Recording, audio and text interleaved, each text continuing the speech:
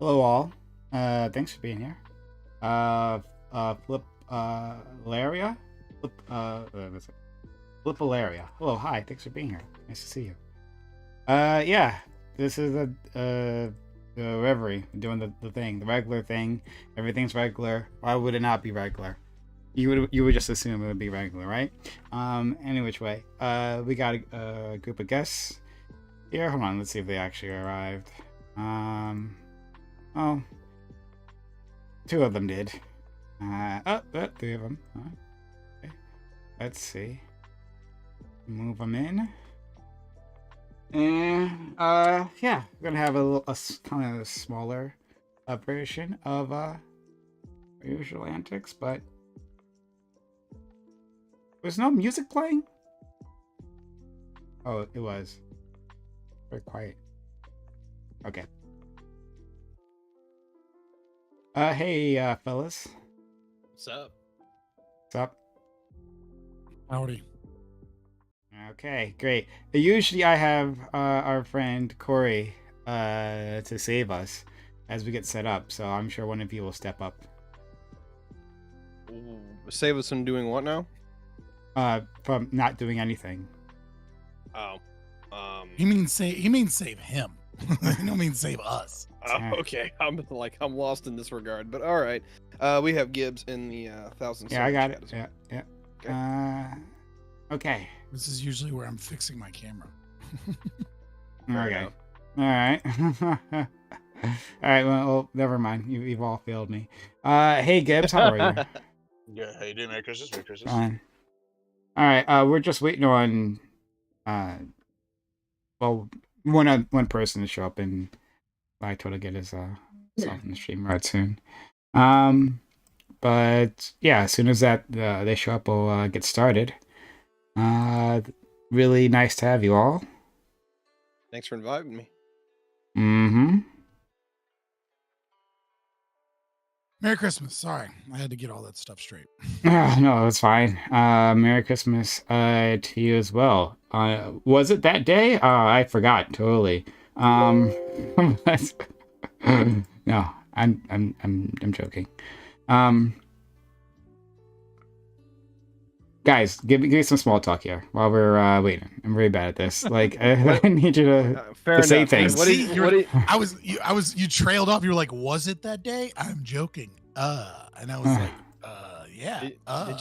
Did you all do anything for the holidays, or have done anything, or wanting to do anything? I got dragged like last minute from like my grandmother that wasn't gonna do anything, and then she was like, "We're doing something, so you should come. It's Christmas. You don't have plans."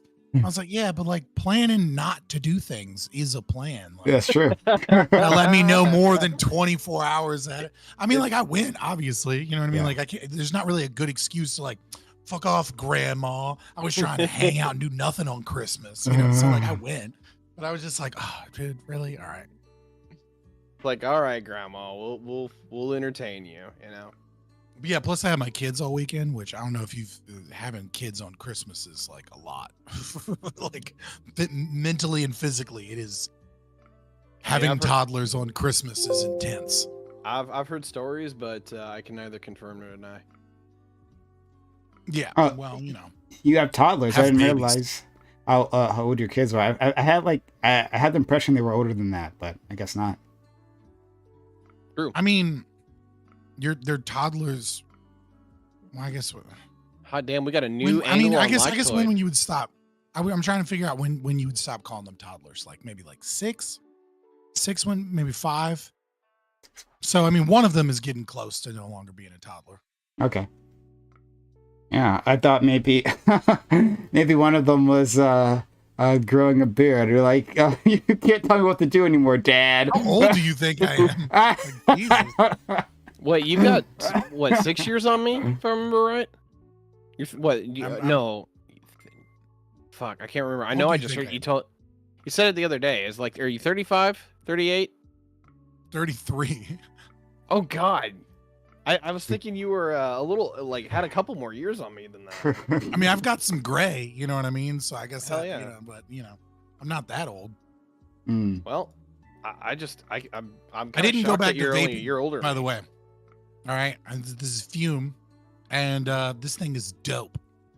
It's keeping me from vaping. Yeah, it's a new thing that in, YouTubers have been pushing. And I'm just breathing in fucking essential oils. It's actually pretty good. Oh, okay.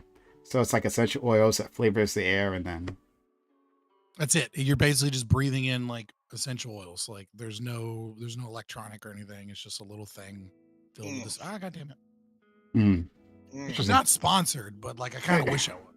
I mean, they're sponsoring lots of people. As I rip my bong, I mean, dude, I was about to say, Fume is one of those people that like will even sponsor libertarians, right? Like, there's only a couple of companies that will touch libertarians. It's like Fume, Sheath Underwear for some reason. There's like 2 other companies, and then it's like that's it. Like, is Sheath the one with like the for the large penises or something? Is that the one I'm thinking of? It's got a pocket for your penises. It's like the exact opposite. Okay. All right, sure. Little dick underwear. I mean, it's not actually little. I've used one similar before, not Sheath, but like one where like you put your fucking shit in a different sack. And I was like, this has got to be terrible. And then I tried it, and I was like, oh, this is actually nice. This keeps my fucking sack from getting in between my legs, which is kind of dope.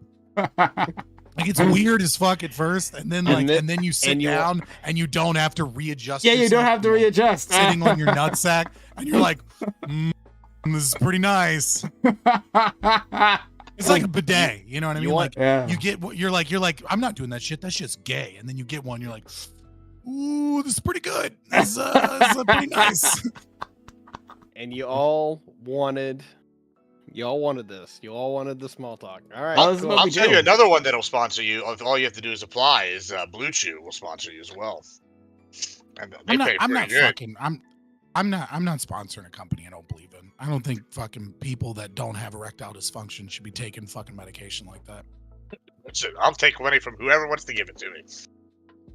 I'm not going to sponsor something I don't believe in. Like, what else are you going to do whenever you realign, like, the good stuff, and then you need to, get hard afterwards? You got to have some kind of benefit, I feel like, sure. If you have ED, sure, but like it's very clearly marketed towards like fucking dudes in their 20s that like, I don't know, need to fix whatever fucking diet problems they have and stop watching porn.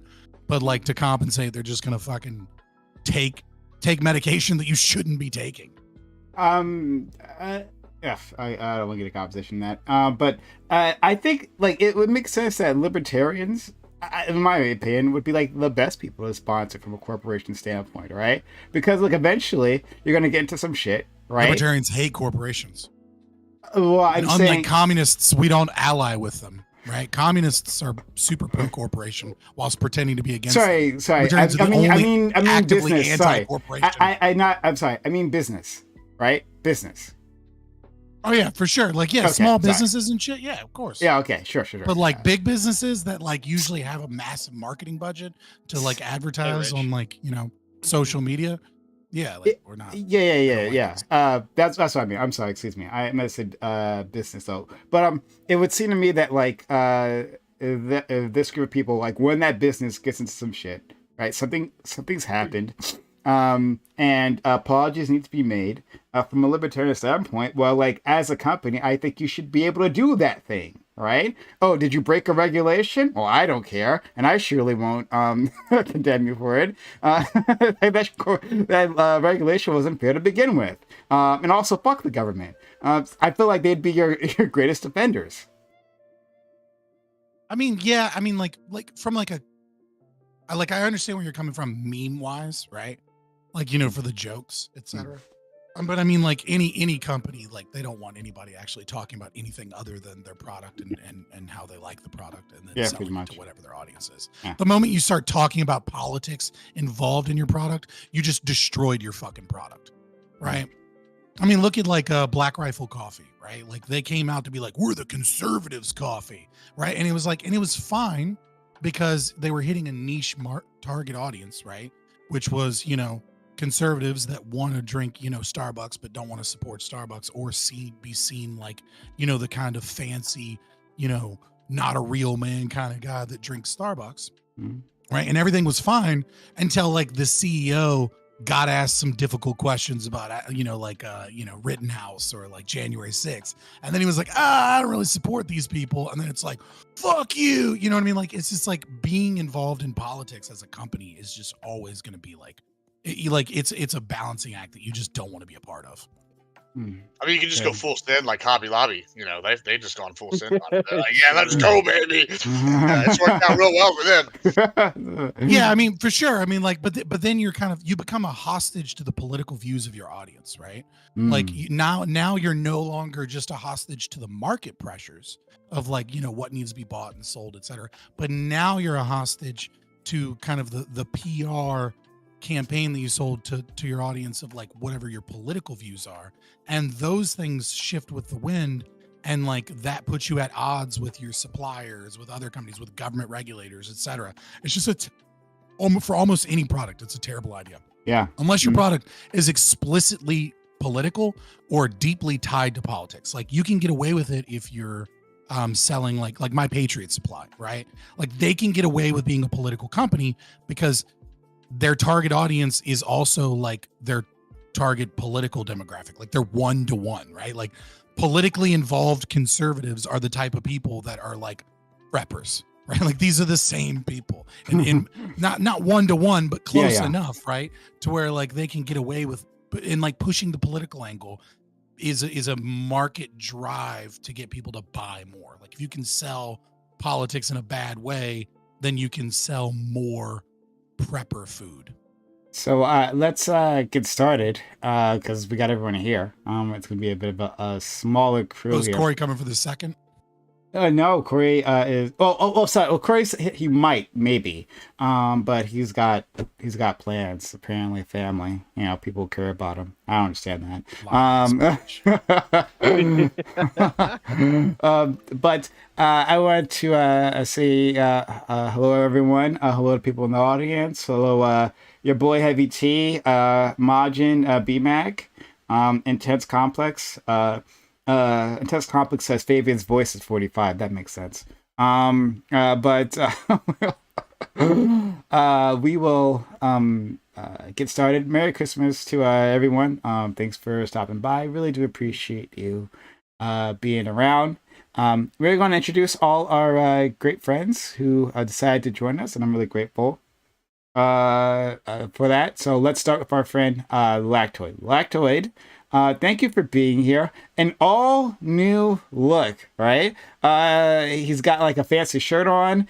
He's got a side profile, right? I feel like he's trying to him upgrading his stance on the Twitch pecking order.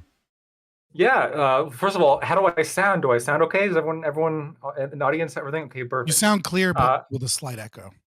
A slight echo. Okay, I'll work on that. We're this is kind of a work in progress. So I got a new desk, and I've definitely noticed some pretty incredible changes in terms of wobbling, which apparently was a pretty big issue before, but not anymore. And new camera angle. So looking forward to that. Once I get all the kinks figured out, we should be all good. So join me at Like Toy TV, Twitch, Twitter, and YouTube, and see the progress. Thanks. So the side profile, right, like gives me like heavy like podcast vibes, like there are like just angles that people different use for like different formats, and this is giving me like libertarian vibes here. This is like we're like a very friendly way of talking about how we're going to take over the government, bring it all down for the sake of our. You're giving me ideas, Prime, for maybe a podcast. I'm not sure. Thanks so much, friend. Next, we have our friend Scott, who is here with us. Thanks for coming through, Scott. Like we weren't sure it was going to happen, but you're here anyway. Yeah, I'm here despite I've had a busy weekend, but nevertheless, Merry Christmas, everybody. I'm happy to be here. These are fun conversations, and I think they're decent topics too. I'm actually excited to talk about the second topic. And so, I was surprised there was going to be two topics. So like, it made me really like want to be like, no, fuck it. Fuck you, grandma. I got to go home early. Which I didn't. All right. I was the last to leave. All right. But you can find me. All right. I promise. But nevertheless, You can find me Fabian Liberty, Twitter, YouTube, Rumble. You can find me on Twitch there too, but nobody's there. So I mean, if you want to like sub there for no reason, I won't be mad. I'm just like imagining Scott like being out of the way, grandma. Hey, wait a minute. Is this the grandma you told me about before? The second wave feminist grandma? Yeah. She's a sociologist. Yeah. Oh my god, this is the one I want to talk to. And she's also a crazy cat lady. And when I say crazy cat lady, I don't mean like she lives alone with a bunch of cats, right? Like she has a husband. I mean, she has a fucking trailer with like 40 cats in it, as well as like 20 cats that like hang out on her property and a bunch of cats in the house. Like that's her dream, is like cat preserves and shit. Like you go there and it's just so many cats. Makes me want to talk to this woman more.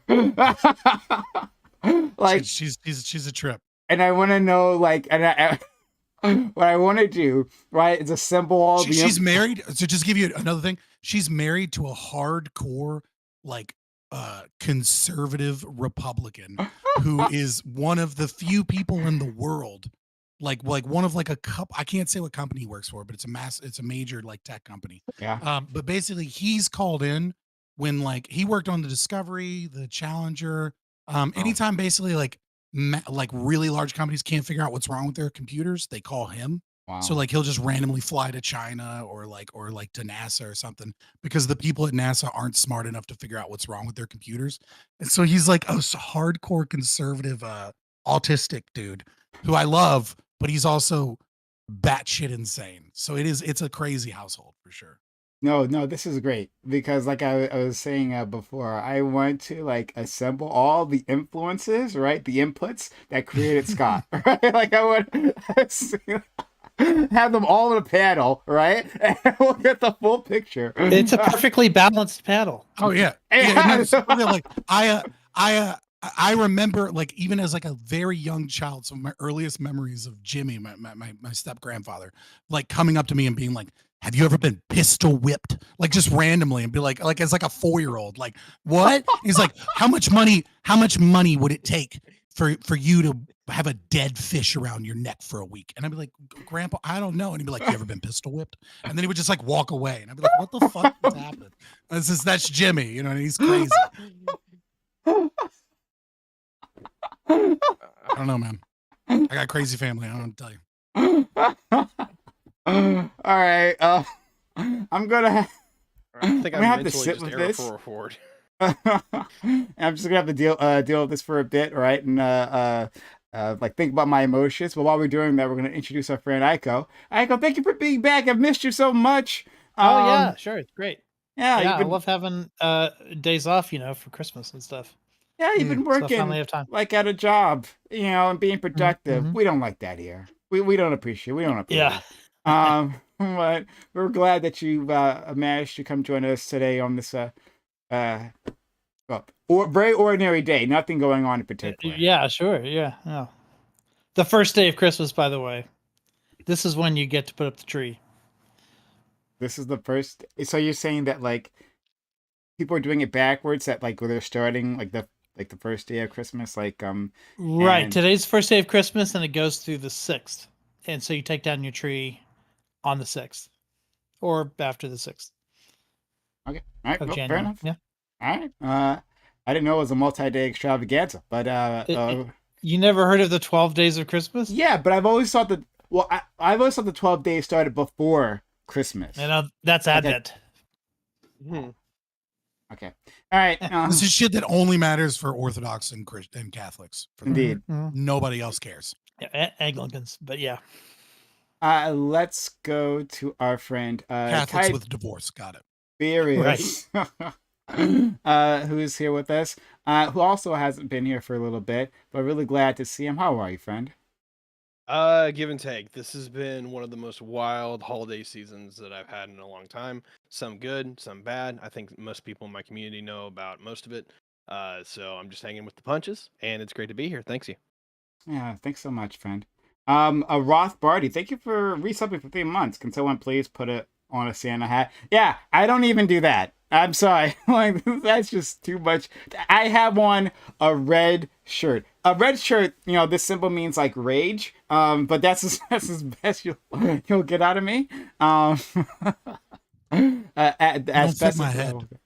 But thank you for being so kind as to resub and stick with this channel. Thanks so much. Yeah, Ty, sorry to hear that you are having issues, but I'm really glad that you decided to come here. Oh, there's no better way to soothe the soul than to yell at strangers on the internet, right? Like, Well, unfortunately, Connor enjoys that a little bit more than I do, but hopefully we can actually get into some good discussions because this is some pretty good topics. I'm very happy you asked me to be here. absolutely. And finally, we have our man Admiral Gibbs. So we here at the Reverie like diversity in our panels, and so we decided to get a redhead, right? We've checked all the boxes that need to be checked. Thank you, Admiral Gibbs, for being our diversity hire. Yeah, so surprisingly, only my beard is red. I don't know why the cameras make my hair red on this thing, but whatever. It's all good. I also, while we're on the redhead subject, I don't know if you noticed this, but Disney always gives our ginger jobs to black actors. So you're welcome for all the characters y'all have stolen from those gingers. You're welcome. So I guess cultural appropriation works two ways. I guess what just next. Speak. Next Brave is going to be in the image of Prime K. So that's all I'm waiting for. But yeah, I'm Tell 'em. Admiral Gibbs. You can find me at everywhere: Twitch.tv or / Admiral Gibbs, YouTube, Twitter, all of it. Admiral Okay, Gibbs. so there was the Little Mermaid. That's the only one I know. Are there others? There's a whole bunch. You just Google gingers turning black, and there's a whole conspiracy theory rabbit hole thing. With Really? Disney. I didn't make this up. It's pretty entertaining. I'm not gonna lie. Okay, all right. All right, sure. Thank you, Hollywood, for upgrading those characters. All right, so let's get started. Topic 1.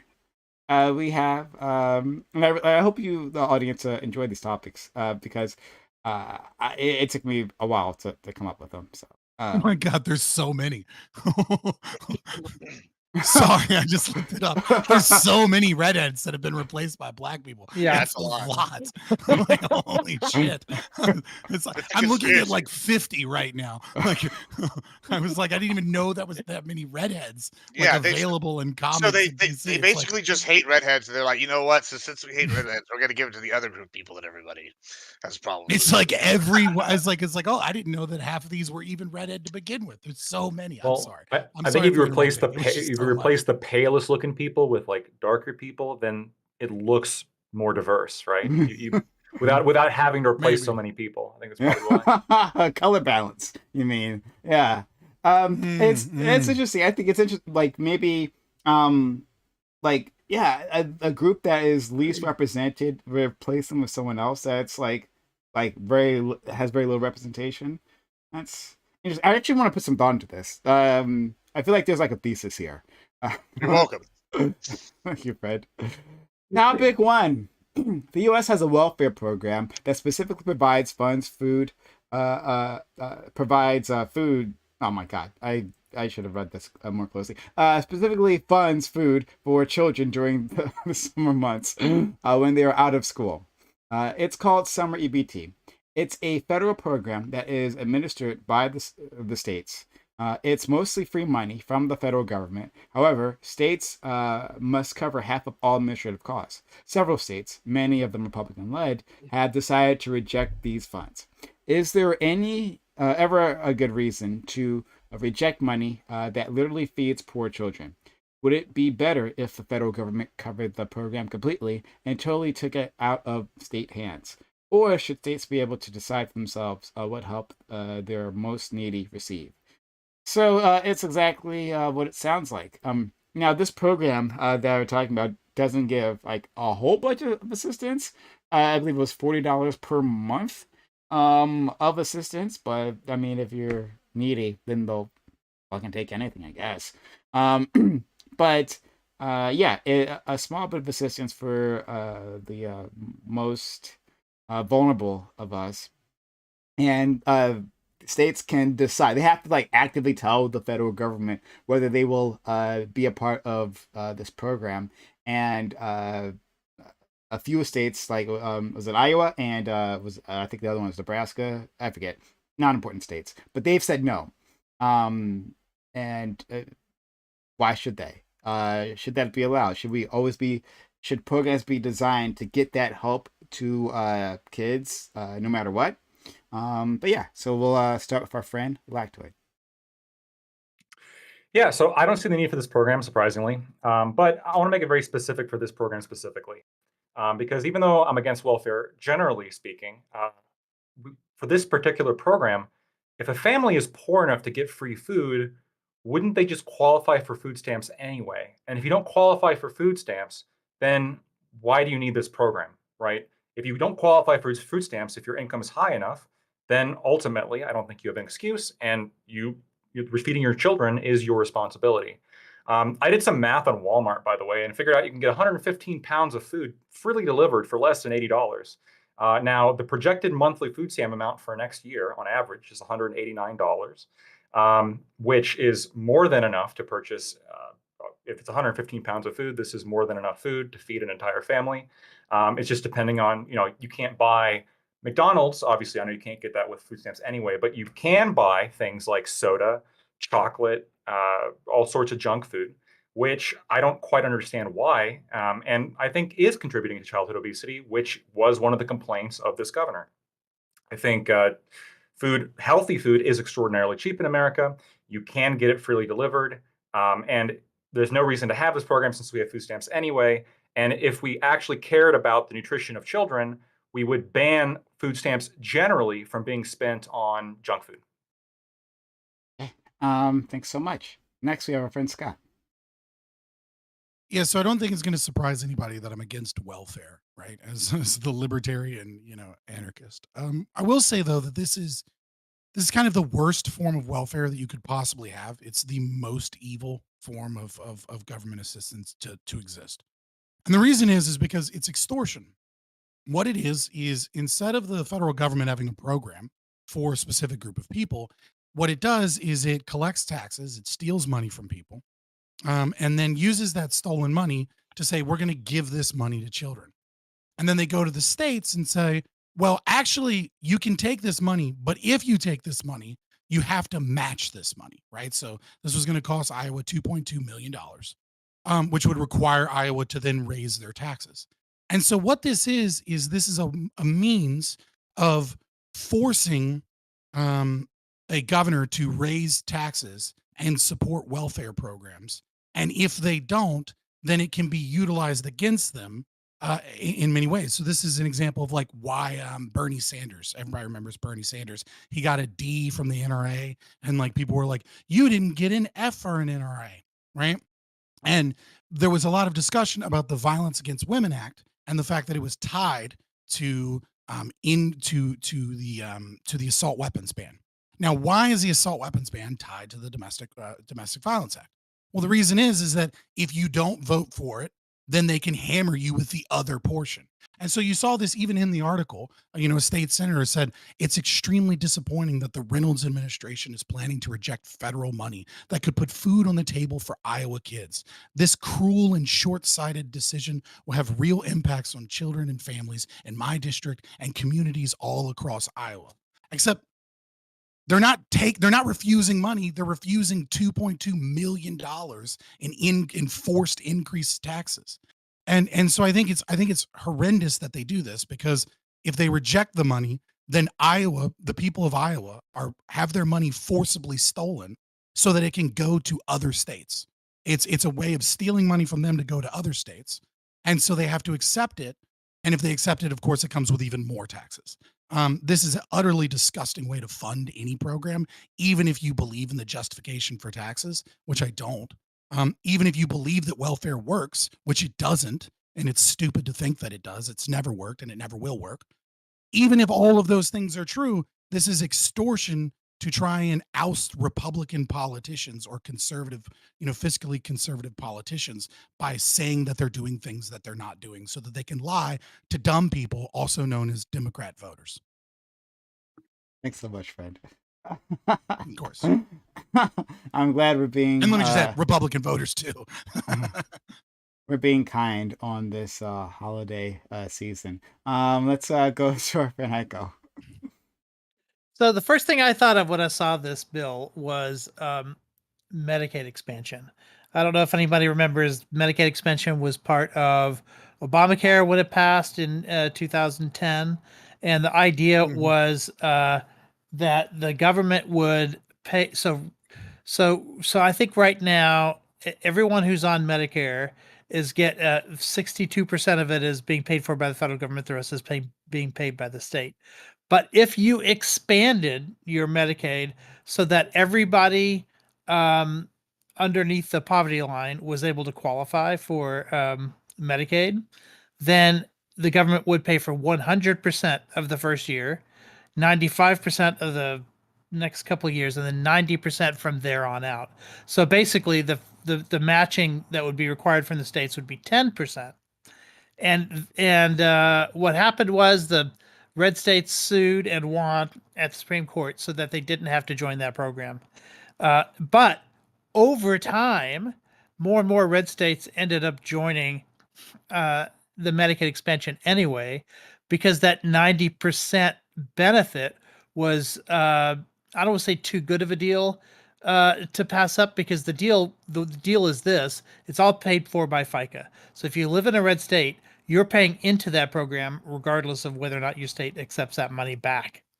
And because they get 90% matching, from the point of view of a benefits administrator in a given state, they can reduce they can get these massive sort of like relative benefits injections into their economy while only having to pay for 10% of it on a marginal basis. It seems like they're doing something similar here, only instead of doing 90%, they're doing 50% or whatever the threshold is. And I think that is the strategy. The strategy uh, is to get it to where, in order for states to turn this down, they basically have to say fuck the kids. And they're hoping that there's like some sort of political incentive there for them to take it. And at the same time, the benefit, as you point out, Prime, is so marginal. You're talking about $40 a month. You're not going to be able to feed a kid on $40 a month. Maybe they're already getting something from food stamps. I know that this is a summer program, so it's probably just taking into account the free lunches that they're not getting by not being in school that summer. But I know a lot of school districts already handle that. Like the schools that I've worked with before, in the summertime, parents could swing by and get a week's worth of free lunches picked up in sacks that they could take home with them every week. There are ways in which states are dealing with this sort of thing now. So I don't know that this program makes a significant enough difference. Okay, thank you so much. And I miss your intros here, right? Most calm and logical that we have. Thanks so much. Let's go to our friend Ty. Yeah, I'm a little split on this one. Number one, just maybe I misread this, but it was like a supplemental program for anyone who was already on EBT. Is that you get to stack the extra $40 per child because like, oh, you're assumed to be more involved in summer. Like, I don't really have a problem with this. Like, I can always bitch about how much I don't like food stamps for particular reasons, but it's more about not that I don't want to help the kids more as much as I don't like the crap that they put in their bodies. Can we make it to where like EBT doesn't cover high fructose corn syrup and basically sugar cereals? Like, can we stop that? That would be great. I can haggle and I can rave about all this shit, but the long and the short here is I don't really care. It's $40 per kid. It's not even that much money. It's literally a piss in the ocean. I'm fine with just chalking up the thing and saying, all right, you help the kids. Let's move on to the next subject. So. And finally, our friend Gibbs. Yeah, so if ICO is the most logical, then I'm going to be the most illogical and say, fuck them kids. Like, I mean, it is just outrageous. Like, I mean, I'm not going to go into all the nuance that Scott and Lactoid went into about how all the numbers and everything. I'm just going to say it's outright shameful that we're sitting here teaching these people that they can live off the government's teat. That's really what it boils down to. And if these people can't afford to pay for these kids, they shouldn't have these kids, right? If they can, it's basically that simple. It's really that simple. It's all the parents' fault. And I know that Iko mentioned this kind of earlier. He said that some of these schools already kind of do this. I know that many of the schools do this, and it boils down to I hate to be that guy and yell states' rights, but I mean this is a states' rights issue. If the states decide they don't want the federal government to be involved in their business, and they want to say, hey, fuck the government. We don't want this money. We don't want to be a part of this program. They should have, by all means, have the right to do that. And it's really that simple. All right. Yeah, I guess we'll just jump into it. Pretty based. I was saying So about can I clarify the program? okay, no, go ahead. Well, this is just for everybody's sake, right? So like, no, you didn't misread it, Tiberius D, but it's like there are multiple ways to qualify for free school because there is no free school lunch, but there are multiple ways to qualify for it. So if you do qualify for it, right, that is what puts you on this. So TANF is one way to do it, SNAP is one way to do it, but there are also other like programs where people aren't on food stamps, but they do get free school lunches because they fill out paperwork with their school basically saying they're under a certain amount of money. And so then it would give that. So yes, it would be supplemental for some people, but for other people, it would be money just by itself because they're not actually getting any other form of welfare in terms of like food stamps or EBT or anything like that. And for the record, in the US, that'd be anywhere from 30.5 to 28 million in the last few years, kids. So that would be $40 a month times 28 million, which is a lot. Yeah, so and I agree with what Aiko has said previously that like part of it is just realize this is a response lag to it. Yeah, part of it is simply that uh most of those kids are getting free lunches in school, but like outside of those school months, they aren't. It's supposed to offset that. I mean, that's why that would be the difference. Like, so the parents can still be on welfare. They have qualified for welfare, but during those school months, this is an additional burden since they don't have that one meal per day. And so it's to offset that. Can I ask, let's just say my math is correct, that it's actually, that it truly is the case that you can get 115 pounds of food for under $75. I think I worked it out. It was like a whole bunch of chicken, rice, bananas, cheap but nutritional food. If you can get 115 pounds of food for much less than what the average person gets on food stamps, why do you need the extra $40 per child?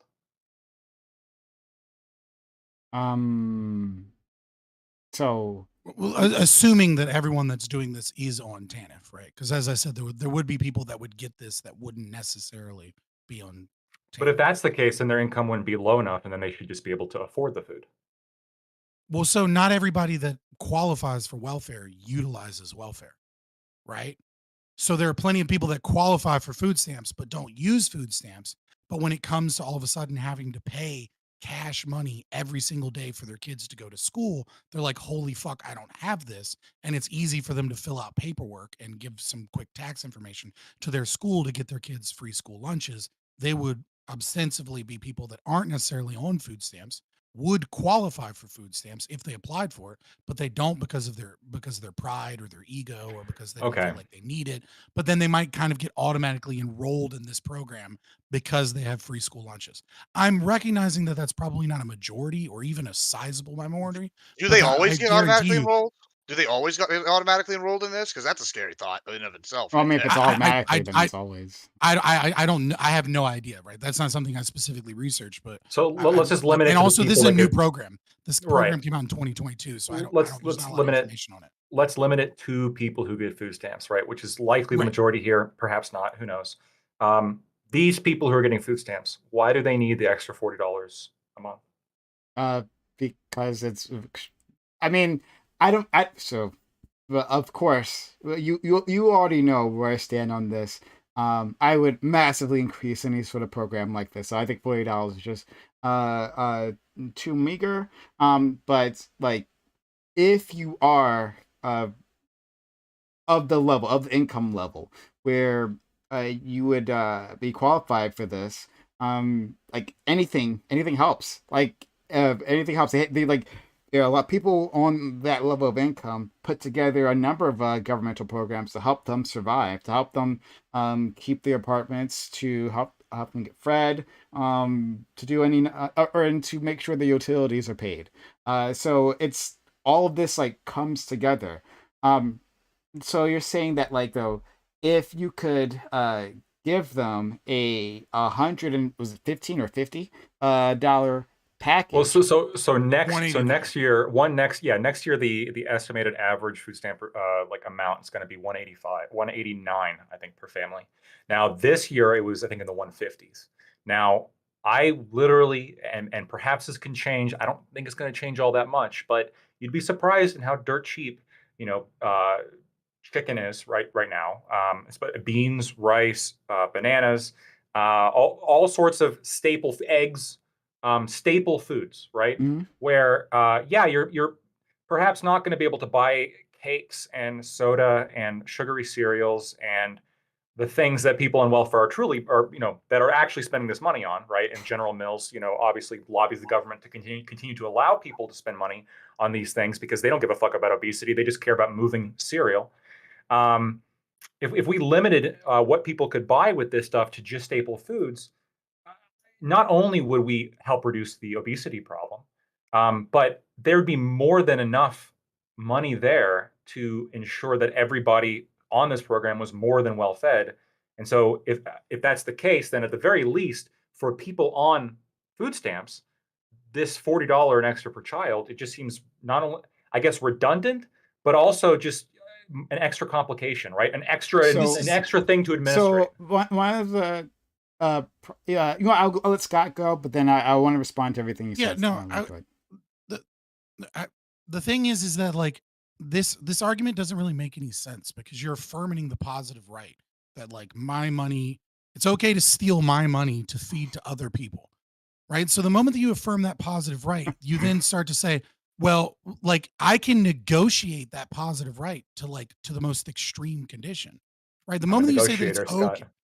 Well, no, but the moment that you say that it's okay to steal money from me to pay for kids that are less fortunate is the moment that I can say, well, 44% of Americans can't process folic acid. So they can't have that fucking enriched flour or that enriched rice that has folic acid or that bleached rice that has folic acid, right? No, brown rice is enriched flour is enriched That's as well. some weak bloodlines. Let them die. Okay, then replace it with beans, right? Just double up their bean count. The beans were also cheap, okay? The beans were not expensive. But that's the thing is that like I can then negotiate. I can then start talking like when we start talking about health, right? The optimum health is going to be expensive food. The optimum health is going to be nutrient dense grass fed steak, right? Are you going to argue that all children deserve and must have government funded grass fed steak? Actually, as a rancher, I now have flip sides. If the government wants to fund every children getting grass fed steak, they can. You know what? I'm on board with that. We're seeing the problem in real time. We're seeing literally what General Mills is doing in real time, right? But that's my issue, right? Is that like if you advocate for a positive right, and then you say, well, you've got enough, right? The moment you do that is the moment you're already in the communist logic, is the moment that you're already in a position where it's not right that wealthy people have access to things that affect their health that poor people don't have access to. And until we all make the same amount of money, until we're all equally poor and starving, it's not okay. Scott, look, I don't disagree with you that I'm like welfare generally is bad. I'm just trying to build a bridge here of this very specific program. If we already you just don't bite the bullet when we're talking about theft. I'll bite the bullet, right? In a perfect world, I'd cut all this shit, okay? But in this world in which that's not going to fucking happen, if we're already paying for this, like, why are we adding more onto it? At the very least, right? I'm trying to meet them halfway, right? I'm like Martin Luther King. Yeah, and you're meeting like them Malcolm X halfway here. is- I understand you No, like no, you're going meeting them ham, right? halfway. But I'm trying to. Meeting them halfway is why Michael Malice says that conservatives are just progressives going the speed limit. It's like you constantly meet them halfway, which means you constantly say that it's okay with what they're doing or that you'll accept what they're doing. The only right answer is fuck you. That's theft. And then they're going to take all your more of your fucking money anyway, because they're going to say, "Oh, these fucking idiots, they want to get rid of all the food stamps, so we're just going to tack on this extra $40 a child because they have no real argument against it because we're not going to get rid of food stamps. That's ridiculous." So I mean, you say that, and it depends on how many people you convert. So two things, Scott. Like, I love that saying, right? Because I'm constantly saying, yes, like, why are we compromising with awful conservatives? These people are holding us back from actually achieving a better world. So whoever said that, brilliant. Love to see it, right? Progressives in the fast lane. And to Lactoid, yes, thank you for building a bridge clearly stolen from a hard worker who actually took the time and to put the resources into constructing that bridge. Took that risk. Yeah. But here you are just appropriating it. Real libertarians and ANCAPs, we don't want children to starve, unlike socialists. But okay, so I wanted to respond to what you said. Then Aiko, you got your hand up? All right, so Yeah. So like, I just had a quick thing. Sure. As long as we're thanking Lactoid, I want it because it's been a while since I've been here. I want to thank Lactoid for talking about how cheap eggs have gotten under the Obama administration or under the Biden administration. It's great praise indeed. Because last time I was here, we were definitely talking about the price of eggs, but not like that. Food has consistently been getting cheaper over time since the fucking, as long as we've been measuring this shit, especially since the 50s. Food's been getting cheaper. Food is dirt cheap. If I can literally do fucking, if I can work out on Walmart like .com to get 115 pounds of healthy food delivered to you for free, okay, there goes the fucking food desert argument. If I can get 115 pounds of healthy food delivered to you for free, that's impossible. I will send you a link. I literally have like worked this out. You can go right now. And I will look through all of it, how it's all fucking poison. Okay, you're not getting healthy food from fucking Walmart. Bananas, chicken. It's not poison. Come on. Okay, well, let's chicken certainly is. Let's assume. What? Okay, I don't know what conspiracy theorist says. Let's it's not conspiracy theory. You know what's not cheap? No, you know what's not cheap? That are modern factory farming is shit food. Like that's chickens are vaccinated, right? Don't you know that, Prime? Yeah, heavily vaccinated. In any case, terrible for you, man. So like that, I was going to respond to things you said previously. I want to start with saying that it would be great if assuming that everything from Walmart is healthy at the price that you've given, right? These are quality products. I think that's great that we could package them together and give that as an option to individuals. But even then, that's not going to work all the time, right? Like, so these people are the target audience of welfare, often working multiple jobs, and don't have time to prepare meals in that way, right? And so, like, it is more useful for them to buy something that they can just like plop down for their kids. And hopefully it's a healthy thing. Or maybe it's not. But like, they got to get to work. It's very important. And as Lactoid will say, right, they need to be there to honor their contract on time, or they're stealing from their employers, and it's going to be a problem. But like, so Ty said this previously, talking about like how we should limit like what people can get with their welfare bucks, and I disagree with that completely. We should give them the most freedom to figure out what they need. When we put barriers in all the time for these welfare recipients, and it makes it harder for them to just get fed, period. That like the things that are allowed on the list, first of all, are political, as you guys have already implied, right? They are politicized, and they simply may not be available in their area for whatever reason. And so it makes it much harder to like assemble any sort of a healthy meal. So if you just simply opened it up and allowed people to make those choices for themselves, you would think that's a libertarian way. I love how you're not. slowly Then- becoming libertarian over time.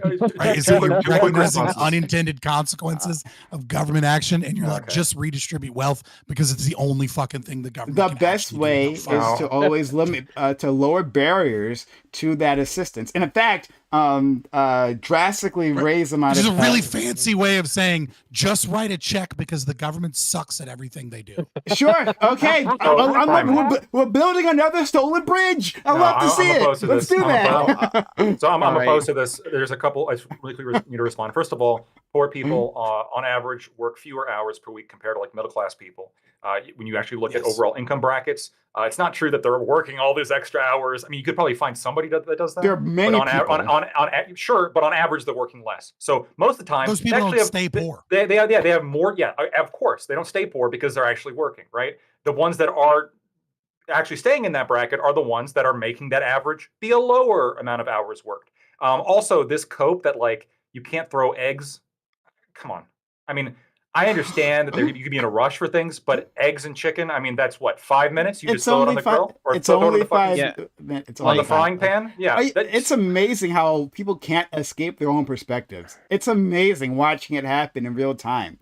That like, hey man, I'm a bachelor who doesn't have any children. And I'm not saying that you can't have an opinion on this, but like I'm a bachelor who doesn't have any children, who doesn't have to prepare, like get them up, get them fed, get them like into transportation, whether that be my transportation or someone else's transportation, into school, get to work, maybe multiple jobs, and travel to my work, which could be an hour or more away on public transportation. So if you miss the bus, then that's another problem that you're having. I don't have to worry about any of these things, but yeah, like it's just like 5 minutes, guys, right? Like I at least I think so. I think it's 5 minutes to prepare a healthy meal every day. It is.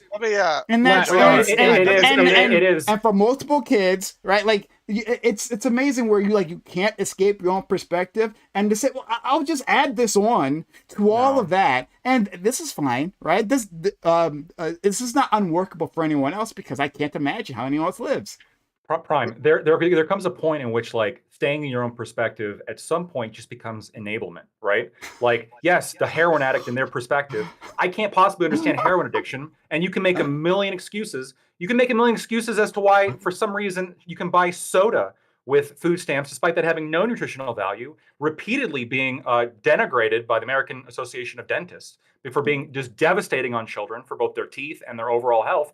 Yet, for some reason, we got to remove this barrier because somehow, let's just remove the barrier for alcohol and cigarettes too, because I don't know what it's like being a smoker and needing cigarettes every day. I mean, from their perspective, I can't even imagine I must allow them to spend my money on cigarettes because I can't possibly understand their perspective. Well, hold on. And to add to that, the moment you accept it is when you start the negotiations. No, and to add to that though, like what you're asking is to pay for other people's poor decision making skills. Let me ask you a question, Prime. If we're on this panel and I accidentally shoot Tiberius here, accidentally, all right, look, I'm gonna start fighting everybody at this point. Yeah, goddamn. Say I accidentally pop him, right?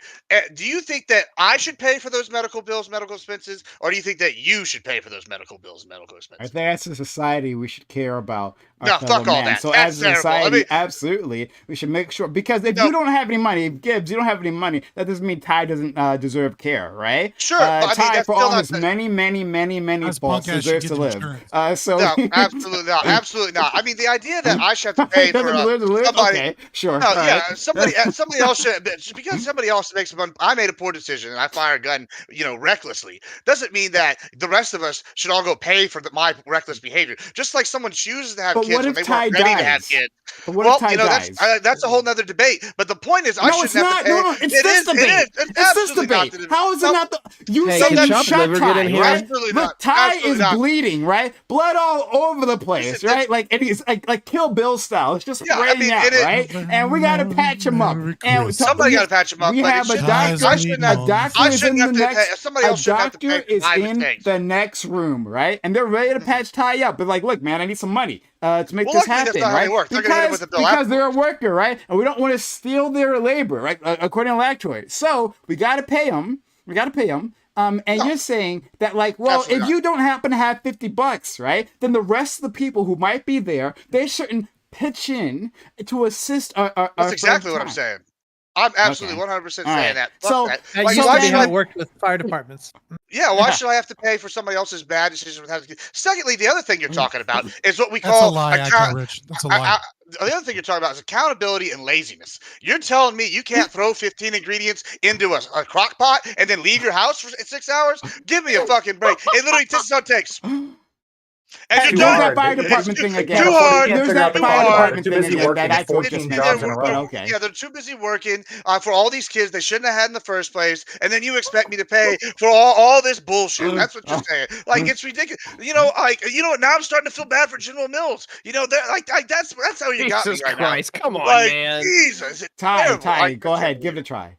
All right, so well, like no, like the simping for General Mills, I'm not gonna stand for because like I've got a bone to pick with them motherfuckers. Like they absolutely are pushing a bunch of shit. Like they actually funded studies to the degree where they were actively arguing that cereal was more healthy than red meats. Fuck that noise. Weren't they part of the corrupt studies that on trans fats as well? Yes, Like like the General entire idea Mills. that like red meat is bad for you was actually just General Mill and a couple other people buying off doctors. Yes. All right. Let me in here, Scott. So like first and foremost, okay. We already do the whole food stamps thing where like we at least are supposed to be saying, "Hey, you cannot get this or this or this." Like every time I check on my, my Walmart app, like it'll be like EBT eligible, EBT not eligible, that kind of shit. So it's like it's clear that we pretty well gatekeep this shit as it is. So I don't think it's like too hard to like go that extra mile. I'm not pro UBI. I'm actually pro like, hey, if we're gonna give you money, and like aid, I want it to go to the things I want it to actually go to, and I don't want you eating shit. Like I can have you buy a fuck ton of ramen noodles. It takes 5 minutes to do. You throw it in the microwave, but that's not the quality of life that I want you to have. And more particularly, if you're raising kids, I understand that things are hectic for you. I don't want you to do the 5-minute meal. I want to empower you to do that 30-minute meal that feeds the family of 4. So you know what? I will absolutely like take the money out to actually do that. But no, I'm not gonna go with the prime thing of like, hey, these people are in a hurry. No, take time for your fucking kids. If I'm gonna pay you the bills to fucking give you good food, take time for your kids. You guys are awful. You guys are awful. Not being able, and this is just like the regular problem with when you're dealing with conservatives. That like they can only project themselves onto the Conservatives world have and children, not, so they can actually understand. yeah, sure. And Yeah, you being a lefty, you don't have any fucking kids, understood. so you don't know what the fuck right? you're talking about. Sure. Oh, okay. Sure. I understood. Right. Like but like they can project themselves onto the world. And they copy and paste their experiences. And so, like, of course, Ty can say, like, oh, I want to encourage you, as if these people don't want the best for their kids any which way, right? Like, this is like this paternalism for people who happen to be less privileged. It's like infused in all of this. Now, there's all How do you kinds know of they're reasons. less privileged? And How do you know they're like, not just lazy? less privilege and moralizing. Good work. Thank you so much. I almost forgot about that. And moralizing these individuals rather than, hey, why don't we find ways to help them while they're in this position and then raise them from this position. How can we work within your lives to make that happen? Why? Let's not assume the worst of these people, if they're not criminals, not crooks, not unfit parents, not any of those things, but just like individuals Well, who clearly need they a are bit of unfit help. parents if they can't Well, afford to pay enough for their food at course. the restaurant. So Of maybe they course. shouldn't be parents. Of Brian, yeah, course. they are. I want to do a bridge again real Yeah, quick. So why don't we like sterilize the poor, right? They're not like fit. Like that might be a good let's not idea. get too That's a advanced rights for Twitch. violation. So Prime. So Like you it- stealing from me. to feed you me. agree that you shouldn't be allowed to spend food stamps on like alcohol and cigarettes, right? Alcoholic. Alcohol and cigarettes, Alcohol. right? Sorry, I was a little Alcoholic confused cigarettes. there. That sounds like a great new That product. sounds like a product to be made. New But, product just dropped, boys. Let's go. I would prefer that those food stamps weren't spent on those. Yeah. Well, hold on. Not prefer they weren't spent. You would agree with a rule saying, hey, cigarettes and alcohol don't provide you nutritional value. And this is supposed to be a nutritional supplement program. So you're not allowed to buy them with this, right? Yeah. Yeah. Fair enough. Sure. So soda, which has no nutritional value and is like consistently ranked as like a contributor to childhood obesity and destroys teeth, which is linked to late-term health outcomes for people. Shouldn't soda also not be allowed on EBT and SNAP? The only thing I understand what you're trying to say, and I guess I overall agree with you. However, No, I'm taking the W already. Yeah. You brought him to our side. Thank you. No. Certainly not. Like, I'm sorry. Like, I have a better perspective on how people who are less fortunate live, right? Like, if you think, oh yeah, I just if Wait, if wait, I why if is I that? put Wait, how many restrictions times? in How many place, times have you if I eaten government cheese? like- Like I've eaten government cheese a lot. Why do you of keep times. you keep saying that you All have right, what like do this, you, this superior understanding of everything? Like, Yeah, I grew up who pretty else poor. here has kids? Does anybody here have kids other than me? who else has grown up? I owned a couple poor? fish Yeah, ones. I Like, disagree know, with I've the grown up statement poor that you too. you So can't that we I can't understand. relate. Okay, I great. like did like the poor Great. poor factor. Like and oh I yeah, can some of us no, worked you our way just- out you and didn't and want I to be can lazy. understand, but still, it seems that only I'm the one, and maybe I don't know, but who can understand that there's a whole spectrum of experiences beyond my own, and I can empathize with those people, and I can try to design programs that more effectively address their needs. Yeah, I can So, empathize with them. and You then, need to work so in that harder. case, Stop what I being was so going to fucking circle back lazy. to it Your is that, belief- like, the no. only reason. So, hold on, I'll do it for you in a second. But to like the only reason why I'm hesitant is that, like, I want poor people to be able to enjoy things, right? As well. Now, hopefully, they'd have enough money to at least be able to cover soda on their own, right? On their own money that they've earned through a job or whatever. Hopefully, that is the case. But let's say there are people who can't. Like, I'd rather them be able to have some enjoyment, in their life. Some things Enjoyment. Wait. When did that become a metric that we measure anything by? Like that's fucking bullshit. Like I hate to be a we dick, have like but a like, happiness but like the index. idea that we I'm literally paid do. so We that do other that. people can We actually enjoy do. shit. Listen. This was the original argument was that we're human keeping people fulfillment. alive.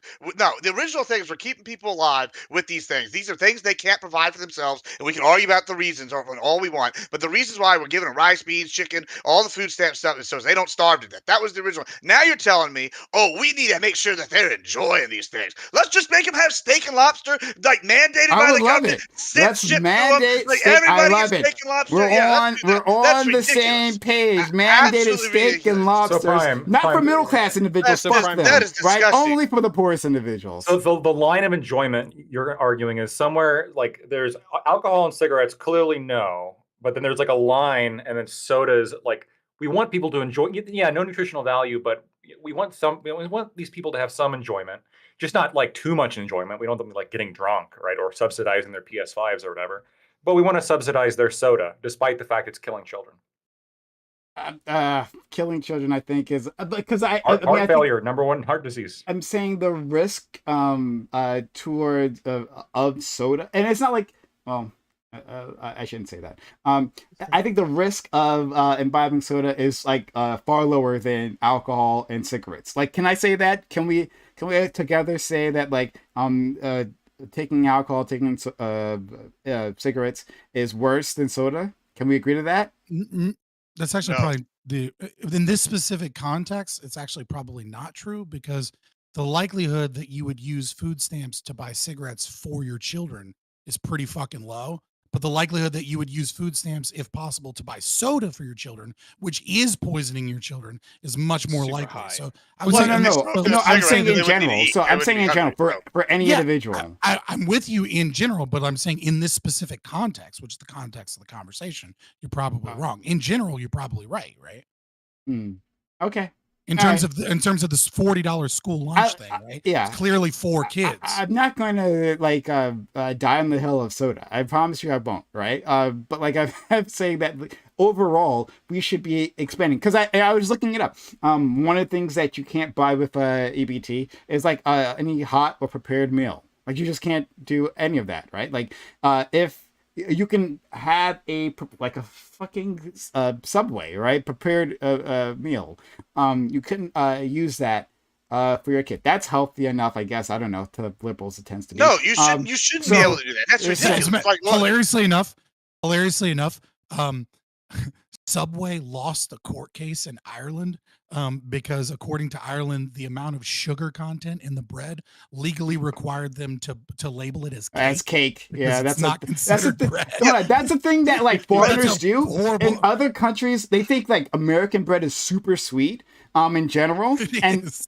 and they call it is. cake. Like I've heard this story many times. And it's whatever. I don't know. But yeah, No, it's but, funny like, to but- me. Use to your Subway as an point, Brian, example, it's I like hear it's you. healthy. It's like it's fucking cake. It's fine. It's not cake. No, but to your point, Prime, you're sitting here, you're talking about the same thing again. You're saying Subway, right? Like, oh, that's healthy enough. No, fuck that. Here's the thing. Here's the problem with all this, right? I hate to be the Scrooge on Christmas and the Grinch on Christmas, Of but course. these programs Let's are deny not kids food. designed. Go ahead. Sure. Go Yeah, ahead. they're not designed to sit here and give people enjoyment. If that's a metric we're running by, the country's done.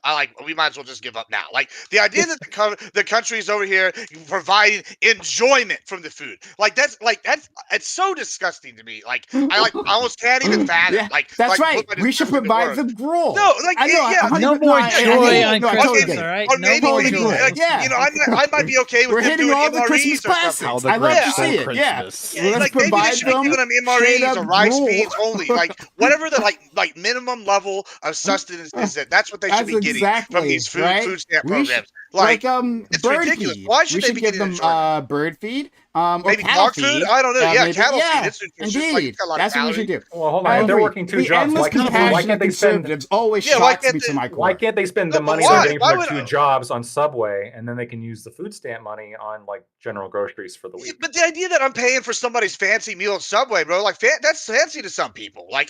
This is how I know that you don't actually know about being broke, because I know people that would be sitting here and go, oh yeah, we had a nice restaurant dinner at the Long John Silver's, right? Like I know people like this, bro. There's tons of them. They're poor Okay. people, and so when you're gonna Sure. sit here and tell me like, oh, I yeah, know. they're gonna go I enjoy know it. that. I enjoy know a that poor Subway, people that's don't live their ridiculous. lives in internal torture, right? That they try to find enjoyment, and that may lead them to do Poverty's things not in the supposed to be moment. Hold on. That may lead them to do things in the moment that aren't financially optimal. But like they realize they have a limited amount of time in this world. That as we can see across this nation and across many others, it's very difficult to get out of your starting social class. You'll probably end in that social class, and so instead of trying to scrimp and save for at every point in their lives, right? Some of them decide, I just want to have some fun today, and that's okay. That's actually all right.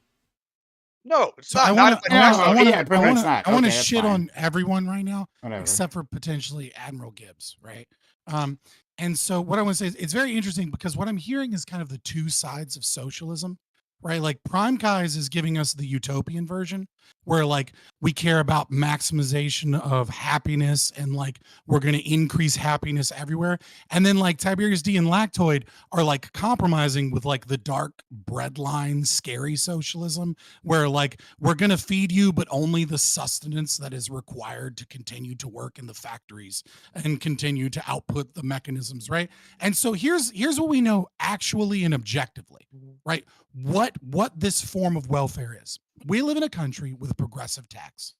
And so what a progressive tax means is that the poor pay the least amount of taxes and the upper middle class and the lower end bracket of the wealthy, they pay most of the taxes. The super wealthy, they're corrupt and they don't pay taxes, right? Or they the way that they funnel their money is that, they like have a bunch of assets and then they you leverage those assets for loans that are taxed at less, right? And they spend money to not have to pay taxes. So what you're doing whenever you have these welfare programs is you are disincentivizing the behavior that leads to those that sit at the upper echelon of wealth in this country, but aren't corrupt and pay their fair share in taxes. So that group of people, the people that are the most successful in America, and how do you become successful in a capitalist society? By solving problems. That is how you do it. Someone has a problem that needs solved. A product needs done. Some type of asset, or something needs to be managed. Some problem needs to be solved, and that's how you make money. So the people that are the best at solving problems in society and giving society what it is that they actually need and want are punished the most heavily so that money can be taken away from them to disincentivize that behavior and stop them from being able to solve problems to give money to the people that are the least able to solve problems in our society. These are parents that can't afford their own children. So what we do is we take money from people that solve problems and are good citizens that help increase our GDP and help make the world and products better, and we steal money from them and we funnel it to people that can't solve problems because they suck at life. And then what we do is we empathize with them over and over and over again about how hard their fucking life must be and why it's our obligation and our duty to steal from the people that solve problems. These are the people that make goods and services cheaper. These are the people that do things that create more jobs in our economy. We stop job creation. We increase inflation. We make things more expensive, all so that we can presumably help the poor. And what we do is we incentivize the bad behavior that keeps people being poor. We get rid of the things that forces them to want to actually succeed. That is an objectively true fact. There's no way to argue against that. That is just what we are doing. You may think that it is okay to do that it's worth it to do that because these people need happiness or something. But I'm telling you both that both of your forms of socialism are fucked up. And I don't care if it's the bread lines, eat beans and chicken and rice socialism, or it's the we're all going to sing kumbaya and be happy and we're going to maximize happiness when the poor are eating salmon fucking dinner socialism. It's all socialism, and all it does is kill and starve people. Okay, Scott, drop the chicken and the rice, just beans. Can I meet you there? now are we? I mean, that's not a very balanced diet, but like, sure, beans are. There's not like anything negative going into beans. Beans are awful. I hate legumes. I hate beans. Just ship them cardboard boxes full of beans. There you go. No, don't even do beans. Just give them a nutrient paste and like that flavorless. And if they work harder, then they can get a flavored one. You know, I'm 100% serious. It's absolutely ridiculous. No, Admiral. No, I got it. Right now, like you said, like these people are unfit parents, right? They don't deserve to have those kids, right? So we could recycle these things and keep like the energy within that within that social class, right? You're not allowed to laugh at Soylent Green like 5 minutes after I made that joke. Maybe we could eat the babies, right? That would be the meal for those individuals. Just the aborted ones, right? I mean, there's plenty of those. The what? Right, especially in the black just the aborted ones. We could just turn them. Yeah, just the aborted ones. And there we go. We're solving so many problems. Or like, it could be like Snowpiercer, and then they could give them the food, the gelatinous blocks. Give them the job of like, it's like, come here, kids. You got little hands. Yeah. Okay. Aiko, do you want to add something? Yeah, I wanted to take, because initially I think your objection was more to the rhetoric about what was being said than it was the substance of it in some parts of it. And what I mean to say is, if I were to take some of these arguments that you've been reacting to, and if I were to just flip it on its head and say, okay, look, the government is using this money to encourage the consumption of certain kinds of foods and not other kinds of foods.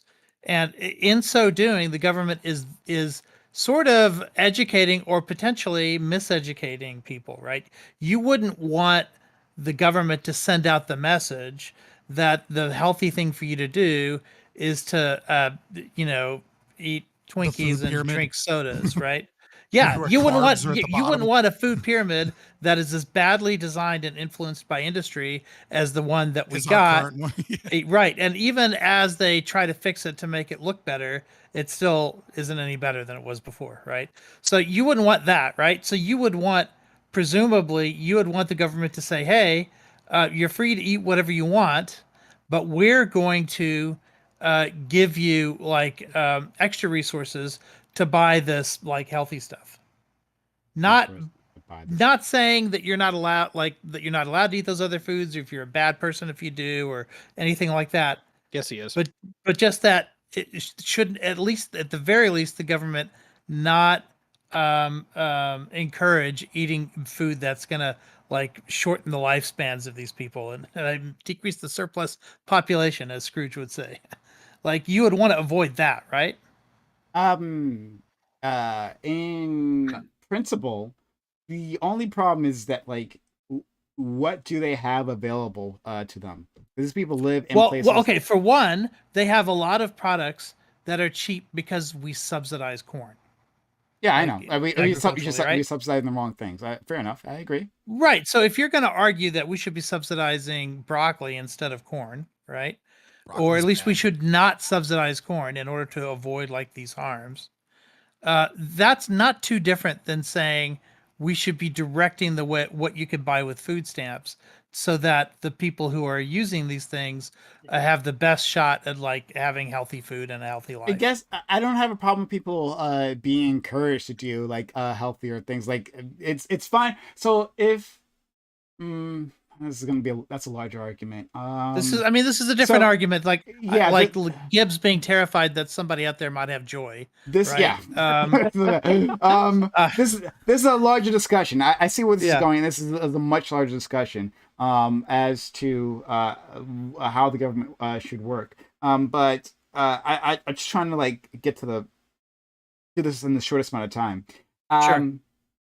I'm fine with the government giving encouragement. I'd rather them encourage than ban. That's like the shortest way of putting this. That like because we don't know like each individual person's situation. We don't know like what they have available to them, like what businesses are around them, their transportation options. We don't know any of that stuff.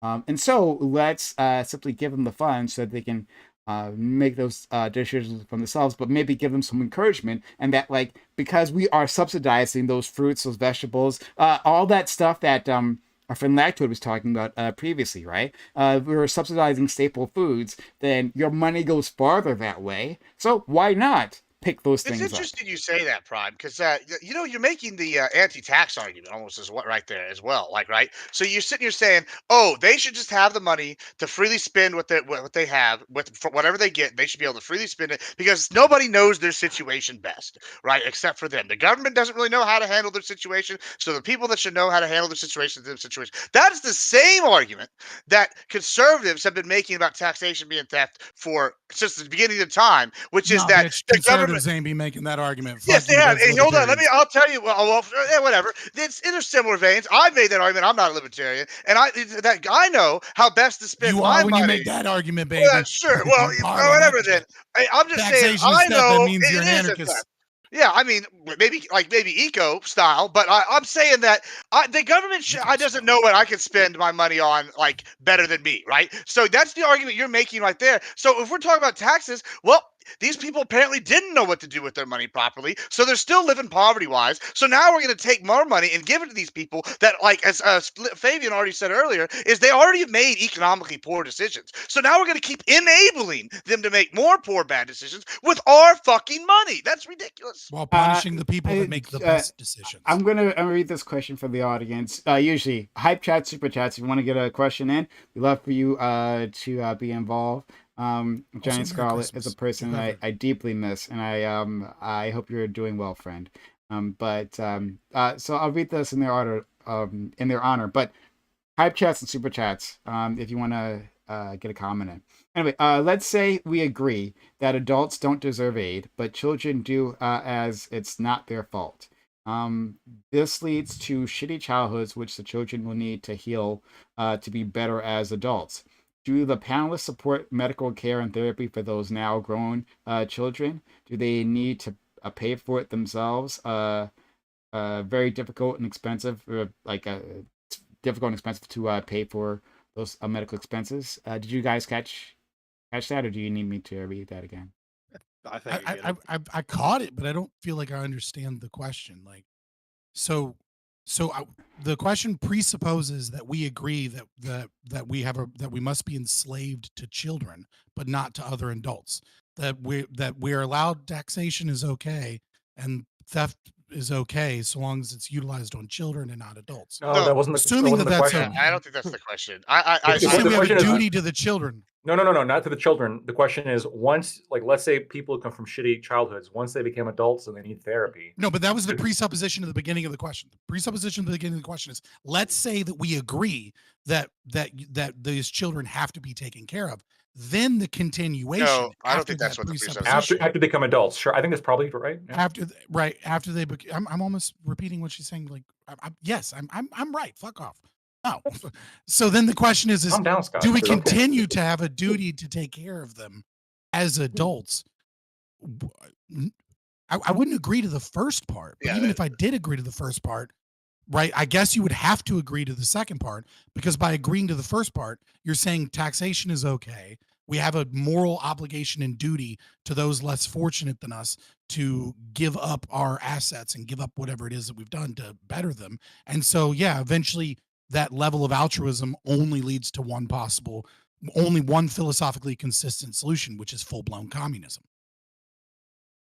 Yeah, I don't agree with any of the premise of the question. Fuck them all the way around. Okay, hold on. So let's play with the question. Even if we do assume that we have a responsibility to take care of children, which obviously people, including myself, don't agree with, but let's just say that we do, because that's what the question. I just reread it. It is a hypothetical. Right. Let's assume that this is the case that we all agree with. Then do we also have it as adults? I don't necessarily think it follows necessarily, right? Once you're an adult, you're in a different position. You have more earning power. You have more responsibility over your own psyche and your own behavior and your own situation. So is it possible that, monsters from your childhood haunt you? Sure, but a child is much less equipped to deal with those monsters, especially if they're currently experiencing them as opposed to an adult. So I still think that even if you assume that we did have a responsibility to children, I don't think it necessarily follows that we have a responsibility to adults. But how do you assume that we do have a responsibility where, like, it's no longer theft? And I have to hear that justification, but I can't think of a justification that isn't essentially altruism, which would necessitate the same for adults. I don't understand how you believe that for children, but not for adults. Like, you can just say it arbitrarily that it matters for one or the other, but once you have to justify why it's okay for children, you're going to come to altruism, and that altruism is its natural consequence is going to mean that it's okay for adults as well, or that you have a moral obligation to all of those less privileged than you. And then privilege becomes this subjective thing, because it is, and then it becomes this forced equality. Johnny said, my question is essentially asking if we think healthy people become successful, therefore, should we help people be healthy?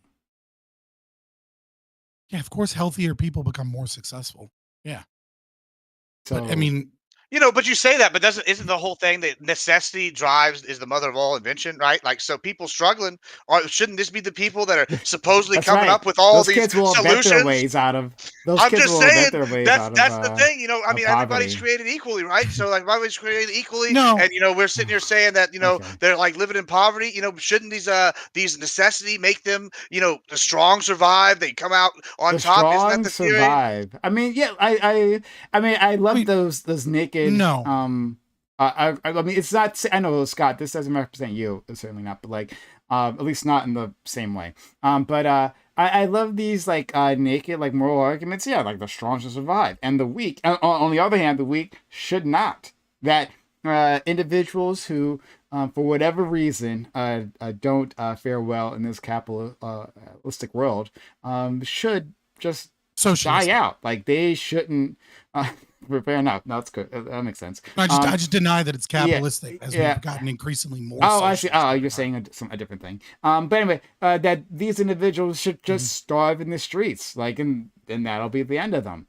But it's good to have that out in the open. That's the difference between them and me, right? Like, that No, so I have. let me actually. I believe that there's I see, again, being the actual pro-life person, I believe that life has value. So we should protect that life. So you should steal by grinding it in a blender. Hell yeah. Yeah. No, so we should protect that life. This the actual pro-life position. Should we protect that life? No, I'm the actual obvious position. is. You're anti-life. Because you're anti-property, and you're willing to steal from people, and you're willing to steal the labor that people, well, not the labor, but you're willing to steal the past parts of themselves, of property that they've homesteaded, to give towards others. So what I'll say is actually this, right? So first off, Admiral Gibbs, yeah, sure, necessity is the mother of all invention, and so there are certainly people that will be made in the crucibles of hardship. that would not have met success. But for the overwhelming majority of those people, ACEs, known as, adverse childhood events, right?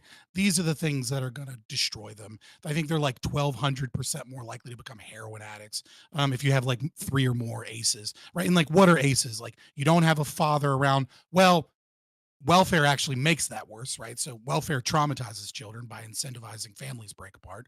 So that's one thing against welfare. But like poverty in and of itself is kind of the opposite, right? Which is that being impoverished certainly leads to all sorts of adverse child events. Being near violence is one of them, right? Well, who's near violence? People that are impoverished, right? People that are upper middle class are not near fucking violence. Likelihood to see a dead body, right? Like that's an adverse childhood event. Death of a close family member, that can happen to anybody, et cetera, et cetera. But More likely poverty to happen and, if you're in poverty. Right, poor diet can even be considered an ACE. Right, so being poor is likely to have more ACEs than not, right? And so the question is welfare solving poverty, right? And if you're purely a consequentialist and you don't care about stealing money from people and you don't care about rights violations, the question is, does welfare stop poverty?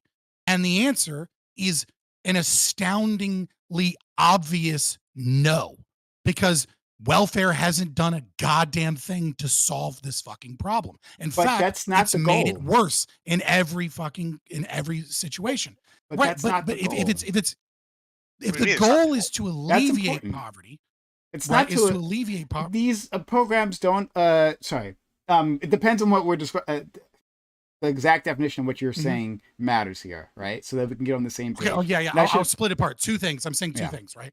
So when I say alleviate poverty, I mean in the immediate sense, alleviate the symptoms of poverty, which is like the inability to certain resources, right? Which is obviously the stated goal always. And the second one is eliminate poverty in terms of reducing poverty and increase upward mobility so that people over time can pull themselves out of poverty or that they have those opportunities, right? Neither of these goals, the second goal is not working. The first goal presumably works in the short term, but is in fact also failing. Poverty is increasing. The wealth gap is increasing. Our society is having more and more poor people. Like the war on poverty that has been occurring since the Nixon administration has only made the situation worse. So even if you're a pure consequentialist, that we go back to what is it that we objectively know? And what we objectively know is that we are taking money from the people that solve the most problems in society, that are the best at creating jobs, that are the best at doing things that lower prices in the economy and increase economic output and increase opportunities for everybody. We're stealing their money, disincentivizing them from doing the very things that solve those problems and reducing their effectiveness at doing so, and giving it to the least able to solve problems and the least helpful within the economy people. And we're doing so involuntarily. Yeah, but you're forgetting his reason is that these people need enjoyment in their lives. Not actually solving the problems. They just need enjoyment, and that's what they need from this. And that's why. That's his argument. Wasn't his argument. That's not. It was his argument earlier. I mean, that's part of it. You're saying no. You literally made the argument earlier, saying, "Hey, these people should be able to have some enjoyment sometimes and spend their money on a Subway sandwich," right? You literally made that argument. No, I'm not going to sit here and stand for this. But I didn't say that's the point of welfare. Okay, what is it? I'm saying that that's not it. Sure. Yeah, I'm saying that people should have some level of enjoyment in their lives. It shouldn't be toil, toil, toil, die. Right? Like why? Why shouldn't it be that? I'm just you've tried to figure that out on your own, right? I don't think I have the words to help you. Well, I think that's a real question. No, I know, it's okay. A real question when we talk about welfare. Like, why shouldn't it be toil, toil, die? Like the whole point is like maybe you leave something better for your children, right? It simply is a difference in principles, and we're just it's called accountability. Is what it is. Some of us have accountability, and people that believe in welfare don't believe in accountability. Some of us don't want children to starve. There's just a difference in morals here. That's okay. I don't want children to starve. That's why I'm against welfare. It is the socialist that does not realize the damage of their own actions that is causing poverty. You're causing poverty. I want to get rid of poverty. You can say that. You can say that, but but I have an argument. Yeah, I'm literally trying to speak, and you're talking over me. It's amazing. But anyway, Go ahead. Merry make your Christmas, arguments. everyone. Welfare is needed. But or address mine if you want. Yeah. so from my perspective, and I think you already know this, and I think I've stated this multiple times to the people who've been here long enough, is that I think these programs are very badly designed. As they are, they are badly designed, and some of them, I would agree, help keep people within poverty, but not because of the principle or either the act of taking money from the more fortunate or the principle of welfare in general, but because the literally the way they're structured, it encourages people to stay at a lower level, right? Like people are. Yeah, if you looked into, I know what you're saying. Yeah, Newt Gingrich and Bill and Clinton solved some of these problems, but they didn't solve all of them. Yes. Yes, but for other people who don't know what I'm talking about, where you have like a cap, right? It says if you make above this amount of money, then you lose these benefits. But like if you do make a little bit more than that in money, that doesn't mean that you aren't needy anymore.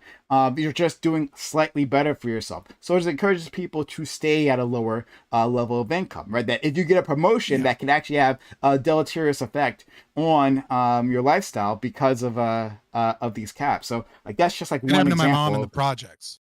Like I lived in the projects when I was a kid, right? And it happened to my mother where like no one in the projects worked, and she worked 2 jobs.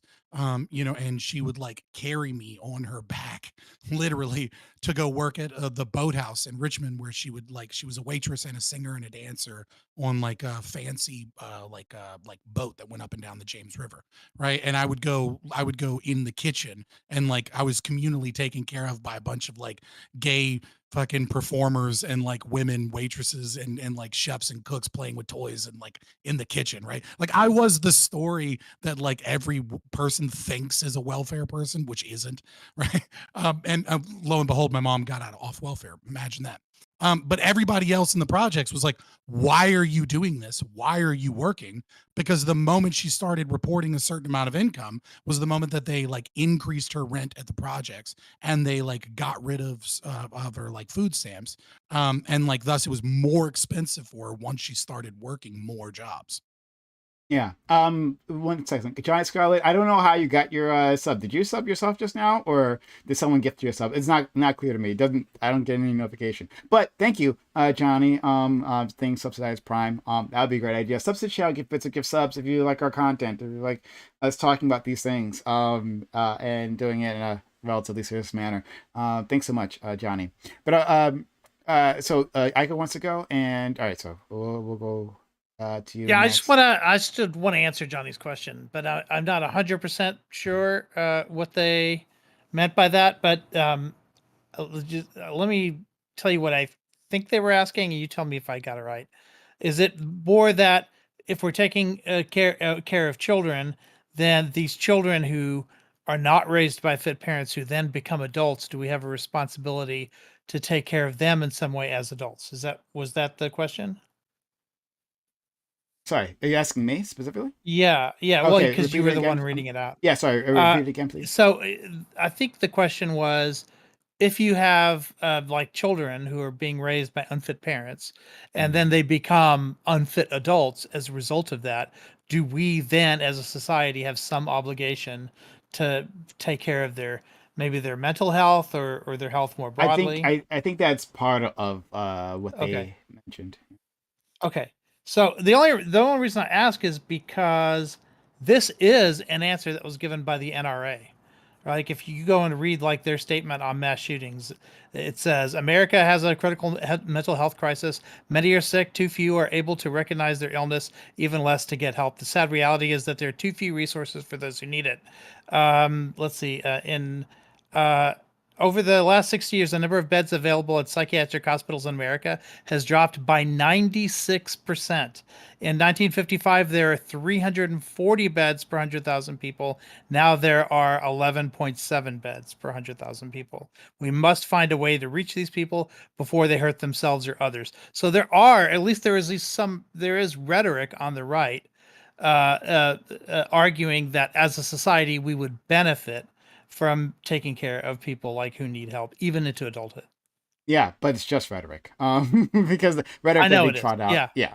But let's let them prove us wrong on that. I've would love You hear would no love argument from me. I'm fucking that ain't me. to. Fuck them So all in terms of um, my tax dollars. sure. I actually want to help them. But to finish off the point that I was making before, talking about like how the programs we have now, at least some of them, can encourage people to like stay at a lower level, stay at a poverty level. So I agree. I think government programs can assist individuals, can help alleviate or solve. Let's use the word solve poverty for now, even though I don't think that's the thing that can never maybe truly solve. But we'll just leave that alone for now. But I think that's a thing that we can accomplish. That doesn't mean that every government program is capable of doing that. You can design a bad government program, or you can specifically sabotage government programs so that they work worse, right? They provide less benefit and put people in a vicious cycle. I like, but that of course goes on the premise that like you can collect taxes and then you can redistribute those taxes. If you don't agree on that part, then it's like hard to have a conversation. On... Can I ask you a couple questions that like pointed, quick questions? Sure. Right? Okay. When you tax something, does that change behavior in the market? So, for example, yes, if I put additional taxes on cigarettes, does it incentivize people to not buy cigarettes? Sure. All right. So we recognize that if something is taxed in the market, that money is taken away for a certain behavior, that it disincentivizes that behavior. Yeah. Correct? Okay. So if we're taxing at the highest rate people that are the most productive in our economy, okay, does that, and we increase the taxes on them, does that not disincentivize whatever behavior led them to be the most productive members of our economy? Your question assumes the premise that one, they are the most productive, and two, that the things that they are always doing, that like taking money would take away from their from like a pool that they have that would be used for production, right? They are a person could just be can have money and haven't produced nothing, right? We agree on that. Yeah, sure. Outliers exist, but we're talking about the general public, right? So what we're talking about is the upper middle class, right? Oh, we're talking about upper middle class. So we're not talking about billionaires. We're not talking about the super wealthy. Okay. Well, the super wealthy don't pay their fair share in taxes, no matter if you believe in taxes being good or not, right? They pay less. So we're not talking about them. All right. The way their wealth is managed is like completely different than the upper middle class. I'm talking that's about fair. That's fair. Regular doctors, regular lawyers. Okay. Small business owners that have businesses worth like $10 million, right? I'm talking about the people that at the highest tax bracket, but that their money comes from like a fucking 9-to-5 job. Sure. Okay? I hear you. These are the people we're talking about. Okay. So these are the most productive members of the economy. Now, I would agree with that one. Yeah, I would agree there. Okay. And whatever behavior led them to do this is going to be incentivized by how much money they make. They worked hard to make more money. And if we tax that money, then that means they have less of that money, which means they are less likely to work hard to make more money to be more productive towards the economy. Sure, they have indeed. I think you're correct there. Okay, so I don't want to. Now let's the reversal. But also, right? Like they are getting things from that, right? Like that we're taxing them in the assumption that they are also receiving benefits. So like benefits shouldn't just be for people who they're receiving the least amount of benefits of anybody in society. Well, they need it the least. So that's okay as well, right? I mean, I don't know what you mean by need, but they're getting the least ROI. Like they're putting in way more money than what they're getting out. Their marginal propensity to consume, right, is going to be very, very low, right? It's still going to be higher than this ultra wealthy, but the ultra wealthy are not spending that much in taxes. I'm specifically looking to the backbone of our tax system, the where most of our money comes from. This is going to be the upper quarter of people, but not the top 1% that are in the highest tax. I hear you. We're on the same page there. Yeah. Okay, and they're getting the least amount of government resources, and they're paying the most amount of taxes. Yeah. The more we tax them, the more we disincentivize whatever behavior led them to be in that position. Yes, there will be outliers. Some people start up in the upper middle class. I hear you. I'm not even bullshit. bringing those up. Okay. Yeah, I'm not even bringing those up. Yeah, I hear you, Okay. right? But we redistribute because we realize that, or at least, sorry, not we, excuse me, I believe that it is of core importance to help those who are less fortunate, and that if we do, we can help properly, right? We can help raise them up so they can be more productive, rather than yes, sure. But that's an argument for the moral reasons for taxing these people for welfare. I'm not asking you about all of the things that are associated with welfare. I'm asking you, will you admit that just like when we tax No, I agree. I already did. Okay. So now will you admit the reversal of that, which is that when you take away financial woes and burdens, that you decrease the incentive to escape poverty? Decrease the incentive. You might give them more opportunities, but you decrease the incentive. If people are like, why not? Why? No. I mean, I think there's a whole list of reasons, like that a person would want to. Can you give me one? Sure. Yeah. Social stigma is one of them, right? People don't want to be poor. I'm sure you can find outliers, right? I'm sure somewhere there's actually, a quote unquote no. welfare. I said decrease, not get rid of. Right? It's the same thing with the upper middle class. If I tax 5% more of your income, you're still making more money than other people. You're still gaining social status by being a doctor as opposed to being a physician. There's still plenty of reasons for you to want to be in the upper quarter of Americans. But the more I tax you, right, the more I reduce those incentives. And the more I give money to the bottom echelon of society, the more I reduce the incentives to escape poverty. I might give additional opportunities, and there might be plenty of other reasons why you would want to escape, obviously, but I am reducing those incentives. Okay, I can stipulate that, but I just say that it's not enough. The difference has no real effect from the I will quote Warren Buffett the here. shame inputs. Oh, Warren Buffett, great. All right, please. I'll quote Warren Buffett here and say, show me the incentives and I will show you the market. Right? When you understand that the incentives point in a specific direction, then you recognize you're able to, with some degree of accuracy, understand what will occur in the future. We are subsidizing a program that disincentivizes wealth creation from those that create wealth, that reduce prices, and that make the economy more robust and reduce inflation, right, by making products and services cheaper, right? And we are subsidizing people that are a net drain on the economy, that need money from other people. This incentive structure reduces the growth of our economy, reduces the strength of our economy, the health of our economy. And I disagree with that. Reduces opportunity. Because in actuality, right, or at least, again, if it's a properly designed program, but if these people aren't destitute, here's an example. Going back to what we were talking about before, kids in schools, right? You can send a child to school. How effective will they be in that school? School is important to build the knowledge to be productive in the future.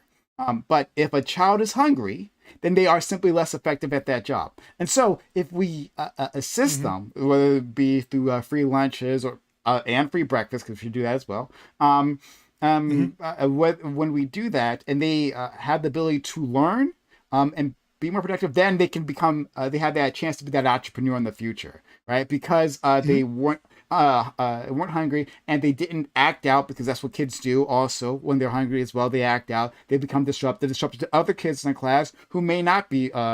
Need assistance as well. I think it's better for society as general, and that's just like a microcosm, because we don't help people when they're adults. Then they don't have the ability to be entrepreneurs. They engage in crime, which damages the rest of society who may not need that help in the first place. There's a rippling effect. So we can see, but there's ripple. Go ahead.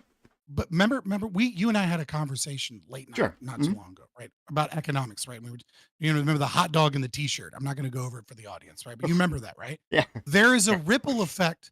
There's a ripple effect in the opposite direction that you're not accounting for. When you take money away from the biggest producers in an economy, you reduce how many jobs in the economy. You reduce the competition, and by reducing how many jobs in the economy, you increase competition in the labor force, I which hear you. reduces I just don't think these things everybody's are equal wages. and opposite, right? Or I think Right, that because the government benefits- is inefficient at it, and the market's more efficient. I think the benefits that we gain for a properly designed program. Once again, I have to stress that part. Right.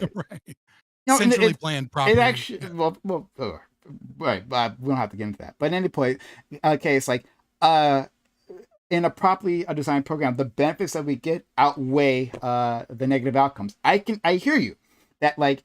But that's a religious belief. That's not a scientific religious belief. Well, why is like we can? Sorry, like if you want to have a debate where we go over the benefits of actually providing people with these resources and the effects we see in the economy, I guess we can, right? I don't have a whole list of those right at me, but to say that's a religious belief, like it's not. It's like a religious belief. Yeah. Okay, sure. It is a religious belief because it doesn't. Whatever. Because well, I mean, I can back it up, right? Yes. I can back it up because what you were doing is that you were looking at a before and after effect of a specific government implementation in an area, and you're not able to actually compare it towards one where that didn't happen. You don't have two worlds. That is what is required to actually understand the difference between these things. Is that you need two worlds in order to use. Then everything in terms of economics is a religious belief. Then, and that case, you and I already had that discussion as well. We already had that discussion. And now so you can use logic, right? You can look at this world and see effects that that bolster your point, but I can't use that because I don't have a comparison. I don't have a control subject. I don't have a control subject in the world, and so my beliefs must be classified as religious. Sure, all right. I mean, if that's how you want to go, not looking at effects, you are. I agree. Sure, you're whatever. Utilizing empiricism. You can utilize empiricism in this world to measure the effects of government intervention. You can't isolate variables. Sure, but I'm sorry. I can't deal with that. That's fine. If you want to call that religious, then go ahead. You got it. That's okay with me. I'm just saying we don't know you don't know you can look at it in a situation, right? And obviously you can establish a historical fact that, like, date one, the society was this way. We introduced something, and then a year later, the society was this way. There's a multitude of other factors that are there. But the problem is that you don't understand what would have occurred had that intervention not I understand what you're saying. I understand what a control case is. Right, but what we can do is that we can look at incentives. We can look at human behavior, and we can look at what incentives are you actively funding and what incentives are you actively defunding. And just like with cigarettes, where we can understand that if you tax cigarettes and make them more expensive, it has a downward pressure on people purchasing cigarettes. Yes. We can know that if you tax people for working hard and being productive, and you give money to people who don't work hard and are unproductive. Here's the problem. You're going to incentivize bad behavior and disincentivize Here's the problem, Scott. Because and I feel like you understand this, like, in the abstract, but like when we're talking about these principles, these are a great hypotheses, right? But we have to apply them to the real world. At some point, we do have to apply them well and observe what happens afterwards. But again, we run into the same issue once we are observing them in the real world, because we don't have the control case of what if it didn't happen, right? That separate timeline. So in the end, we want to apply whatever you're saying to the real world. There are going to be lots of different inputs, right? And we can see that the best economists, no matter what economists you were thinking of, they have models that they come up with, and it does exactly what you're saying. Like, we're looking at incentives, we're looking at inputs, we're looking at outputs. But we have an error. Somehow our model is imperfect. What could that be? Maybe because we've applied this to people. and in a complex society, and so we get different answers than we might expect. That's simply how that works. That works for no matter what school of economics or principles that you happen to come up with. Once you apply it to the real world, you'll get different results. But that's not an argument against what I said. That's just an argument for the complexity of economic models. It's not an argument against the fact that if you intentionally subsidize bad behavior or behavior that you don't want, and you intentionally disincentivize behavior that is good, that has a downward pressure on good behavior, and I know, but I've already agreed to that. I've already agreed to. I don't know. I'm not arguing against that because I've already agreed to that. You asked me those questions, and I agreed already. Right. So you bite the bullet that welfare disincentivizes good behavior and incentivizes bad behavior. But, but it doesn't matter. Okay.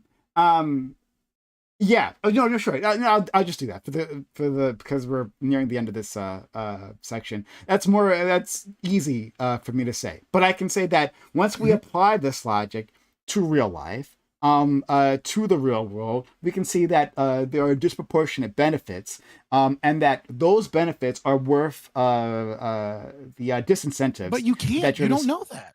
You're just assuming we don't know because we don't know anything. Because guys, they don't have a control case. I don't have the alternate timeline. That's okay. No, you openly admit, and you admit that once you apply your principles to actual life, that things are different. That these economic models that you've just thought up, right? Sure, whatever. It's okay. I don't admit that. We just don't agree. You say once it hits the real world, you say that these things outweigh, but you also admit that you do not have the control. You do not know what would have occurred if we hadn't if we hadn't stolen money from the upper middle class and given it to the poor. You don't know what jobs would have occurred. Everything is on faith. You don't.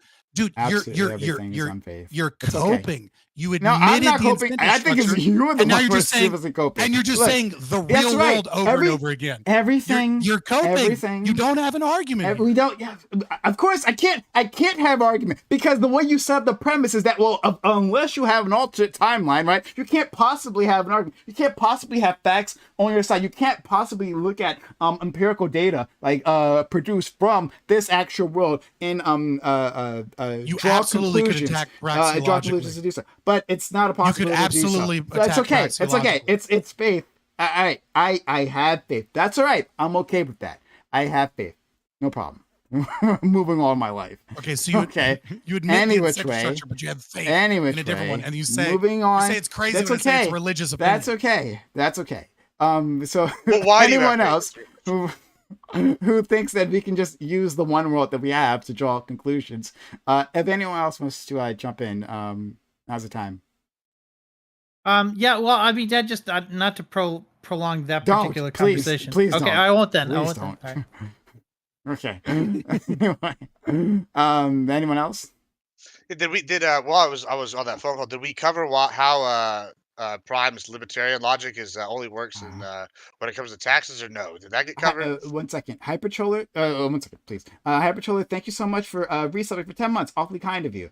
Admiral Gibbs being a real one, resubbing and then gifting a sub. Awfully kind. Seriously, man. Shout out to Admiral Gibbs, who honestly is trying to support the community. Much appreciated, friend. Thank you, Admiral Gibbs, for gifting. Was it 2 more subs, or is it? No. So not you. It's Mock Gaming Bot. Thank you for gifting a sub to SB Philly and for resubbing yourself. Awfully kind of you. Thank you for supporting the channel. Thank you, Mock Gaming Bot. Yeah, really, really kind of you. What was I have a proposal. Or sorry, Gibbs. Gibbs had a question for you. Yeah, I mean, did we cover how how you can justify your libertarian logic when it comes to taking tax dollars and giving it to somebody else and say they know how to spend that money because we don't know their situation, versus the libertarian argument that it's, hey, the government shouldn't take my tax dollars because I know what to do with it better. Did you find a way to justify that while I was gone, or no? We didn't. I guess we didn't discuss that part. No, it's a faith-based belief on on the fact that the opportunities will be better because the government program will be run well this time. Sure, I guess that answers the question. Yeah, let's go to that. Whatever, I don't care. Like to go ahead. So something that a lot of people balk at this idea, but I like it, and I'm curious on what Scott thinks about it. But I'm also okay, fine. But I'm also curious. I'll listen. I'll let other people. That's fair enough. I also want to know what you guys, with specifically Prime as well, what you think about this. So when you're talking about like maximizing choice, I actually, I'm fine with choice, but I'm also fine with putting restrictions on money that we give you, right? Because like, and you are to some extent as well, right? You Yeah. agree that you shouldn't be allowed to spend food stamps on, alcohol, cigarettes, Sure. PS5s. There's all sorts of things that you can't buy. Sure. Um, I just want to but I lower wanted to, more barriers because that's like in general, I want to lower barriers. well, I got So, a sick ass barrier for Okay, you. sure. This is gonna be so. This is gonna be so sick.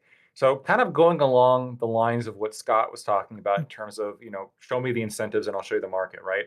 Like incentives here are everything. I have a proposal. What if people who got welfare of any kind, but it's really we can make it food stamps for this particular example, but welfare of any kind, they get like a little stamp on their driver's license or their government ID. And then they're not allowed to buy cigarettes or alcohol from any like place that sells cigarettes or alcohol. And they're not allowed to go inside bars. They're not allowed to like spend money doing activities that we all recognize are not only wastes of like a great expenditures of money, but also overall deleterious to their health. And we all agreed before, like healthy people are more likely to be successful and get themselves out of poverty. So we want to make sure that they're healthy.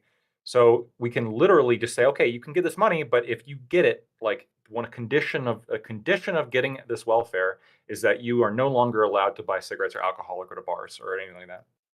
Okay. I don't care for I, that. I feel two ways about this. One, like the actual point of that discussion was to say that when we're dealing with the government money, how should that government money be spent? People go to bars on their own, usually on their own money. Like in this actual world, they go on their own money, and so they can continue to go to bars with their own money they made privately. But beyond that, okay, so let's embrace this. Paradoxically, let's embrace this completely. I would love this program. Yeah, sure, let's do that. Right. And I don't. And no, hold on. And maybe we can build another stolen bridge together, lag to it, right? Because I think you're principled on this, and that you are against subsidies in general, right? So if we're talking about lower class people, let's do it for upper class individuals who get massive subsidies when it comes to whether it be tax breaks or direct contributions from the government through deals or like whatever, right? Because they have access to power, right? And they can help design programs that benefit them, right? Like that's the whole point of lobbying, right? That's like the industry of lobbying, so that more government money flows to them rather than the other way around, right? So if that's the case, if that's also welfare, then sure, I'd love to restrict the things that they can do as well. That works. I 100% agree. The only disagreement I have is when you categorized tax breaks as Oh yeah, sorry. welfare. Excuse me. I shouldn't have said that. I shouldn't have said Obviously, that. I this is not the apologize. case, Prime. I'll I take that appreciate back. that. I'll take that part back. Okay, sure, but like subsidies, yeah. Like if you're a farmer and you're getting corn subsidies, you should get that same little stamp on your driver's license, and now you can't go to bars. I'm okay Yeah. with that. Okay. Yeah. If we treat them all equally, then I'll take that. Let me ask this: do you have a problem with people working hard, right, and then using the I have a money that problem with they people have? working hard. I hate it. Hold on, and then using the money that they've made to Typical like lefty. to create like power for themselves? Do you have a problem with that in and of itself? Sorry. Do I have a problem with a person working hard and to create power for themselves? Yeah, yeah. So like, Um, yeah, do you have a problem with that? Could you give me an example? Sure. I say I own a restaurant in a Okay. city, and I've been there for 50 years, and it's a very successful restaurant.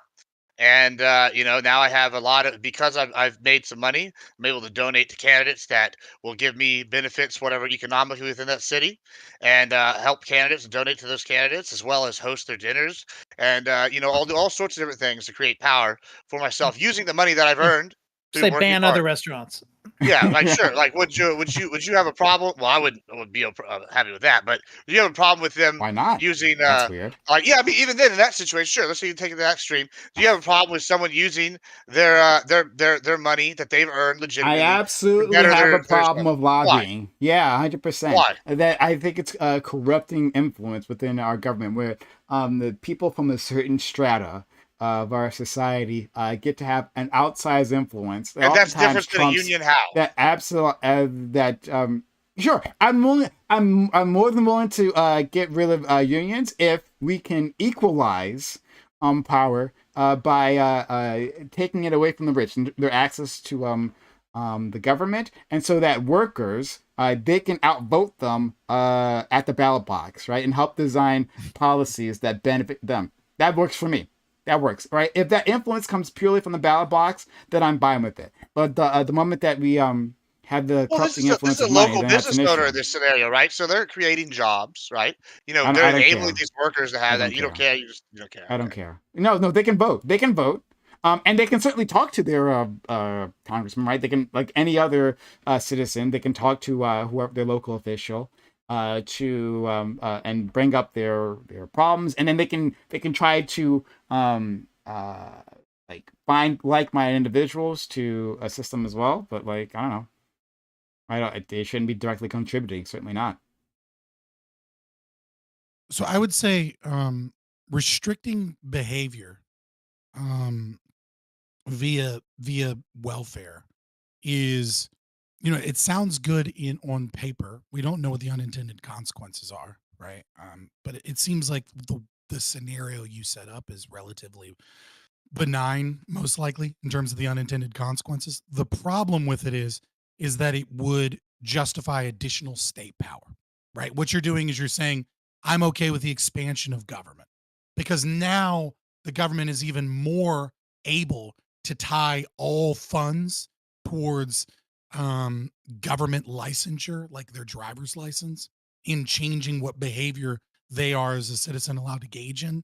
And so they're allowed to designate certain citizens as second class citizens based upon accepting certain government things. And it's like the way that you set it up isn't that bad in that situation.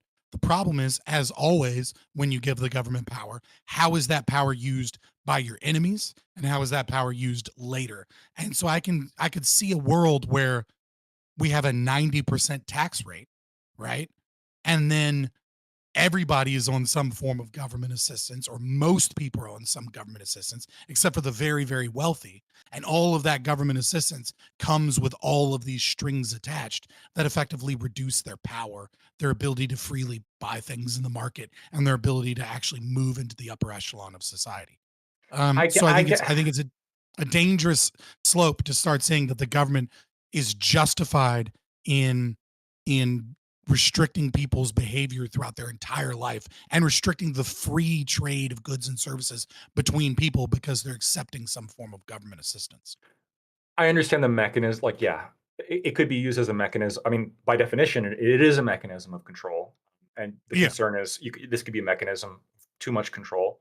I think that, I mean, to be frank with you, I think that if we get to the point of everyone's got 90% of their shit taxed, I mean, we're too far gone anyway. Like any kind of government that Fine. has You got know, to that it's Right, point but I'm is saying going to you're be able going to. towards that position. Well, no, I'm not, because I'm saying that, like, you're basically saying, well, what if this gets to the point where the government, it controls everybody through this mechanism because, like, Mhm. the situation is thus that everyone's dependent on the government.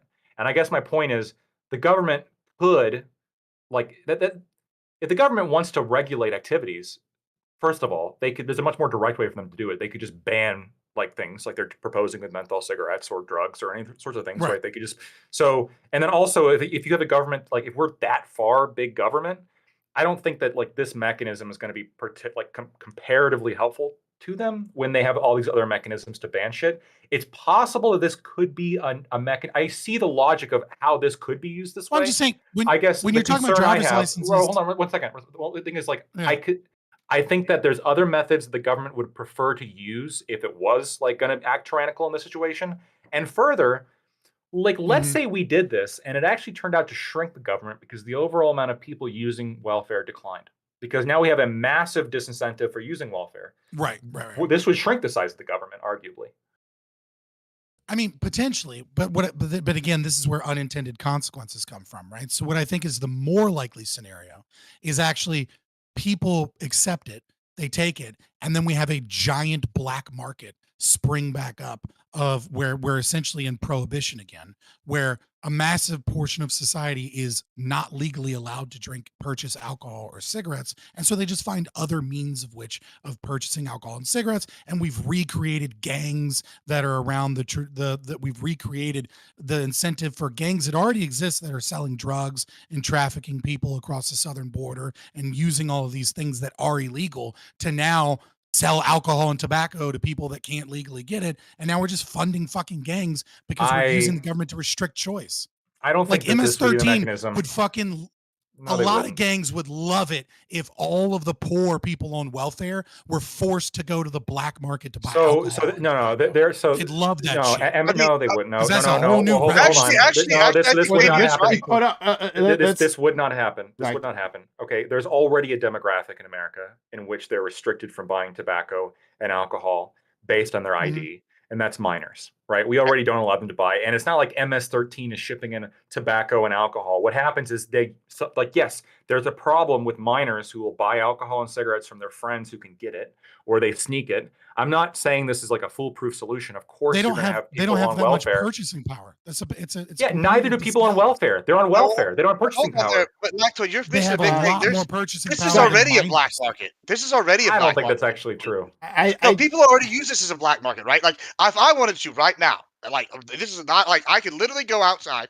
I could walk down in front of the meat market right in front of my house and go over there and I could buy food stamps off somebody, right? I could literally do that in the next 30 minutes, right? So you're telling me that or this you could buy black drugs market with your food stamps. Sure. I mean, yeah. And so you're telling me that there's a black market that already exists.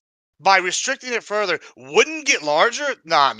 And secondly, I also agree with Fabian. There's just because the government has more efficient ways to be tyrannical doesn't mean the government's not going to take every single way to be tyrannical, right? The whole thing with governments is that whenever they start choking you out of your freedoms, they do it real slowly so you don't know you're being choked. This is just one more way to do it. No, we can apply this retroactively to minors, right? So we have minors. Is it like a horrible, yes, the government sets the age in which you could buy stuff, and they have increased it for cigarettes, for example. Does this mean that any laws restricting minors from accessing these materials thus must lead to this slippery slope? It's theoretically possible. We could live in a world in which the government tomorrow could raise the purchasing price for tobacco to 95. They could do that. But if they had the political motivation to ban tobacco anyway, first of all, I think they would just ban it directly as opposed to doing this silly mechanism of raising it prohibitively high. And second of all, just because we have this shit banned for minors, tobacco is banned for minors. Isn't that true? And isn't this a good thing? We shouldn't let minors buy tobacco. How does the federal government? You guys want to move on to topic 2, right? The police prevent. No, it is not a federal law. I'll be very quick. It's not a federal law. What they do is they say, we're not going to give you certain money for your state unless your state makes the legal age a certain amount. So it's all the way back to the actual topic, right? Where they're saying, do you want the free money? You have to match us 50-50. That's the same way that the federal government has the tobacco and alcohol age limits, is that it's actually not a law. They just say, if you don't make it this, we will cut off Medicare funding and all kinds of funding to your state, and you'll have to spend hundreds of millions. So they use that to strong arm without actually making a law, because it would have been difficult to pass in Congress. So let's say I support a law that broadly does this, or even if I support this mechanism, let me ask you point blank, do you agree with me that it should be against the law, state or federal, for minors to buy cigarettes? This should not be acceptable, because that's my position. 12-year-olds, I've seen those Indonesian kids.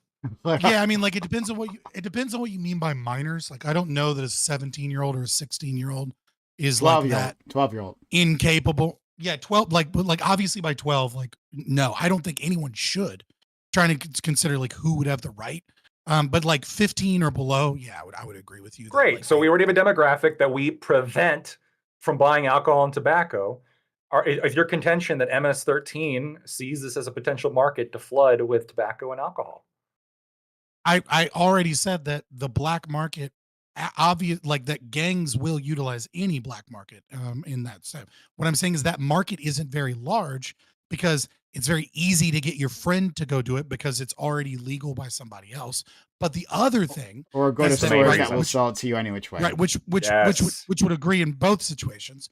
But the other thing is that the purchasing power of minors doesn't compare to people who have jobs, even if they don't have a ton of money because they're on food stamps because they only make 30,000 a year or something, right? The 15-year-old doesn't have 30,000 a year. They have way less purchasing. So why would they buy the alcohol if they have all this purchasing power? Why would they buy the alcohol from MS-13 instead of like their neighbor who doesn't have the thing on their food, like their fucking license, right? Yeah, I mean, like I can see with you that the black market might take multiple domains, right? And it might only fund the creepy neighbor that likes to cop a feel from the teenage girls, you know. Oh, but he'll buy alcohol for the teenage girls, right? You know what I mean? Like it might only fund people that are less bad than MS-13 because they're more available. But what it's going to do is it's going to incentivize a black market with unscrupulous actors. I don't deny that this would probably incentivize more people to sell alcohol to people, like as a middleman, which is what currently happens, as a middleman for things that they want access to but can't get, right?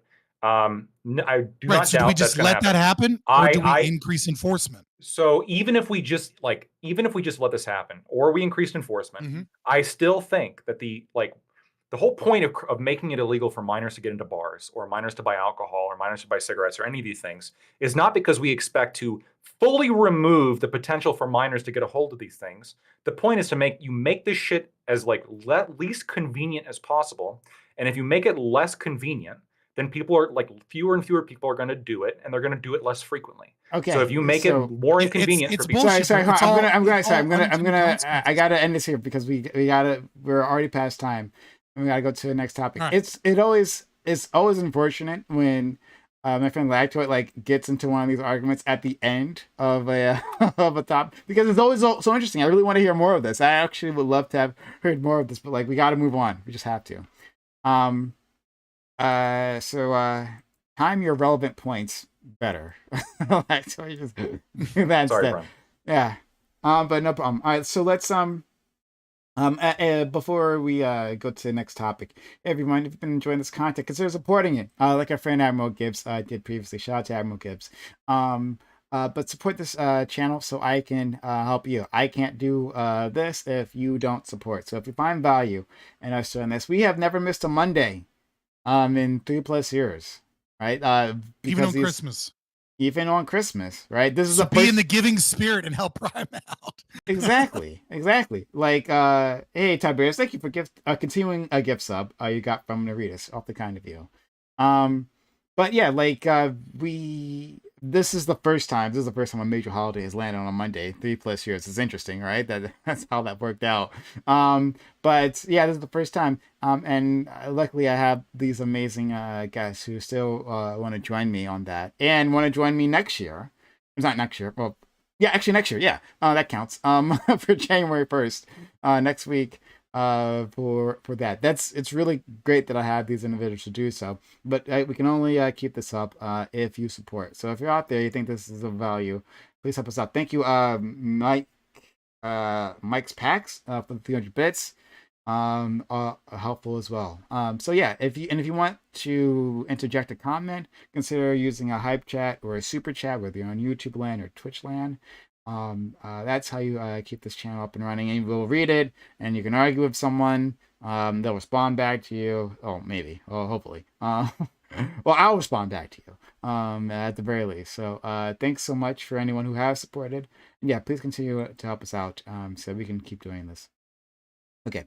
Topic 2. Nigeria is the world's 4th largest producer of cocoa beans. However, a large portion of those beans are illegally grown and sold. The beans are harvested from protected biodiverse rainforest land.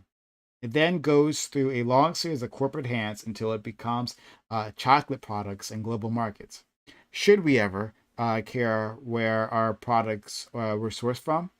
does it make a difference to you that a product you enjoy might have an illegal origin? Should illegal farming be stopped by the government if it costs the livelihoods of poor families? Is climate change and the loss of endangered species a big enough concern to endanger people in the here and now?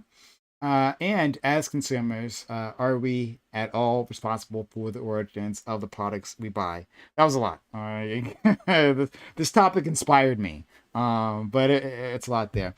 So yeah, it's exactly as it sounds. Nigeria, they got like this reserve, right? Like this reserve rainforest. It's like got a lot of crap ton of endangered species, including like these elephants. There's like only like 100 of them left, at least in this region. It's like African elephants. White monkeys. Yeah, and the monkeys. There's like a whole list in the article that and they are in danger. People are chopping down that forest to clear out space to grow cocoa. The reason why they're doing it there is because their other land previously has become less fertile. Because that's what happens when you you create a monocrop, right? It drains the nutrients out of the soil, and then it becomes less productive. So this rainforest is extremely productive. Now it's highly illegal to be doing it in this particular area, but that's where they're at, and some of that ends up in your hands. So like, does that matter? Should we care? Sorry if our friend Lactoid. Yeah, you should care where your products come from. So one example is that I personally disfavor products that are made in China or sourced in China or sourced in any communist country. And I won't invest in any stocks that are come from companies headquartered in China or do a significant amount of business with Chinese companies or really any communist country. In the same vein, right, that tends to be my priority because I think that's where the greatest evil is. If you're concerned about things like child labor or other kind of potential, I would agree it can absolutely be wrong in some circumstances, and you're concerned where where your products come from, and most people would be concerned where those come from, then yeah, you should be concerned about that, and you should work to minimize your reliance on those products. There are levels of separation that as you continue down them, the ethical implications continue to become smaller and smaller. Diffuse responsibility, lack of knowledge, right? Maybe you don't know that this happened to come from somewhere. There's no reason for you to know. Even if you do relatively, good due diligence, you can't expect every American or anybody in the world to memorize the origin of all products that they consume. It's just irrational. At some point, wrongdoing is unavoidable, but you should work to minimize that as much as possible. You can afford and access ethical products. You should buy ethical products. And that means nothing from a communist hellhole. I guess. Thank you, friend. All right, next, Scott, please. So I don't think Prime Guys knows this about me. But when he picked this, I am an extreme advocate of regenerative farming practices, especially when it comes to cacao in terms of agroforestry.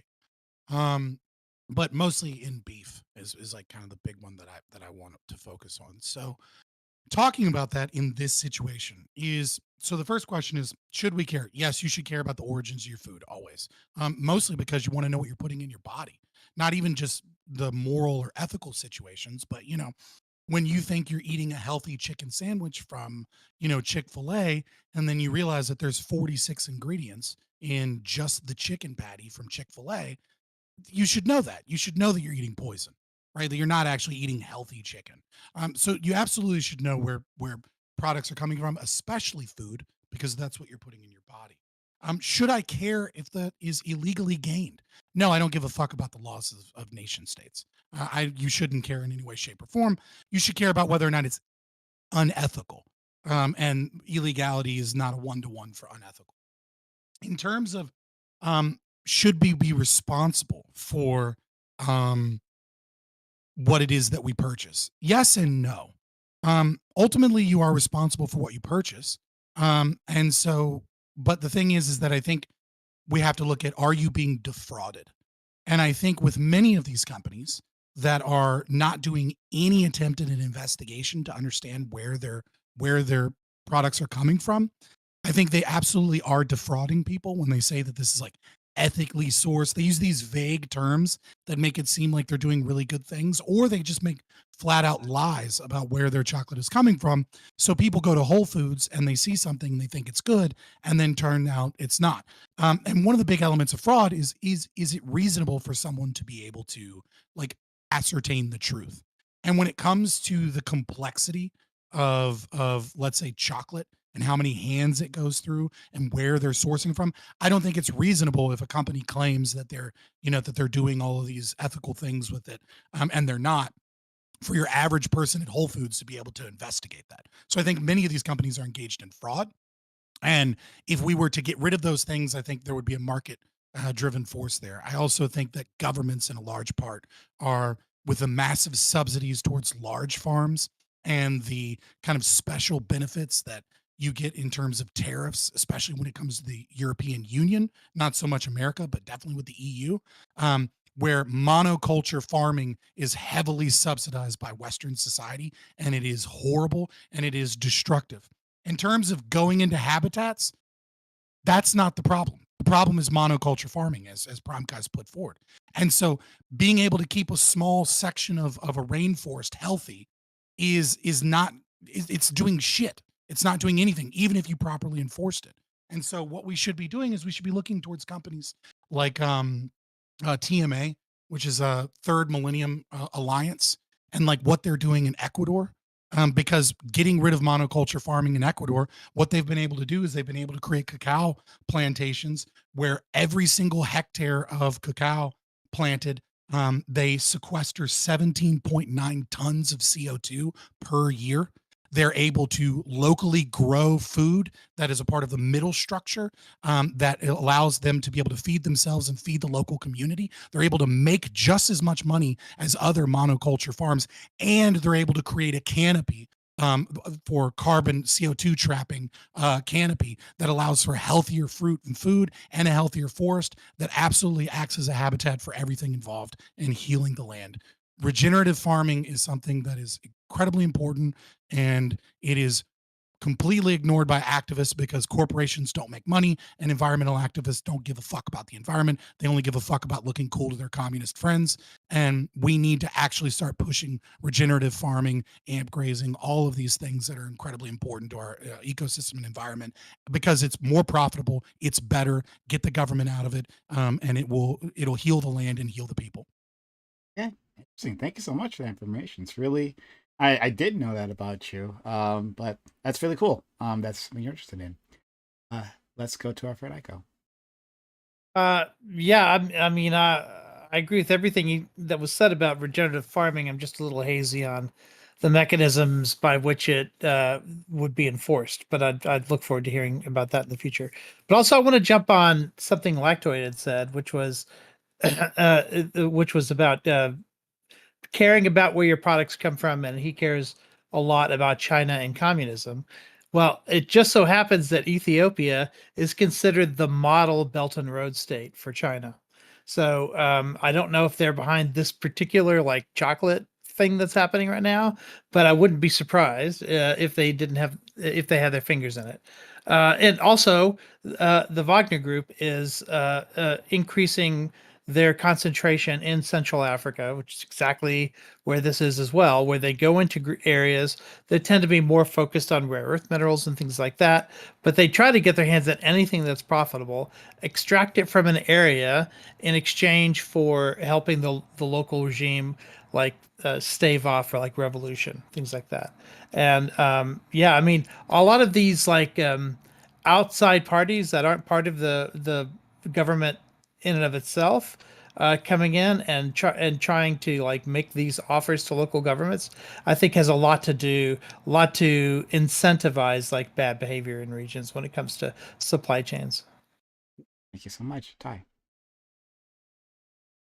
Yeah, I'll definitely copy paste that. If you have the time and the diligence to look into where your food comes from, you definitely should fucking do it.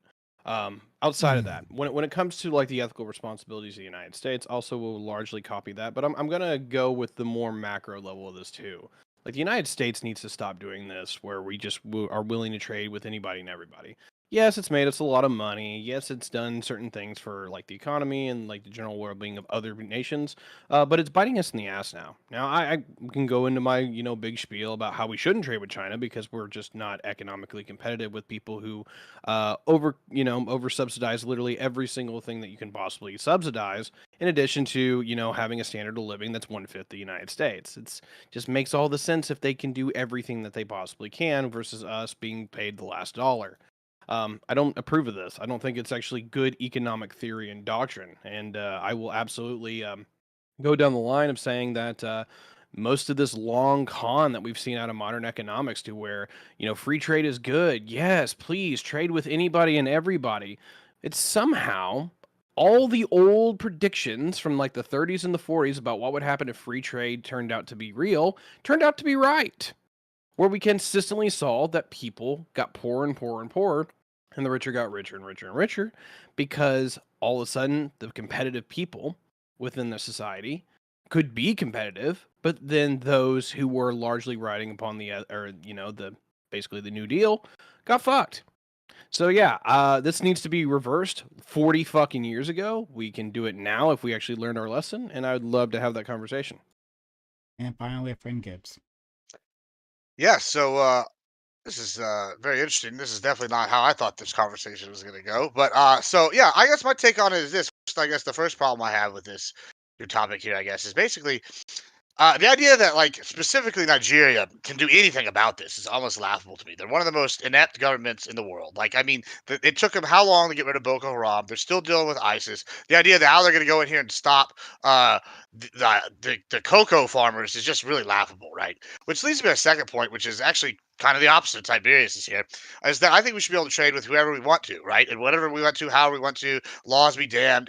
Like, as long as America benefits from it, and we could debate though, like what's actually benefiting, whether or not we should like deal with China. That's one debate, right? Is there an adversary, right? Deal with trade with Russia. That's an adversary. I understand that. I'm not arguing against not trading with adversarial powers. That's not a problem thing I have a problem with. What I think we should be doing is this idea that, oh, some of these things are illegal, right? Like you can look at stuff like conflict diamonds or rubies or other items where people trade these things, and they're like, oh, we can't get them from these countries because it's unethical or it's illegal. And I find that idea just laughable at best because especially when people start bringing things up like international law, the idea that international law is anything more than guidelines for the world superpower, that's just funny to me. Like, I mean, none of these other countries treat international law like it matters. So why should we treat international law like it matters when it comes to trading? As long as it's benefiting American companies, like, then we should absolutely be taking whatever products we want, however we can get them. Okay, yeah, up into the panel. Okay, so I thought we were going to talk about like cacao plantations and like what's happening in Nigeria and like the article and like the questions, but I mean, I'll bite and try and tie the two of them together. Yeah, like, so looking at cacao, for example, we can grow a tiny bit in Hawaii. That is the only climate that is in America, right? We might be able to grow some in the Philippines, but not really. Like, Hawaii is pretty much the only climate that we have where we can grow this. So this idea of like we must tariff everything is like cool. Well, Mars is based in Virginia, right? Like, which is one of our major chocolate producers in America. Where the fuck are we going to get our chocolate from if we just start putting tariffs on everything? Like, I like, it's just do you want fucking $17 chocolate bars?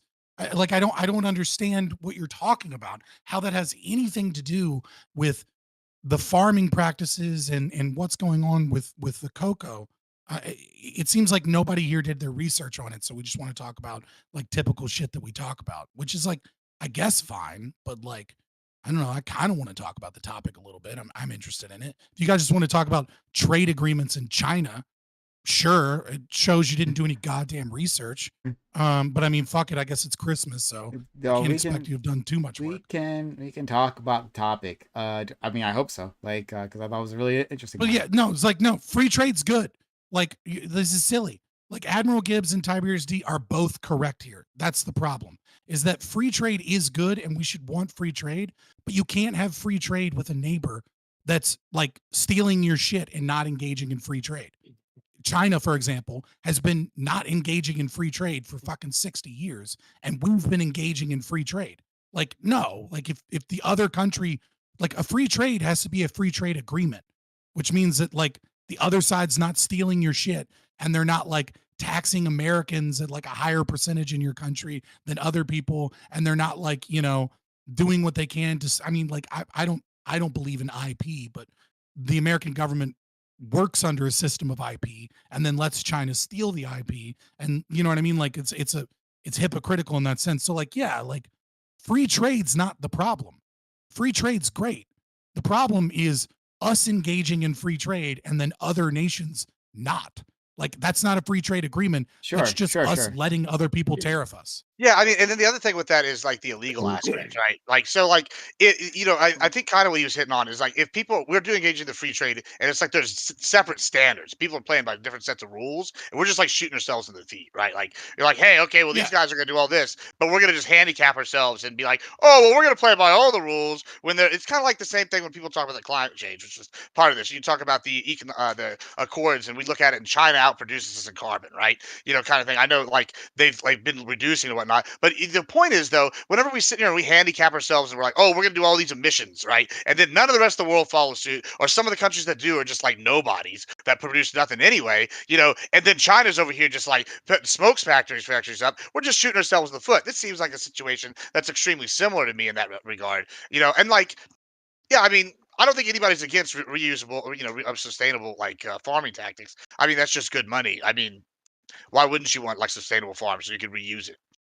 Well, the only reason I brought it up is because, you know, the assumption that the article makes in a lot of ways, and I didn't know if other people were going to talk about it, is this idea that like the trees are getting old and they're not producing as well, and so there's this incentive to go into this protected area because there's more money to be made by having cacao plants in protected areas. And it's like, well, the problem is caused by monocultural farming, right? Like the problem is not that you just need to destroy the fucking land and go into the next area. In fact, that's more expensive.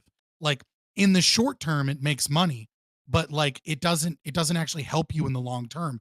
And so there are plenty of companies that. So like, one of the things that's special about cocoa, for example, about chocolate or cacao plants, right, is that cacao seeds can't be frozen, right? And because you can't freeze or dry the seeds to like ship to another area, right? You can't have like genetic labs like off site.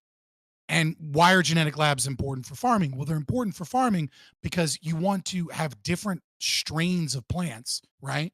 So that you can produce different phytochemicals, which is to say you want different strains to have different disease resistances if like some type of disease hits a plantation. And so in a lot of plants, you can freeze the seeds and then you can kind of like sell or like transport new strains to a plantation and have them rotate so that there's like some diversity even within like a monoculture, because like it might seem like it's monoculture but it's different strains. Mhm. But I mean, it's kind of technical, it's still monoculture but it's still different strains, so it's more disease resistant. You can't do that with cocoa. And so it has even more of a problem if you don't have like a diverse if you don't have biodiversity, you know, or I guess you would call agroforestry, right? Like agroforestry, which is to say you need a canopy and you need middle fruit bearing trees, because like cacao, you can't depend upon getting new strains. Those seedlings have to be like shipped and they don't always make it and they're really expensive. But if you have biodiversity and you like do rotations, you'll get those new strains regardless. And you need the fruit so that you can have the flies that are necessary towards um um fertilizing the cacao trees, right? Like it requires a certain type of fly. So you need the fruit to be attracted so that the flies are attracted there so that they'll fertilize the plants to begin with. And so like over and over and over again, like the problem is the way they're farming, not necessarily not enough government enforcement in this protected area. Because that protected area is not shit. But like it's like it was like a couple hundred square kilometers. Like it's like it's that's not the issue. The issue is how they're farming. Right. So if somebody doesn't want to farm in that way, in the correct way, right? And we don't want to use state power to enforce that way of farming. What are the other ways of ensuring that that happens and that the bad actors don't just keep going into new land because in the short term it's profitable? Well, I mean, the bad actors can go into. I mean, like first of all, you shouldn't have public land. You should have all private land, right? I think you would. I think selling that area. I think the government in Nigeria should sell that land to like a conservative conservation group that's willing to protect it. And it would. They would see. They'd get immediate funds for selling that land towards a conservation group, and then that conservation group, I guarantee you, would protect it better than the government's currently doing because the government's not doing a goddamn thing. The second thing I would say is we need education on the importance of regenerative farming. The third thing is that we need to aggressively go after fraud. So when companies say that they're engaged in a practice and sell it to consumers based off that practice, and that's a lie, we should be suing the fuck out of them. At least, certain groups, whatever, should sue the fuck out of them for that fraud because they are defrauding people en masse. And I think if you did those things, the market itself would correct as we have more education, as people begin to realize that this is a better way of farming. And once companies and individuals learn that this is better in the long term for their own property, because once we stop subsidizing large corporations, but instead start subsidizing via the market small business owners and families, they want regenerative farming. It's better for them in the long run. It's the large companies that just utilize government power that exists that move on from place to place to place. This isolated incident is not really what's happening. And so I mean, like, people are making money doing it in Ecuador, for example. Like, they're making money and healing the environment doing so. I was gonna say, I mean, even if you look at the corporations, though, I don't think it's the corporations doing it in this situation, right? The corporations, like based off Not the in this prompt, one, and but based in off, yeah, general.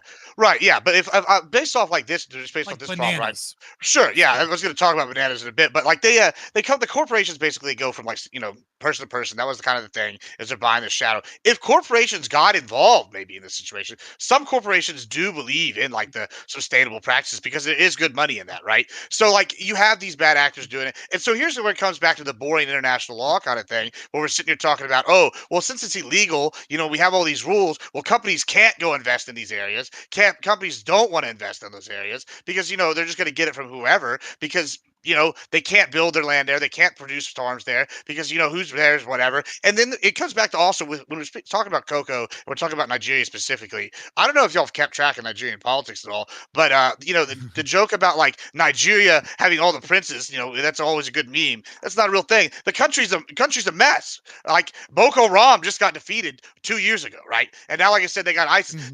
We had 6 countries trying to help them out, take these people out, and they were failing like miserably for decades, right? And like the country's a mess. There's poverty everywhere. Like the idea that like this country can enforce any kind of laws, the only thing we're doing is handicapping ourselves, and we're handicapping, companies being able to go in there and start producing this cocoa legally and maybe sustainably. Maybe Isn't we can debate Nigeria whether one or of not like they the will. biggest economies? Like one of the Yeah, most which is effective sad economies? because they're still a fucking mess. Like they're an I mean, oil economy.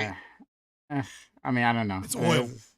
It's Yeah, it's oil. an oil As economy. Admiral Wait, Gibbs said right there, their number one export's oil. Oil is the reason it's that they're a large economy. oil's part of it. Like you're also talking about one of the most populated nations on Earth now. They're on track to become number 4, in the next decade, if I remember right. Like I Wow. mean, they're just like you're I've talking never about heard that. 270. I think it's like 270 million people. I'll double check, but it's Oh, or, wow. I'm sorry. Like Nigeria has like 7 major like ethnic core groups that are kind of all bolted together. They all have this weird, interesting power sharing agreement, kind of like Ethiopia.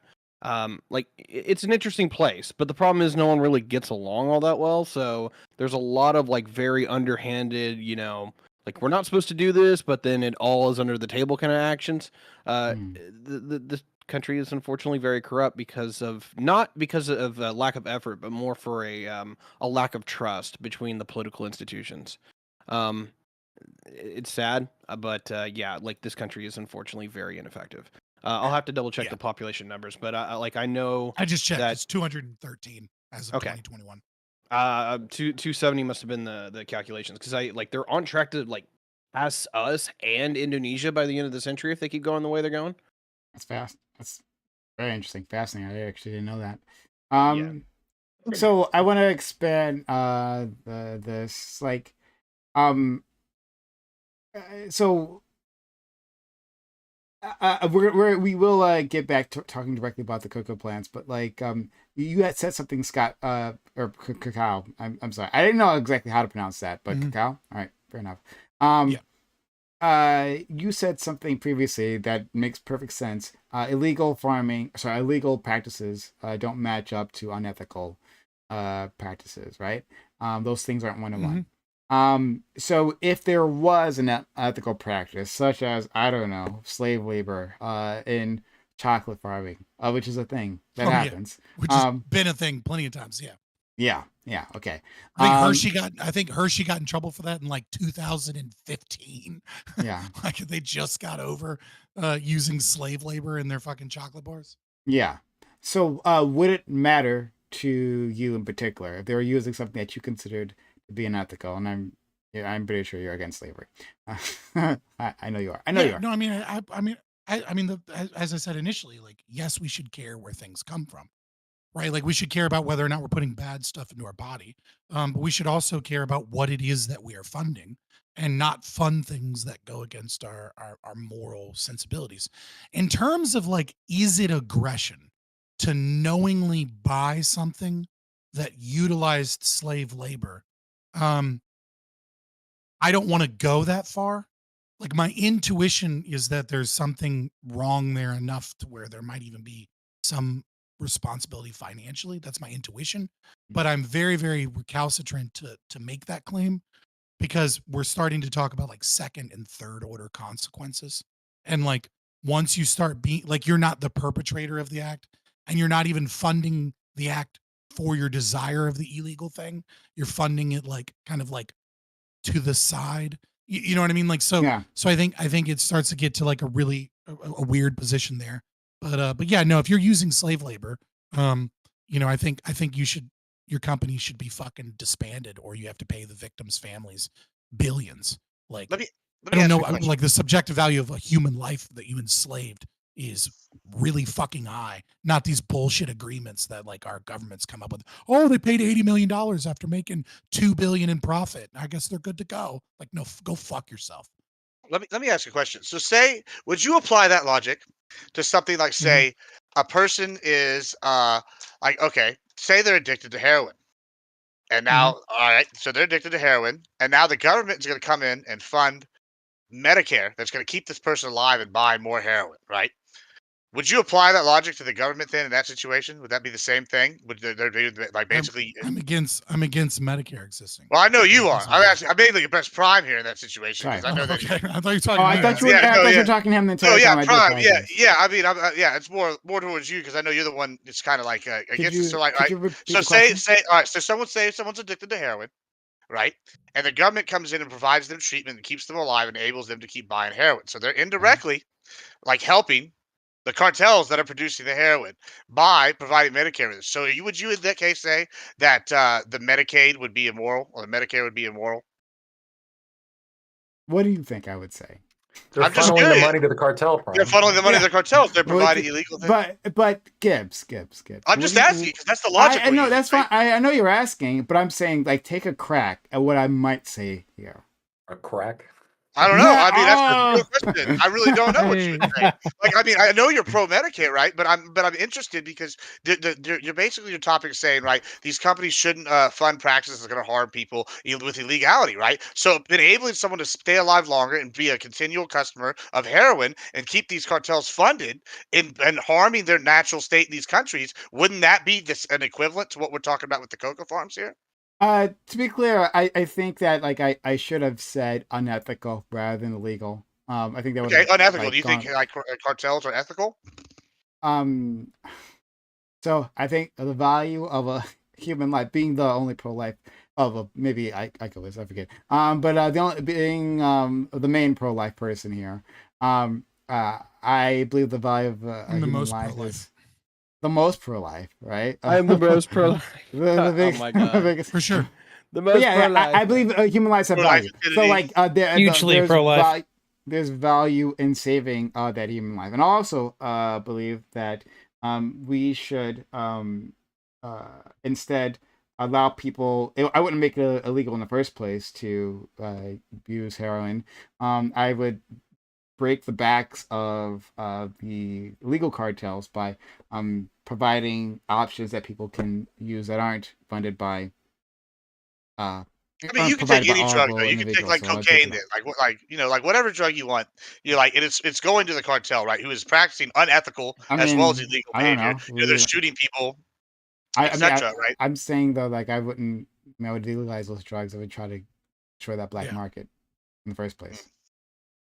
So you're Altered okay states with. of consciousness So I guess is a what I'm human saying is right, and it you're is one of the okay. most important that But have ever in the existed. end, so but no, so you're asking me to engage directly with your question. No, that's fine. That's fine. In a world where it's still illegal to take in those drugs, right? Forget And about you're the illegal aspect. oh, That's not sorry, really what I'm unethical asking. or whatever, right? Yeah, but you're asking. So no, I sure you want me to engage directly with it. I am fine with indirectly subsidizing or incentivizing or profiting those cartels by keeping uh, their customer Their alive customers alive.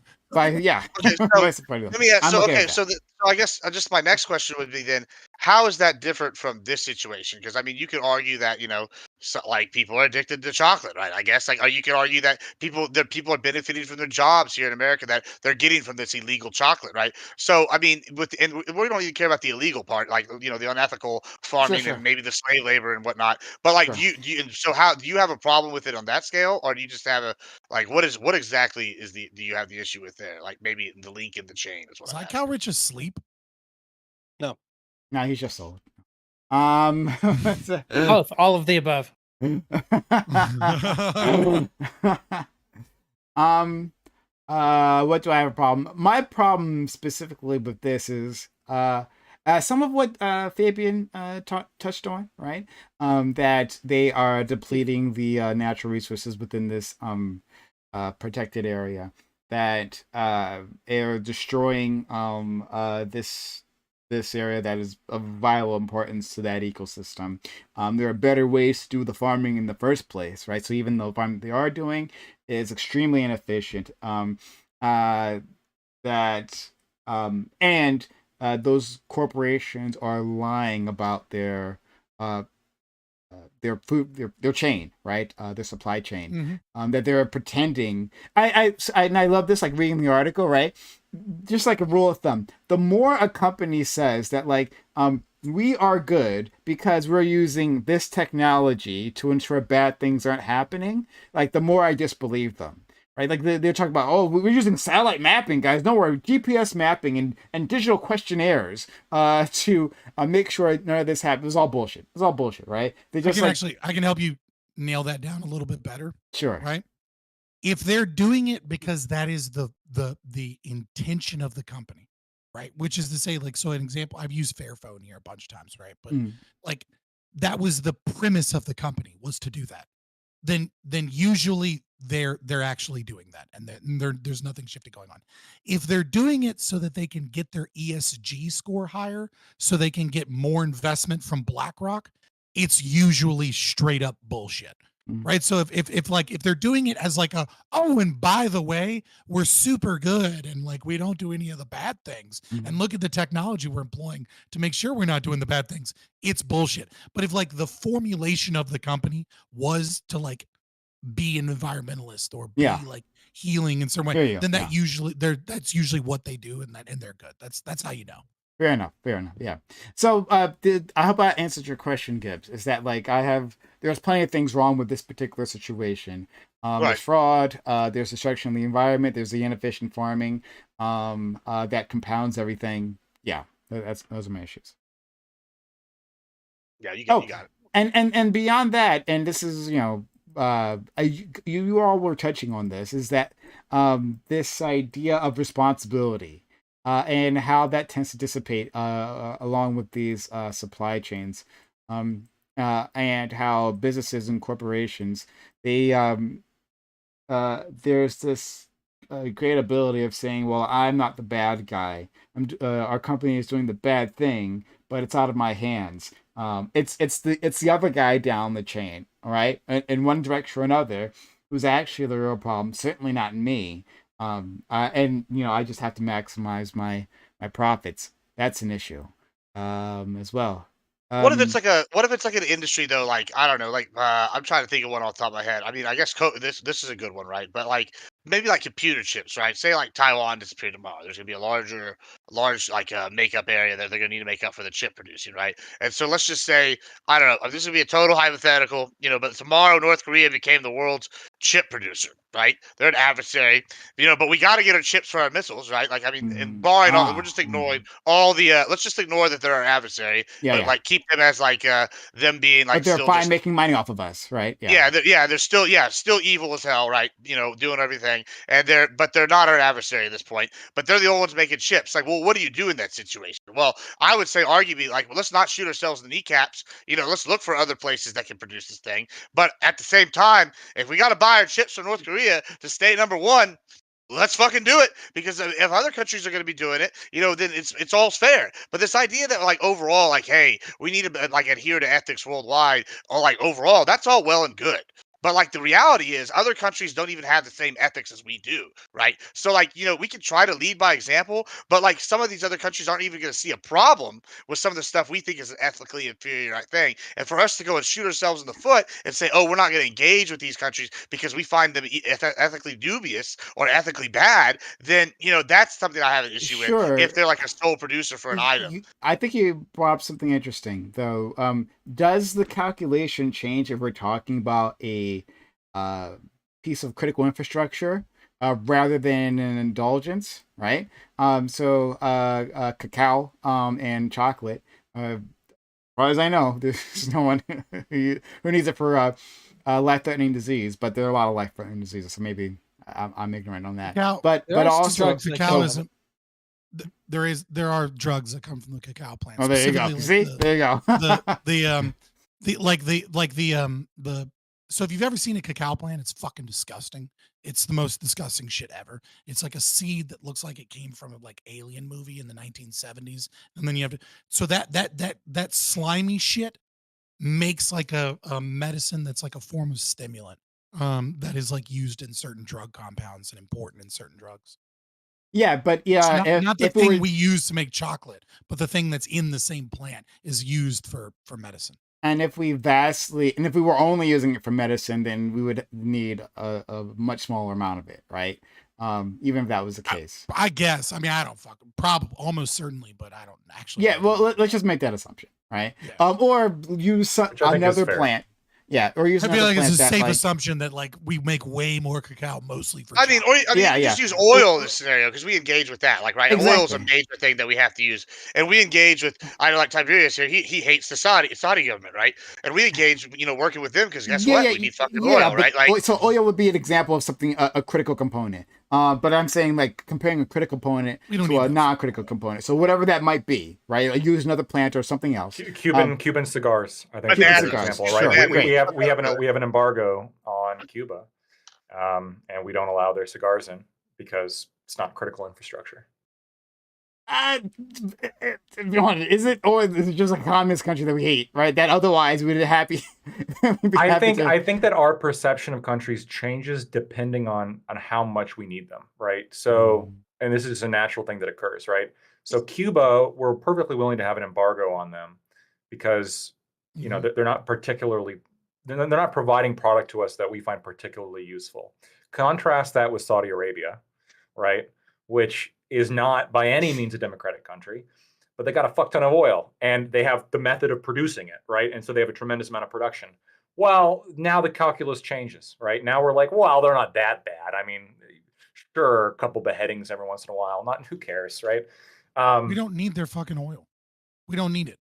What we need is we need them to continue to trade oil in the world. We need them to continue to use the US dollar to trade that oil because our entire fucking economic empire is based upon that. And if they start using some other currency because we're not fucking involved, then the US economy collapses. Well, also the political approval ratings are somewhat correlated with oil pricing, right? So oil prices go up because Saudi Arabia and the rest of OPEC decides they're going to like artificially restrict the amount of oil, and then boom, the price goes up, and politically, the U.S. presidents suffer. Yeah, that's why Joe Biden has destroyed the Strategic Petroleum Reserve, Yep. getting us to a point where we almost, if like World War III started tomorrow, we wouldn't have enough oil It's really in bad. order to do so. Really bad. But he did it to make sure that Democrats won elections by flooding the market with oil that we've been saving to try and artificially reduce the price of gas. Keep it under $3. That's absolutely true. Yeah. I almost wonder, like, so we can grow. I want to call it cocoa, but like, whatever. Cocoa. How the fuck you want to say it? It doesn't matter. Chocolate, we know what you're talking about. The chocolate bean. Okay, we want to grow we want to have the fucking chocolate bean. I know we can grow it in Hawaii and Puerto Rico, and maybe we can encourage those industries or whatever. But if we, which I think maybe we should do, but if we had a policy in which we're going to sue or criminalize or otherwise go after people who engage in fraud in the chocolate industry, in terms of like how like opaque this industry is, I think you would get a scenario of $20 chocolate bars. I don't think you actually get away with like pursuing these manufacturers without dramatically expanding the cost of the end product, because so much of it is unethically sourced, right? And you can say good, and I don't disagree, but I just wonder, I guess maybe shifting gears a little bit, politically, what that blowback would be if like whatever politician or whatever agency was like, yeah, we're going to go after these unethical producers. And now with Snickers, well, we just talked about, people buying food that they shouldn't be buying, right? What cost of a Snickers goes up to $25 for a fun sized. I mean, you're going to have people revolt. You're going to have people freak the fuck out. Sure. So you're talking they might actually lose weight. And then they're going to be in shape to go revolt. It's the worst. Right. So you're talking about the immediate outcome, right? The immediate predicted outcome of suing companies for fraud in this situation. And it's like, yeah, I mean, that's a possibility. Another possibility is if we actually started going after all of these giant corporations that are bleeding South America and destroying these countries over and over and over again for agricultural reasons, that is destroying their environment and their economy, and then they utilize that money to kill every fucking socialist leader that shows up every 2 years, because they need more and more control of the entire government so that they can essentially create. Why are you selling it to me? I don't understand. Some fucking right, like what happens if we can actually have industrialized nations instead of massive amounts of gang influenced flooding of migrants that have no economic prosperity in South America, but instead we actually go after these companies that are doing these horrible things, and what we get is we get more expensive chocolate bars and bananas and things like that in the short term, but what we get is actual manufacturing, actual production, and successful economies throughout all of South America. So we don't have migrants at our fucking borders and all these fucking problems. And we have trade partners that have so many more innovations, technological growths. Who gives a fuck about chip foundries in China if we can have a chip foundry in Mexico and Ecuador and Argentina and Brazil, because all these countries aren't fucked by all these corporations that have been doing so since the United Fruit Company. Well, I think the biggest problem here is that those short-term consequences that you talk about, you're talking about, okay, all of this good stuff will happen once we get to the other side of that. But the problem is the way our politics is right now, you never get to the other side of that, right? The price of eggs went up for 6 months and everybody freaked the fuck out. Yeah, because these corporations have bought the politicians. And because it's too easy to demagogue on these issues, right? This would go straight to the question of inflation, and immediately whoever's not in power will get like a big advantage, saying that he or she will pursue the opposite policy. So like if you can't get some sort of like obvious beneficial gain in the short run, then you can't get to the other side in order to like reach that better outcome that you're talking about, even though I agree. The assumption is that if we go after fraud, that chocolate bars go to $25 an hour, right? I was willing to I want to, but that's not what would happen, right? Because Mars bars, right, and Hershey, for the most part, aren't making drastic claims about things on a majority of their products. If I buy a Hershey bar, I'm not defrauded. But if I buy a fair trade Lint bar or something and it has these things advertised on the bar, then I'm defrauded. So I don't think the chocolate bar inflation is going to be that fucking massive, and so I don't think the outcome is going to be that bad. Good. Well, And I there's think on the you're gonna back have. end, you gain money from the suing these people. Gibbs. So I think you're gonna have two unintended consequences. And one of the consequences I'm actually kind of okay with. We'll start with that one. I think you're gonna get a luxury market for real chocolate bars, right? And then we're gonna see more of the branding made with real ethically sourced chocolate. $25 for Hershey sure. bar, right? We're gonna that's one thing. The other thing that's gonna happen, maybe in the short term, regular Hershey bar does go up to $20. Who knows, right? But what's gonna happen in year two is they're going to come out with the new improved Hershey bar that's made from whatever chemicals they concocted to put together. That's way more unhealthy and has never even seen a cacao plant, cocoa plant, doesn't even know what a chocolate bean is, but it still tastes like chocolate. And it's going to be the most unhealthy, ungodly creation ever. And they're going to sell that for, guess what? 75 cents instead of $1, and they're going to sell more of them. And so now you're going to have this evil, even worse thing that you put in place because we've gone after the unethical cocoa. And like, for the fact that we're not, No, we know that's what's going to happen. I'm going after fraud, right? Yeah, I mean, I get like that, if you go but after that's what's going to fraud, happen is we're going to create a worse monster. I don't think you're going to create a worse monster because you go after fraud, right? Like what you're doing is you're giving power back to the people to make decisions based off of what it is that they want to do. You're giving freedom and liberty to people to eat. Like the American chocolate bars don't taste the same as European chocolate bars. You know why? Because they're full of high fructose corn syrup and they taste like fucking wax. If you get a European chocolate bar, it tastes completely different because it's a real fucking candy made with real sugar, and ours is made with fucking corn. That's from the also corn something subsidies, that has something which to is do with another the Cuba, fucking problem. that Right? has something to do with the Cuba embargo as well, too, right? Because not only did we have subsidies on corn, but we also embargoed Cuba, which is a major producer of sugar.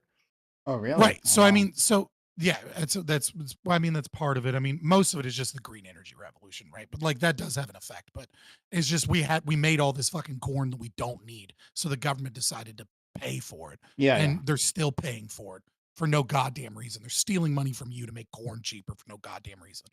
But regardless, right? Like I think this idea that like, oh well, we'll make a worse monster by making a chocolate bar that's shitty.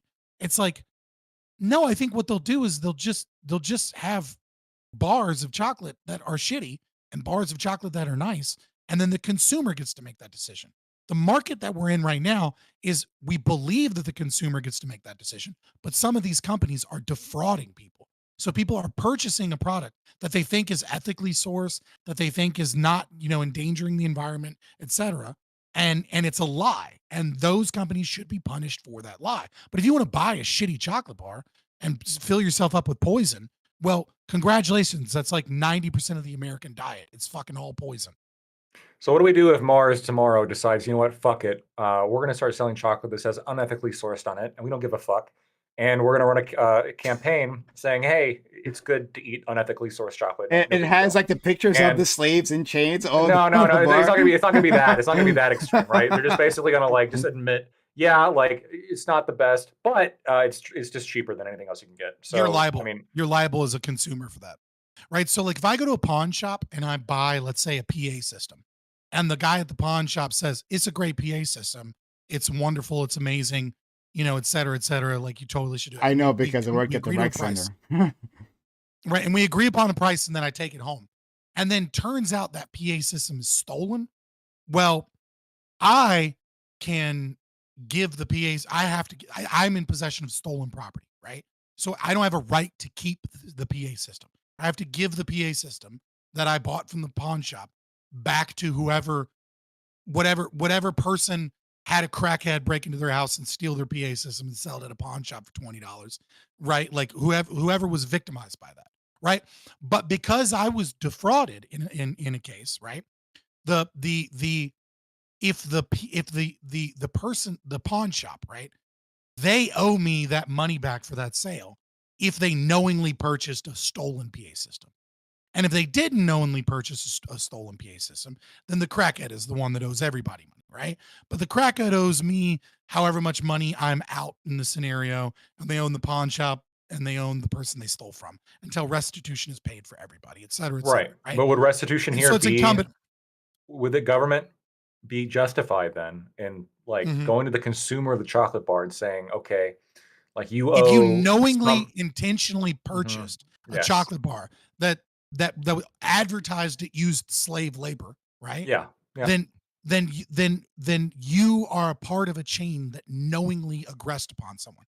But if you don't know, But or they make a claim that it's fine, then but that's different. but it's not advertised, right? You're a They're not victim. making any claim one or the other. But you find out, like through your research, you find out. Does that? Yeah. You, Yeah, you're liable. Like if you know that Hershey's is currently using slave labor, which I don't know if they are or aren't, right? But so does 6 years ago you might have known, right? I hear you. And then you buy it.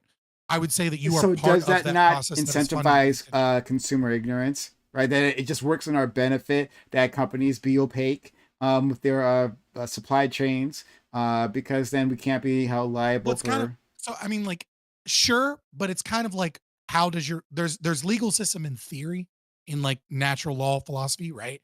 And then there's practice. So, like for example, a lot of conservatives, um, especially conservative states, make abortion illegal, right? But I haven't heard, but maybe like one or two crazy people actually go after the women that had an abortion, right? Because it's just even though they are perpetrators of a That crime happens all of the time. murder, To be It's clear, that politically happens all the time. infeasible. It literally happens all the time. That it's women. very this does not happen all the time. It's not No, all. they go It's, after they go after the abortion doctor usually. no. They very Okay. They go Oh, after the rarely. abortion doctor. then There's we'll one have to have happening in another Texas right discussion now, I can on yeah. start dropping specifically links if you this. want. It's been happening Yeah. very recently. Yeah, it happens a lot now. but I mean, there's been a whole even thing. but even before yes. then, even before recently, it's been happening that women get Right. You can go yes, you can. What I'm saying is, okay, maybe one or two was an exaggeration. You're correct. It does happen, right? But it does not behoove any lawmaker to go after the women. And the primary target tends to be the abortion doctors. And very often, even though the woman has committed the crime of murder, right? They will go after the doctor as opposed to the woman because it's just a bad look or because it's economically not feasible. Like it costs more money with all of the fucking court cases, et cetera, to go after these people than like it just doesn't work. The same would be true if I had to go after if I was prosecuting slave labor, right, for on behalf of the victims of slave labor against, let's say, Hershey, to go after every person that bought a fucking Hershey bar, right? Like it was just like I would lose more money than I would gain trying to do that, right? I would be facing a horde of lawyers from people that would like fight it on principle alone, right? Like it just wouldn't. I would go after Hershey and I wouldn't fuck with the consumer. But technically speaking, I would say the consumer that intentionally buys a product that they know is made with slave labor and they don't care and they fund a company to do so is indeed like this is a second, third order consequence, but they're knowingly involved in it, right? They're not ignorant of that situation. I would say that they are indeed responsible for restitution, but likely would never actually have to face it anyways because it just doesn't make sense in the market. So I want to I have two questions, and I hopefully we can get everyone answer in the time that we have remaining. It's like one, I want to go back to the question I posed a while ago about changing the calculus, whether we're talking about a piece of a critical component or something not critical, or maybe a luxury good or whatever it might be. Does that change the calculus in terms of sourcing and whether it matters? So I feel like Elect, would you answer this, or did you feel like you answered it? I believe so. The question I listened to the question, but it didn't make sense. Can you please repeat it one more time? Sure. Okay. Most of my questions. This is what you can expect from me. But yeah. Does it when you are does it matter where a product is sourced from? Does it change your? Hold on. Sorry. How exactly do I want to phrase this? When we're dealing with critical infrastructure, does it change the calculus as to whether we care if a product was sourced unethically? right? Is that different from, when you're doing like a luxury good? And we'll just pretend chocolate's a luxury good, right? Does it matter? I do think it matters because the reason why we're concerned with purchasing products that were unethically sourced, I would assert, is because we're concerned about the consequences of doing so. We're concerned that by doing so, we're incentivizing a market to continue, and then we're concerned about certain processes continuing that we don't like, because there's now money behind it. And again, just like was just said before, like show me the show me the incentives, and I'll find you a market. Right? This is exactly what we're talking about. You incentivize something, you're going to create a market for it. Um, Now, if it's critical infrastructure, the bad consequences of withdrawing from that market could be worse than the negative consequences of engaging in that market. And I think chip production is a great example where, let's say we need chips to manufacture missiles. North Korea, for some reason, is like the primary source of these chips, but somehow still agrees to sell them to us, let's just say. Mhm. And we need these missiles, arguably. Now, there's debate here, but let's just say we need them for our own defense. Okay. Well, the negative impacts of not being able to defend ourselves are so substantial that, fueling the economy of North Korea, although it's bad, could be justified because we need these missiles. We don't need chocolate. We don't need, you know, tobacco. We don't need bananas, although I would say like that's a closer to a need because it is a nutritious food group. Mm. And so the level of critical infrastructure and the level of nutrition, the level of all this shit, I think definitely matters. When it comes to chocolate or tobacco or really any other kind of vice, I consider these to be like the lowest on the priority list because not only do we not need them, but by consuming them, we're actively harming ourselves. So it makes us it makes us weaker. Drugs, for example, are a big thing here, where I advocate for the legalization of all drugs, but I do think that doing drugs right now, unless you're buying them from an ethical farm, I guess specifically with marijuana because that's been legalized in most of America now. But if before legalization, if you bought weed or even currently you buy any illegal drugs, I think you are fueling the cartels, and I think you are committing a moral wrong, and people should know this. There's more than obvious, and you have a level of moral culpability there, especially when it comes to drugs, because we don't fucking need them. Like they're destroying your life, and you're also paying the guy to cut off some villager's head because they talk shit about a narco. It's like it's yeah.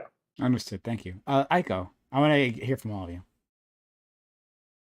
Yeah. Okay. So when I think about that, I think about like green energy because this topic comes up a lot when it comes to how are we going to source. Let's say we are going to do the EV revolution and we're going to support renewables and we're going to displace fossil fuels. Like that's our method for decarbonizing.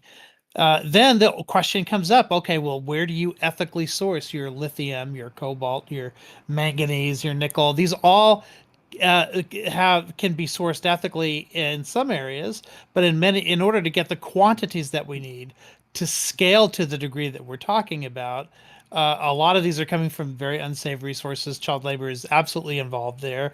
The pollution of the local environment is involved there.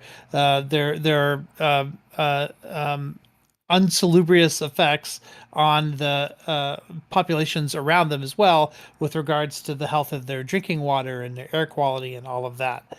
And so, of course, these have to be balanced against the same costs when it comes to fossil fuels and all of that.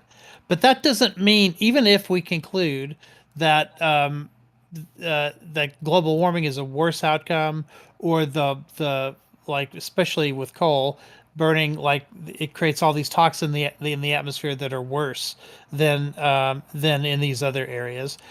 We still probably have a responsibility to do things like we have a recent executive order saying that our rare earth minerals need to be mined within the United States. If you want to get that $7,500 subsidy for an EV in the United States, then more than 50% of that has to come from North America, where we do have laws that prevent like exploitation of child labor, that sort of thing. So I think you can do both. I think you can walk and chew gum at the same time. I think you can. I think there's been a lot of effort to say, oh, well, fixing problem A just causes problem B, and therefore it's too complicated. We should just throw our hands up in the air. but I think that would be the worst reaction to that. I think what we need to do is we need to do the calculations, and we need to go back. And I think a lot of the fixing of these things does have to do with fraud, like what Scott was talking about. I think what you have to do is do those calculations, get to the right answer, and then follow that policy.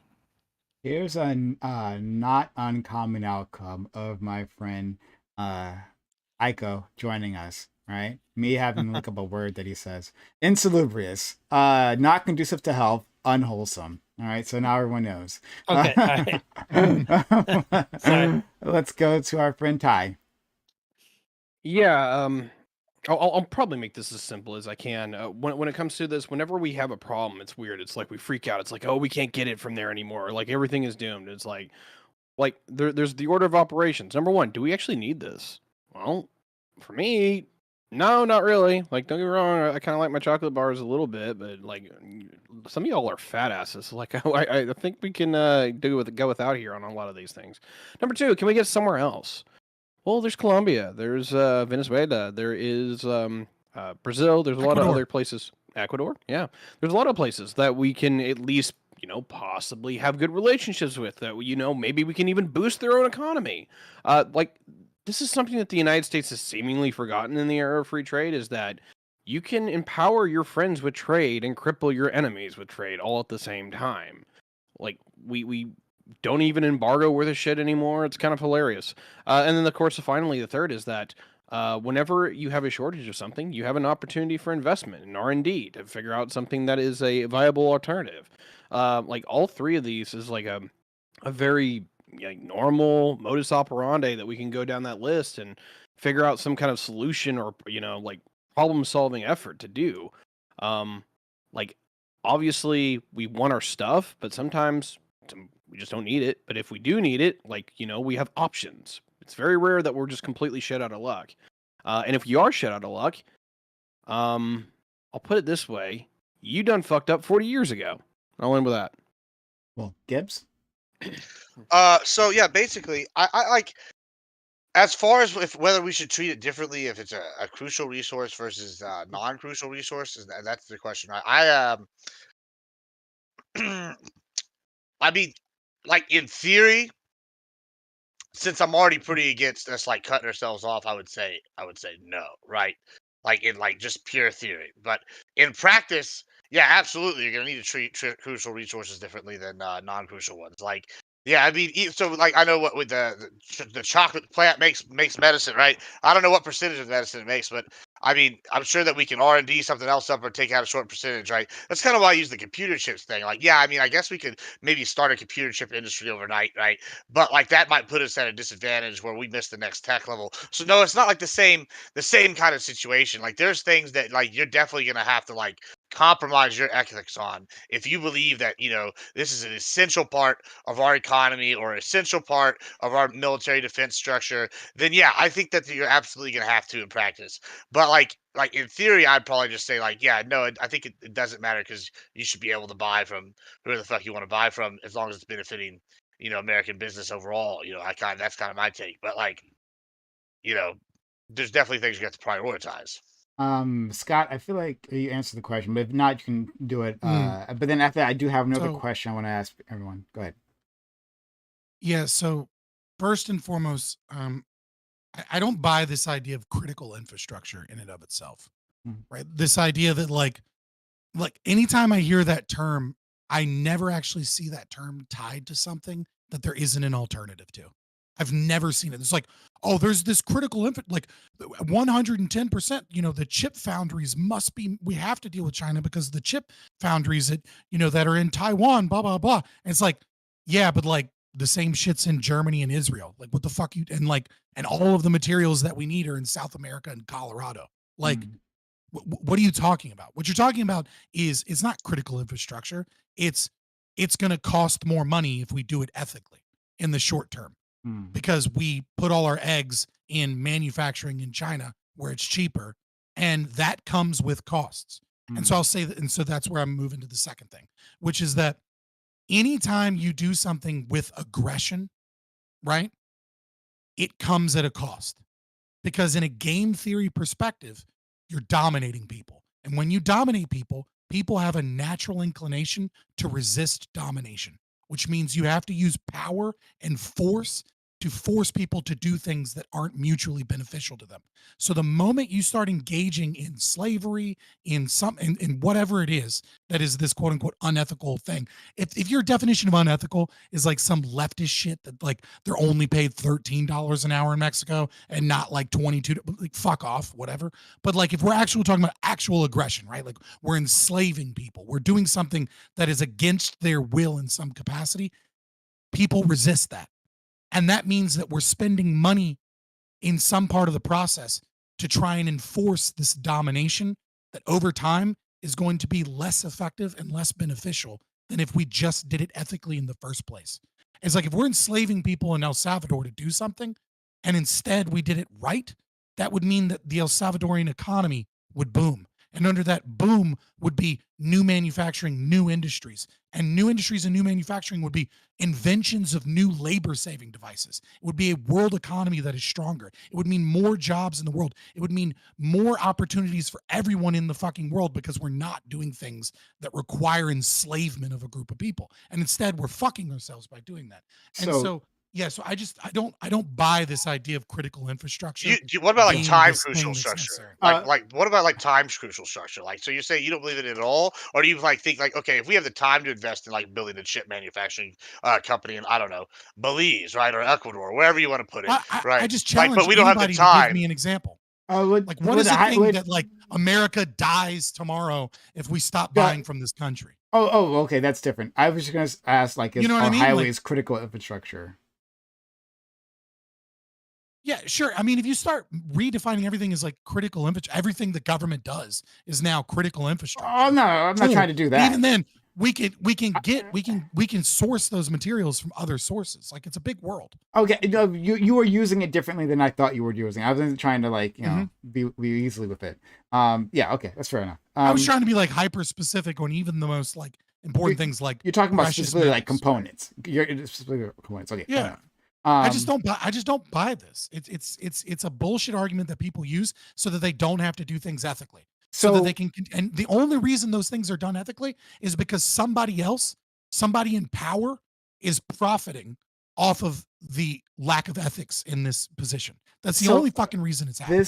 This sort of dovetails of part of what you said. So it dovetails into the next question I wanted to ask is, now I'm going to leave the mechanism up to you all, right? Whatever mechanism you feel is the best. But like, should we be helping countries to build their capacity to exploit their own resources? So like, it can bring it back to the cacao plants. Like if Nigeria had the ability to fully exploit their resources, right? So like, not just grow it, but manufacture the product, right? Like we talk about Italian chocolate or Swiss chocolate, right? We talk about that because we ship the beans from other places and they make it, and then we say, okay, that's that country's product, and they reap the most benefit from a finished product rather than the raw material. So if, again, by whatever means that you guys are most comfortable with, we help these countries exploit those resources themselves and make finished products, would that be a better outcome for the world? Is that something that we should be trying to do? Yeah, absolutely not. Like it doesn't make any sense to do so. Like if Sweden is really good at making Swedish chocolate, right? But they get their resources from Nigeria, we shouldn't be wasting money trying to finance Nigerian chocolatiers, right? Like it's like no. I mean, is it flat out no? So I thought what you had said previously, saying that and I guess we can work this out. You said if we don't do unethical practices, then like businesses will grow, right? Like that you'll have industries naturally grow for themselves. Well, then I would think that colonialism and its after effects, and neocolonialism, which many places are experiencing right now, would be one of those forms of domination, right? That causes inefficiencies in the market. But So you're, that if you're that describing neocolonialism. You're describing the yeah, United I States just said government yeah, I just said coming in, neocolonialism. and like trying to make Nigerian chocolatiers so that like we Oh, would oh, you gain mean the some other way benefit around? from it. No, Like no, that no, would be no. So, neocolonialism. okay, no, but I'm backing out. I'm trying to use the terms that you used previously, right? So, like, Mhm. if we say that neocolonialism is a problem that like other countries are taking part in, and for resource extractions from other poorer nations, and if we dismantle that system somehow, and there were take away those inefficiencies of the market, you would think that it would be the case that in Nigeria or other places, pick whatever product you want to talk about, right? That Mhm. they might make finished goods themselves, right? Not simply Oh, relying on okay. I see what you're trade. saying. Yeah. What I would say is you don't fix the problems by by trying to equalize things and then violate more people's rights, right? Like you don't take tax money from the Boers or people in in Dutch countries to then fix the problems in South Africa because colonialism caused problems in South Africa. If there's stolen property, return stolen property, right? And if there's money to be made by giving opportunities, like El Salvador is an example I was giving because El Salvador is where TMA is working in the cacao industry, right? That's its Third Millennium Alliance, right? They're going in, giving them upfront capital, teaching them how to do regenerative farming and agroforestry, showing them how to do proper irrigation for these systems, and then they're owning a small percentage of the company until they're paid back those loans with interest, and then they're fully giving them over to people. Right? They're making money by giving opportunities to people that also heal the environment, et cetera. That's fine. But if like the government wants to go in and like take money from people or like like That's not what I'm unless there's asking for. money to be made, right? I mean, like when you say But we, if I'm a company and I can make money by teaching Nigerian people and giving them a loan to do it, and they're good at it, sure, fine. But like, so what? Okay, what I'm saying is that neocolonialism is a system through both government and corporate domination. There are uh, like institutions and barriers in place that make it difficult for these nations to self-direct, right? To mhm. have an efficient marketplace, because now I got a loan from the World Bank. The World Bank says like this is where I need to invest, right? It's a form of central planning, which you hate so much, right? Yeah, I know. So these things Confessions of an Economic Hitman is a great book people should read. I think I've heard of that one actually. But in It's, any it's, case, it's a guy describing that process from the inside. Yeah. sure. Okay. So, but you understand what I'm saying, right? That Mhm. these impositions on these local economies make it so that it's difficult to build that factory. That, like, left alone, that these people would say, I have a valuable commodity that can be sold on the global market, but because of the chocolate cartel, right? They're not going to allow me in my country. They're going to bribe someone or whatever. They'll make it so that I can't build that factory and make the Nigerian chocolatiers. So Yeah. you We would say should get that. rid of those barriers, not So that would be train neocolonialism. people. I'm naming it as neocolonialism, though, right? And so, Sure. like, okay, great. Yeah, I'm fine with getting rid of barriers, but the original question was should we, whoever the amorphous we is, go Sure. in and like train Nigerians to I build didn't say that. Nigerian chocolate I didn't say factories? that. That was never the You question. said That was you said just should we like do it to like should localize the I'll process? reread the question, right? Should Okay. we be helping countries to build their capacity to exploit their own resources? I tried to leave that as open ended as Yeah, sure. possible. If by helping you mean reducing barriers that are aggressive and unethical that we've placed, yeah. But Okay. I just mean when you if by helping you mean positively go in and train them to do such, no. Yeah, okay. All right. Fair enough. All Yeah. right. All the rest of you like Me to it. again. I could maybe even support like barriers for critical infrastructure. I'm going to use that word. I think chips. I think You don't chips, have to. You have lithium. to I, submit to I picked a Scotch perfect time rule. too. That's right. Yeah. So this is what happens when you walk away. I would put chips and lithium and oil to some extent in the category of critical infrastructure. And the point of that is not necessarily that we can't get this anywhere else, but two things. The first thing is, on a competitive world stage, how cheaply you can get the product matters. Because if you're just typical game theory, right? If your opponent can exploit the resource unethically and get it cheaper and more accessible, then they're going to start outcompeting you, right? So if China doesn't have a problem with unethical oil sourcing, if it's like vastly more superior, then they're going to outproduce us, or at least outconsume us, or develop the networks necessary in order to acquire more of this stuff that's critical for warfare or economic power or any of these things. And they're going to be able to do that better, which immediately puts us like on the global stage at a disadvantage. But also, when we're talking about things that the government spends money on, like oil and chips, for the military, the amount of money you get from it, because it's all funded through stolen dollars anyway, actually I think does affect the moral calculus. If the government can get chips for a cheaper price, this is more ethical than if they have to spend more money to buy the chips because they need to spend more stolen money in order to get that essential item. So if we have a situation in which there's a country that, let's say, isn't particularly aligned with us or we're concerned about, and they have this critical resource, the last thing we should be doing is encouraging them to build their own infrastructure in a way that no longer makes them dependent on us. Because what's the alternative, right? Well, you could see quite literally what is happening with China right now, which is that, yes, they are shifting towards a more internally sustainable economy, but they're not changing their politics all that much, at least not in the way that I would like to see. And so they're becoming a greater threat, right? This is what happens. You can prevent threats by placing barriers and keeping threats down, right? By suppressing threats, by ensuring that they're always dependent on you in order to survive.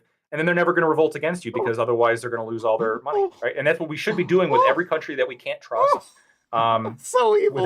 I'm fine with countries that we can trust, like NATO or Japan. Who cares about that, right? But I'm not like. No, I mean, no. It worked out. It worked out perfect. Hold on. It worked out perfectly for Iran, right? No, that was a great idea. That they thought about making their own economy that worked for themselves, right? And then we were like, oh, fuck that, right? We wanted to put in our own form of domination, and as happily ever after between America and the Iranian people. That makes sense. So I won't necessarily say that putting in the Shah was a good idea, but I will say this: once we put the Shah into power, we should have kept him in there, and we should not have let him be overthrown. That was a huge mistake. Just here's to what be clear, else. Can I respond? You can respond. Just quickly. We're in bonus time, so if you gotta leave, just head out if that's the thing that you have to do. But thank you. Merry Christmas, everybody. Merry Christmas. Yeah. So here's why I don't buy that argument. If your argument was true and there wasn't any other extraneous factors, then what the U.S. government and the corporations would be doing, let's say in energy, would be the most financially short-term and long-term beneficial. So we would be heavily involved in geothermal where it's possible, hydroelectric, and most importantly, involved in nuclear energy. But we're not, right? We're involved in wind and solar and gas, sometimes natural gas, but not enough, and like smart coal, right? So we're involved in all of the things that fund our enemies. And we're consistently funding our enemies through bad energy policy. And then you have climate activists that are unironically doing the bidding of corporations that they supposedly hate to maintain the destruction of the environment by saying stupid shit like we need more wind and solar instead of the things that are actually green energy, like hydroelectric, geothermal, and nuclear. Like these are the things that will actually be green energy, as opposed to the things that require us to buy precious metals from China to get solar panels that only pay for themselves carbon-wise after 7 to 15 years, that get replaced after 20 years. Or to build batteries to store that energy. Right. That's all get done in China, right? Mm-hmm. So I would agree with you if we didn't see the very evidence that that's not what happens. What we have is we have a system. About more in principle. I don't disagree with you. There's contradictions. course, I'm not going to fight. I'm not going to fight you on nuclear energy, but I'm saying like on the principle of like, do I like the idea of encouraging potential threats to industrialize when we could prevent them from doing so? Right. That's the problem, is that you're engaged in a principle off of your value ordered system that you believe to be good, and governments and corporations don't fucking follow that. And instead, what we're doing is we subsidize our enemies and we subsidize inefficiencies. And the very thing that you said we don't want to do is the very thing we do, which is that we keep paying China to build up their infrastructure so that we're dependent upon China. And if we were to stop supporting unethical things, then we wouldn't be supporting China. Yeah, well, this is a great China point. would do it ethically, and if they did it ethically, it wouldn't matter, because in order to do it ethically, they'd have to be moving far away from communism. The mistake was that with China, we quite literally did encourage manufacturing. Right? We're doing what Prime just said. Like, should we be doing? Like they were an agrarian economy. I don't know how many natural resources they have or whatever, but they were treated as an industrial hub in which they built the manufacturing, and then we'd buy cheap shit from them. This is exactly the problem that I'm describing, because we have an example here of a country that we did build up to exploit their own natural resources, and now what are they doing with it? They're doing a bunch of bad shit, right? And so I can imagine countries. Okay, maybe we're talking past each other. It could be, right? Because like Nigeria. What I'm trying to say is, if we don't engage in the unethical shit, right, then by its very nature, we would be funding less of our enemies, and we would be, because we would only be funding people that are engaged in ethical practices in their business. Here, maybe this can help us talking past each other real quick. Would you agree with me that we probably should ban the setup of manufacturing centers in Cuba funded with Western dollars? Because what are they going to do with that factory? I don't know that we have a right to ban Americans from setting up business in other countries. I do think we have a right. I would say that the state shouldn't use any money from that. I think that I have no problem with the state saying Cuba is communist, and therefore, like we can't purchase anything from you, like like as a government. But I don't think we can ban. I don't think the government has any right to exist, much less ban people from setting up a company in a country that is bad. I think it's stupid of the person to do so. Gibbs, want to jump in? Yeah, I don't know. I disagree with the whole like premise of like it. Listen, maybe it's just me, but maybe it's just because I'm a pragmatist. But the idea, like to kind of, I think has a point here. Once the Shah was in power, that might not have been the best choice. It's much better to keep him in power, right? And we're to argue about like colonialism or neocolonialism is bad. Well, let me tell you something. I'd much rather be Columbus than be the natives, right? Like that. Like, that's a hard truth. Oh, God. Let's just say level. Like, I'm just saying, like, if you have to choose which one, you can only pick one. I guess what? I'm gonna pick Cortez and Columbus and not be the natives. No, it's not a false dichotomy, because that's how the world works, right? Like there's adversarial power, no, it doesn't. right? Yes, it does. I hate to break it to you. We all hate this the happy world la doesn't la land. Work off of bro. Bad logic. It does work on this. It works off competition, though. It works off competition. And the other thing is, when we talk about ethics, not like there's 6 of us here, right? Total. I guarantee you that just with me sitting here, we're not going to be able to get all 6 of us to agree to an ethical, like, or whatever ethics they're defined as, right? So imagine but I'm right.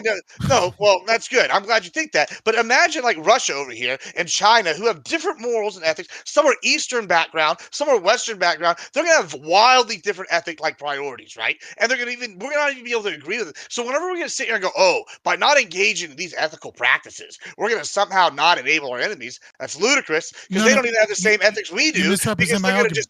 No, I'm not. I mean, I'm just saying that it's wrong. No, you did, because I'm not. Listen, I'm not bringing up all of my ethics. I made a very specific argument. I said, if a company or a business requires aggression, it requires domination of people to go against their will. And then I specifically said, not lefties being pissed off that like the factory worker in Mexico is making $13 an hour instead of 22. But I'm talking about forcing people against their will to engage, right? Like that means like slavery, that this has a cost, because human So- beings So you're saying resent domination. you don't want to pay like Vietnam, who's questionably our ally, but at least they hate China, right? You don't want to pay them because they're okay with making slave labor Nikes, but you're okay with like saying buying these same Nikes from China, even though they're actually our adversary and they're not having slave labor. Scott, the miscommunication here is I mean, it depends on we're trying what to you're- address the barriers, how you're right? defining slave labor. Because Scott, you said you'd be opposed to like barriers. I guess the one example specifically with Cuba, right? Now you said that you wouldn't necessarily want to stop somebody from building a factory there. Here, I can make it even easier. What if they want to build a rocketry factory or like a rocketry research hub in Cuba, right? And like the Cuban government's can have access to rocketry secrets. This is a problem, right? This is an obvious problem because of the global stage, right? And you might say, well, it's a private actor. That's fine. But like, if we have private actors running our nuclear reactors that hopefully we build in order to have actual green energy, I don't want Iran like investing in the company that owns those nuclear reactors. That's a problem. I don't. There are actors in the world I do not want to have access to these things. So specifically when talking about someone going to a country and building a factory, I think these are very different than foreign investment from nation states into nuclear reactors. You can have foreign. I'll explain why. You got a private Because individuals doing that same thing. Yeah. Okay, sure, you can have private individuals, but I would say if you have reason to believe that, let's say, for example, when we're talking about Chinese investors in real estate in Florida, right? If someone just happens to be a guy that's Chinese, Right? I was going to say Chinaman. Then I don't think, right? Well, I mean, like, yeah, I don't want to say it because some people consider it to be a slur. I don't, but whatever. Okay. Right? Like, if someone happens to be Chinese, I don't think you have any right to ban them from purchasing real estate in Florida.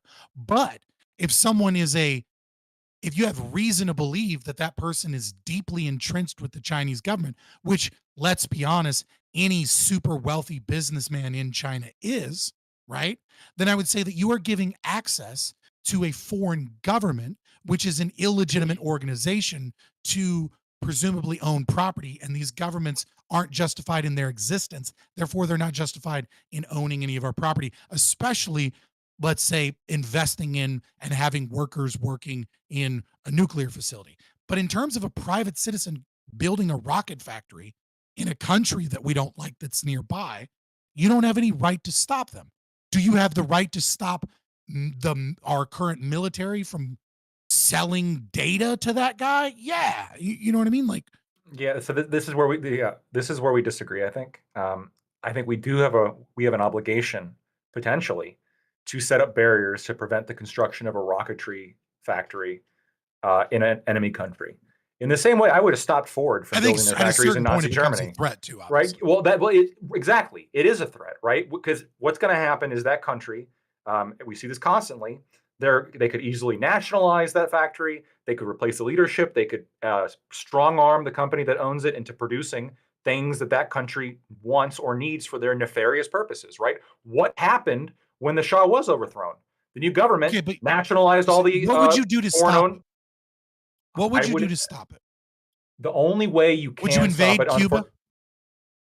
So if we could get away with invading Cuba with minimal casualties, which I don't think we can at this point, then I think we do have an obligation to invade Cuba.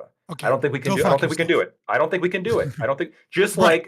And I can give you the listen, I'm all for you. I can give you the bullets that I can give you the bullets that yes, I can give. Well, are you with me? Because I also was in favor. I also am in favor of the U.S. invading Nazi Germany or the Confederate States of America or countries that are fucking shit. Sometimes get invaded. I'm not with you. That's how it works. I'm not with you invading. What I'm saying is I'm with you so long as you want to stop the businessman from doing it in building a rocketry factory in Cuba and saying, look, when you build a rocket factory in Cuba, like, you have to leave. Like, you're not owed citizenship. Yeah. You're cut off, right? I'm all for that. What I'm not for is when you say stop them from doing that. Stop them from doing that can entail a lot of different actions. So cutting them off is one thing. Invading Cuba is another. I'm not for invading Cuba because some dude built a factory there, right? I am, however, for saying, hey, all of your property, if you go and you do this, your property might be forfeit, dude. Like, you don't get to build rocket factories where they can point at us in another fucking country and then come back and like hang out in New York. Like you don't get to do both. But sometimes if the threat's large enough, you might have to stop the threat over there. So, for example, when the Iranians have like centrifuges that in order to make nuclear bombs, and Israel unofficially, we all know it was Israel, like figures out a way to destroy those centrifuges, even though it's destruction of property in a different country. I'm very fucking happy that happened, and I'm glad when Iran can't legitimately own property. So this is two criminal organizations. Okay, but if it was owned by a company, I still wouldn't want a company with nuclear centrifuges in Iran functioning, because what's going to happen is the government in Iran can just walk in and fucking take it. Like, there's a level of risk here where I like, if the government if you guaranteed me the government of Cuba would not interfere with the rocketry factory, then I actually probably wouldn't give a fuck if some guy wants to open up a rocketry factory in Cuba. Well, there's no guarantees anyway. But of course, it's fucking Cuba, and we have a very strong reason to believe that if a rocketry factory gets built in Cuba, it's going to serve the interests of the Cuban government. Sure, and we also have a pretty strong, reasonable belief that if, I don't know, Lockheed Martin builds a facility in America, their resources are going to be used to kill a bunch of people that absolutely don't deserve it, right? Like the American empire is murdering all kinds of people every goddamn day too, right? Just because Cuba has certainly murdered less people than the United States, even like Cuba couldn't match our numbers if they tried for another 50 years, even including all the and most of the people they've killed have been their own. Sorry, the impotence, not their intent. Yeah, right? I mean, not only that. I mean, you're arguing that that's even a bad thing.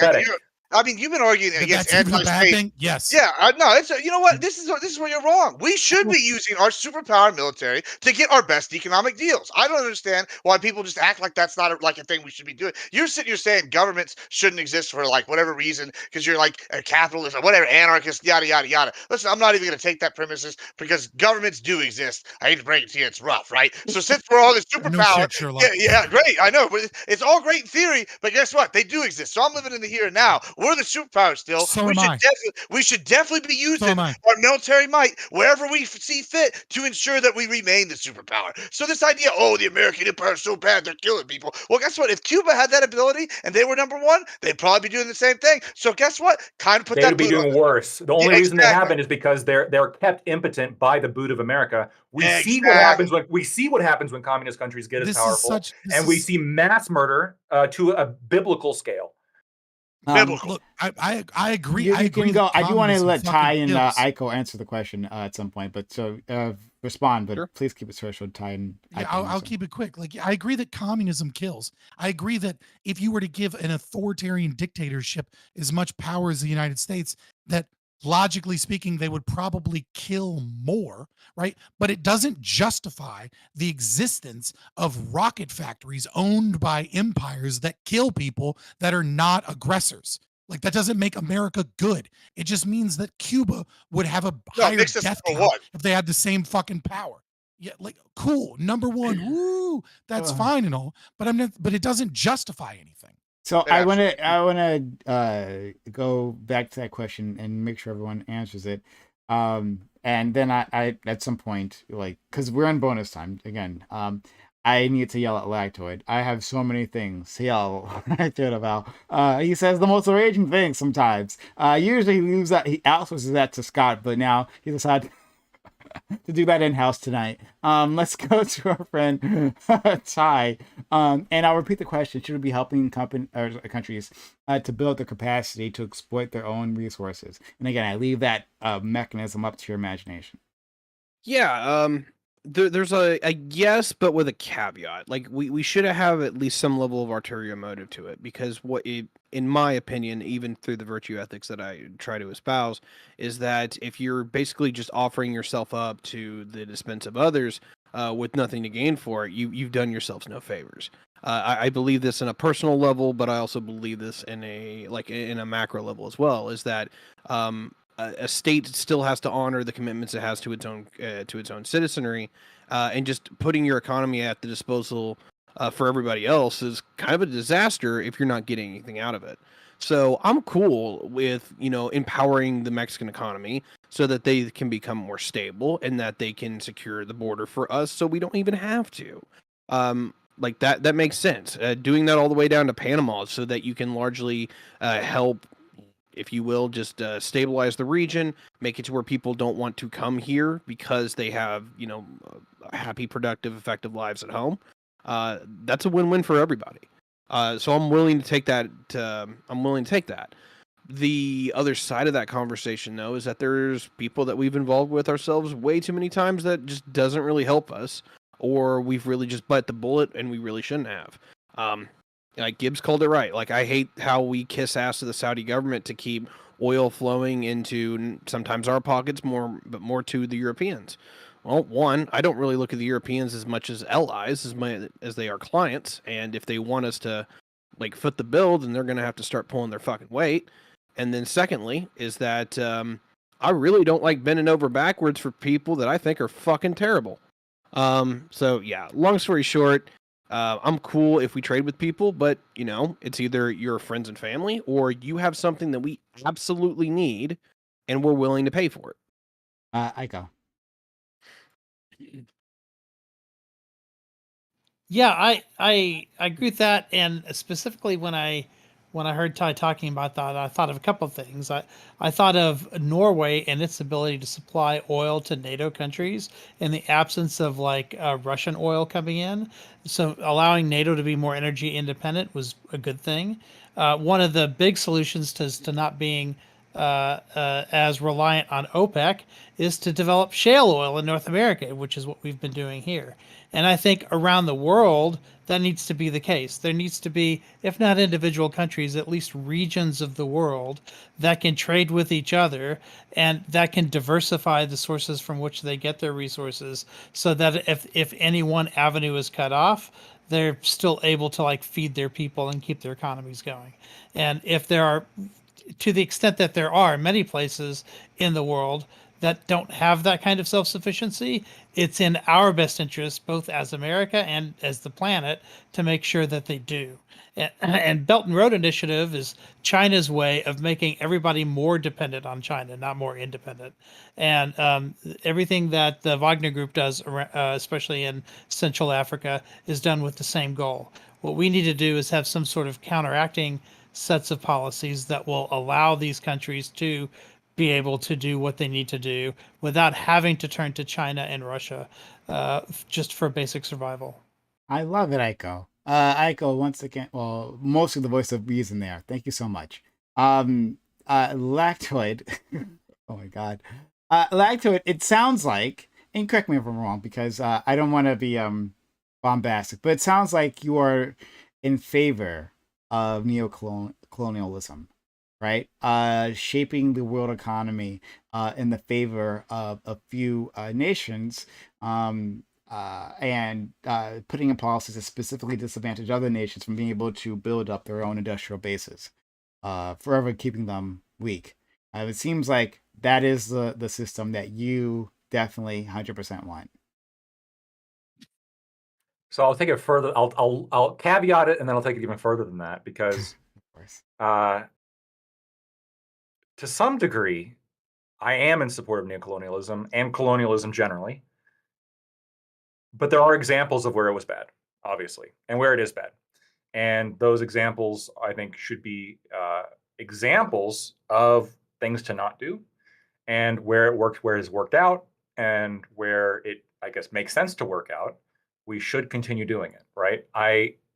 Could you say it's neocolonialism if we have some kind of power structure in place that allows us to shit on a country if they do something we don't like? Well, I do think this, and everyone who agrees with the sanctions on Russia thinks it too, right? To some degree. I think I'm just more so about more of that, right? However much power we can place in the hands of enlightened Western countries and away from the From the brown authoritarian folks. communists. Yeah. Authoritarian communists, which I would mostly, this is why I start off by saying China, because I think they're the main threat. There's obviously African countries that are a threat as well. But I mean, I'm not discriminating based on race here. I'm discriminating based on Yeah, ideology and power. I love that, like, our friend Lagtuit, who doesn't believe in systemic racism, constantly gives us example of exactly what systemic racism looks like, right? That, like, he like rebuilt the system. So it's like, Trying to well, no, stop communists from getting power. he'll say, like, well, no, Systemic I'm racism. not. So he'll Are you say, saying all like, black people are commies? Because if so, I don't know. he'll Change my opinion. say that, like, well, I'm not racist, certainly not. Like, I don't have a problem with black people, but I'm in favor of a system where, like, it puts power in mostly white hands, not completely white hands. Well, President Obama was president before, clearly, right? And takes away power That's from true, yeah. mostly brown and black hands. Oh, sure, but he's not targeting those people. It just happens to be that, like, the enlightened ones are the Western ones, and so institutionally we should put in measures to make sure they are in power. Okay.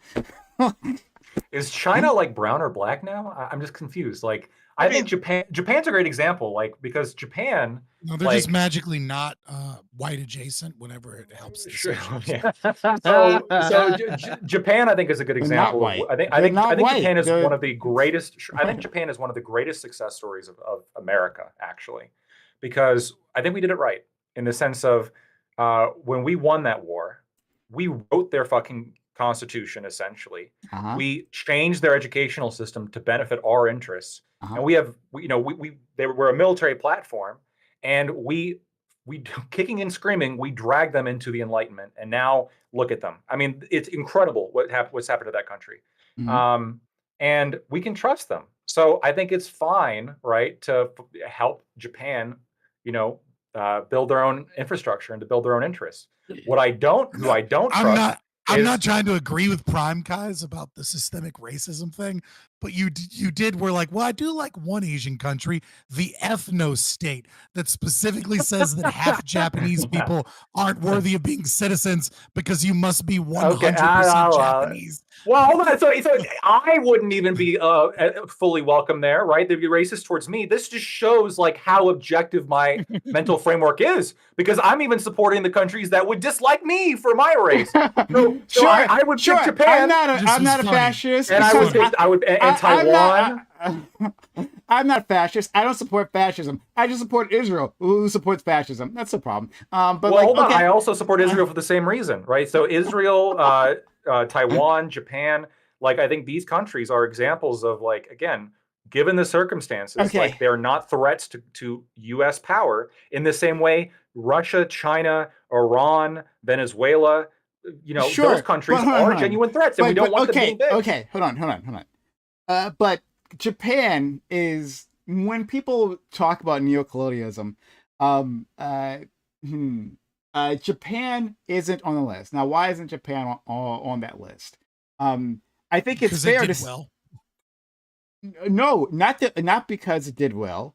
I think it's an interesting debate. South Korea as well. Yeah, South Korea. No. I think it's interesting, but the reason is those economies, those governments have power of their economies. They can do what they want, right? They can invest in what they want. They can build the industrial base that they want. Like America isn't telling Japan like what to invest in, right? Like it's. Japan has the ability to go out and make its own monetary policy. It has its own.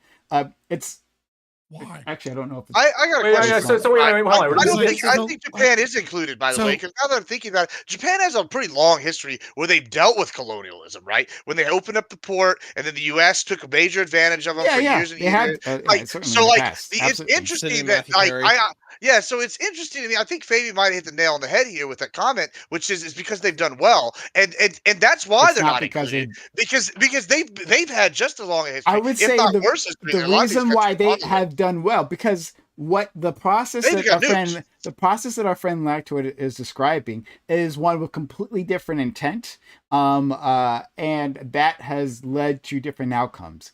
It wasn't, at least my understanding, and maybe my understanding is incomplete, and it might be on this history. But the intent wasn't to keep the American boot on the Japanese neck for all eternity. That wasn't the No, point. well, right? well, and it shouldn't be. It shouldn't be, right? So, Okay. here's an analogy. Right? Um, the U.S. is a superpower. I think this analogy is actually pretty apt. Okay. If your children display responsibility, like if they're getting good grades and they're like doing what you tell them to do, you can start granting them more independence, right? Because you can trust them. You can trust them to do the right thing, right? So when we occupy Japan and we change their constitution and we exert total control and we shape that country into a country that we can trust, well, then sure, they can build their own factories and do shit because we don't have to worry about the shit they're going to do with it, right? Same thing with South Korea, same thing with, Taiwan. Like the countries, all the countries, what one thing they have in common is the US had tremendous influence in their government structure, and they rely on the US almost entirely on their defense, right? They are beholden to us in a way that allows us to trust them. The countries I don't trust are countries that are the opposite, the misbehaving children, North Oh, Korea, China. sure. And you're focusing on them, but and for good reasons, But my focus is on Africa. Like that's where I'm thinking of. Maybe that's the disconnect here with us. So yeah, use Okay. Africa then. Like, how many And misbehaving children do you have in that example? we have Quite a few. It depends on what you. It depends, and this is exactly where I'm going to. It depends on what you count as misbehaving, right? And it depends on what you count as bad behavior, because we have no problem funding highly authoritarian governments at all, right? We understand this. I don't have to prove this. Thank you. We don't care about like how they treat their citizens in terms of human rights. That's actually not really a factor. So in those nations, and I don't know, and I don't have an exhaustive list of like which one would these countries I would think would be authoritarian. But right now that's not my main point. Like we have allies in those nations in Africa, right? There are different nations that we count, like I think like Chad is one of them. Like we have like very large bases in Chad. I love that country's name. and so but a lot of these countries who like we count as allies, we have our bases there, and we have a lot of influence within their political sphere. We still have the boot of the World Economic System on them, like whether that be like through the World Bank or IMF loans, whether that be through corporations, American corporations specifically interceding in those nations to make them unstable, right? Because instability happens to help them. We can fund different warlords in these parts of the countries because it makes it cheaper for us to extract the minerals.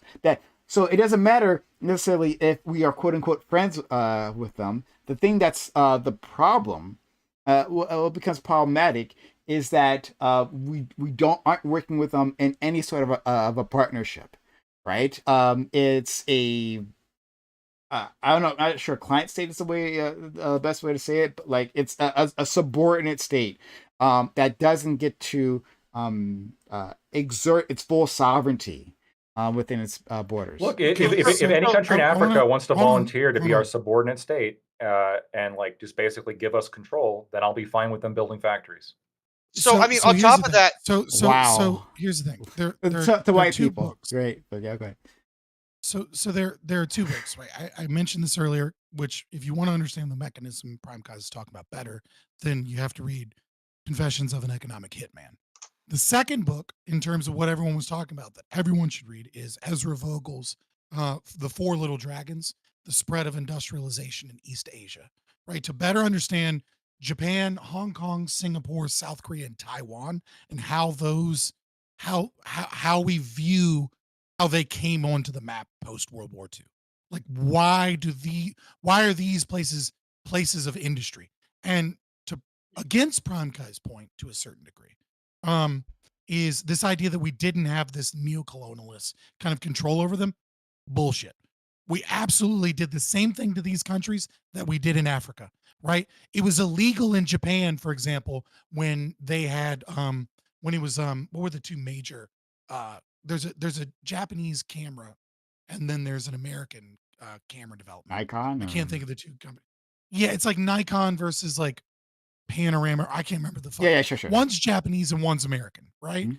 And like it was illegal in Japan based upon our deals for them not to have their American competitor in the store. Like it was illegal for them to. Now Japan did these really funny, kind of interesting things where they'd have like one drawer with like a little fucking sign in like the corner.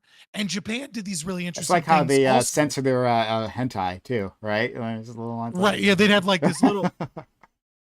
And another thing that Japan did that was really interesting is they used the State Department, their version of the State Department, right, to create loans to kind of counteract what America had done, which is what they did is they went to American car dealerships and said, we'll give you a cash back $3,000 rebate if you sell our Honda.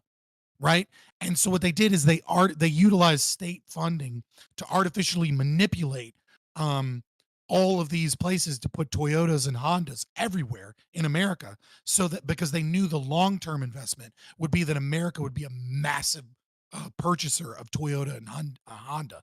And so they were totally okay with that. So they did a lot of really interesting things to violate free trade agreements, essentially. And so they kind of did sneaky ways to get away from the things that we're doing in Africa, that we were doing in Africa. We did the exact same things in all of these countries, but these countries worked really, really fucking hard. They also basically violated those agreements over and over and over again. They beat us at our own game because we couldn't mobilize the United States government and all of our bureaucratic fucking sluggish things to keep up with the ways that they were getting around the neo-colonialism we were imposing on them. They outwitted us. So can I ask? Can I ask you? So yeah, he's saying it's basically a skill. Can I ask you one That's what he's thing saying. on? Can I ask you one thing on that? Really So is, yeah. I hear you on what you're saying. In that like we still had like unfair trade deals there. That limited. There's a them, bunch but of they other were- factors. Who fucking Sure. knows? You know. Yeah. And no problem. So I want to. Would you say that there that part of the reason that those nations were able to do those things, right, to outwit us or however you like to phrase it, was because of relative political stability? It's a little interesting when you're talking about South Korea because South Korea, crazy history. But they had relative political stability, and that like politicians weren't getting assassinated left and right. That when you had a politician who might Absolutely. have okay. Again, read the book The Four Little Dragons, because the little tiny fucking 6 sentences I gave you doesn't compare to the entire book. No, I'm It is actually part of it. definitely gonna read it. It's on my Especially with list. Japan. Japan had protection. They had military protection from us, as did South Korea, which allowed for political stability. And we haven't done the same thing with IMF loans in Africa. Like if we went in and built a bunch of bases on the Ivory Coast and basically said, we'll protect you from everybody and ensure that Boko Haram and ICE, there'll never be a hashtag save our girls because the American military is going to protect you. And we funded their entire protection with our military. Yeah, sure. You're probably going to see increased economic output from the stability in the region and the fact that they don't have to spend money on the military. But the question comes down to is what is good for the American citizen? What is good for the world? And what is good for, Western society? And I would say again and again and again that I don't think anyone has adequately challenged the assertion that I made, which is that we should be doing, to the best of our ability, business with people that do not use aggression in their business tactics, and that it does not help us in the long run, no matter what, to be doing business with a company, an entity, a country that uses slave labor or uses some form of aggression in their practices, because that's not free and fair trade. And also, we should be engaged in free trade, but if a company is putting tariffs on us, then we should put fucking tariffs on them until they agree to get rid of their goddamn tariffs.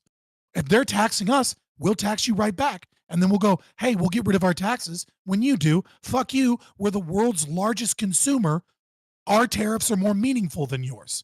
So I like think everyone Trump agrees was with doing you. this. Is one of the only fucking good things Trump was doing was telling China, hey, asshole, we consume.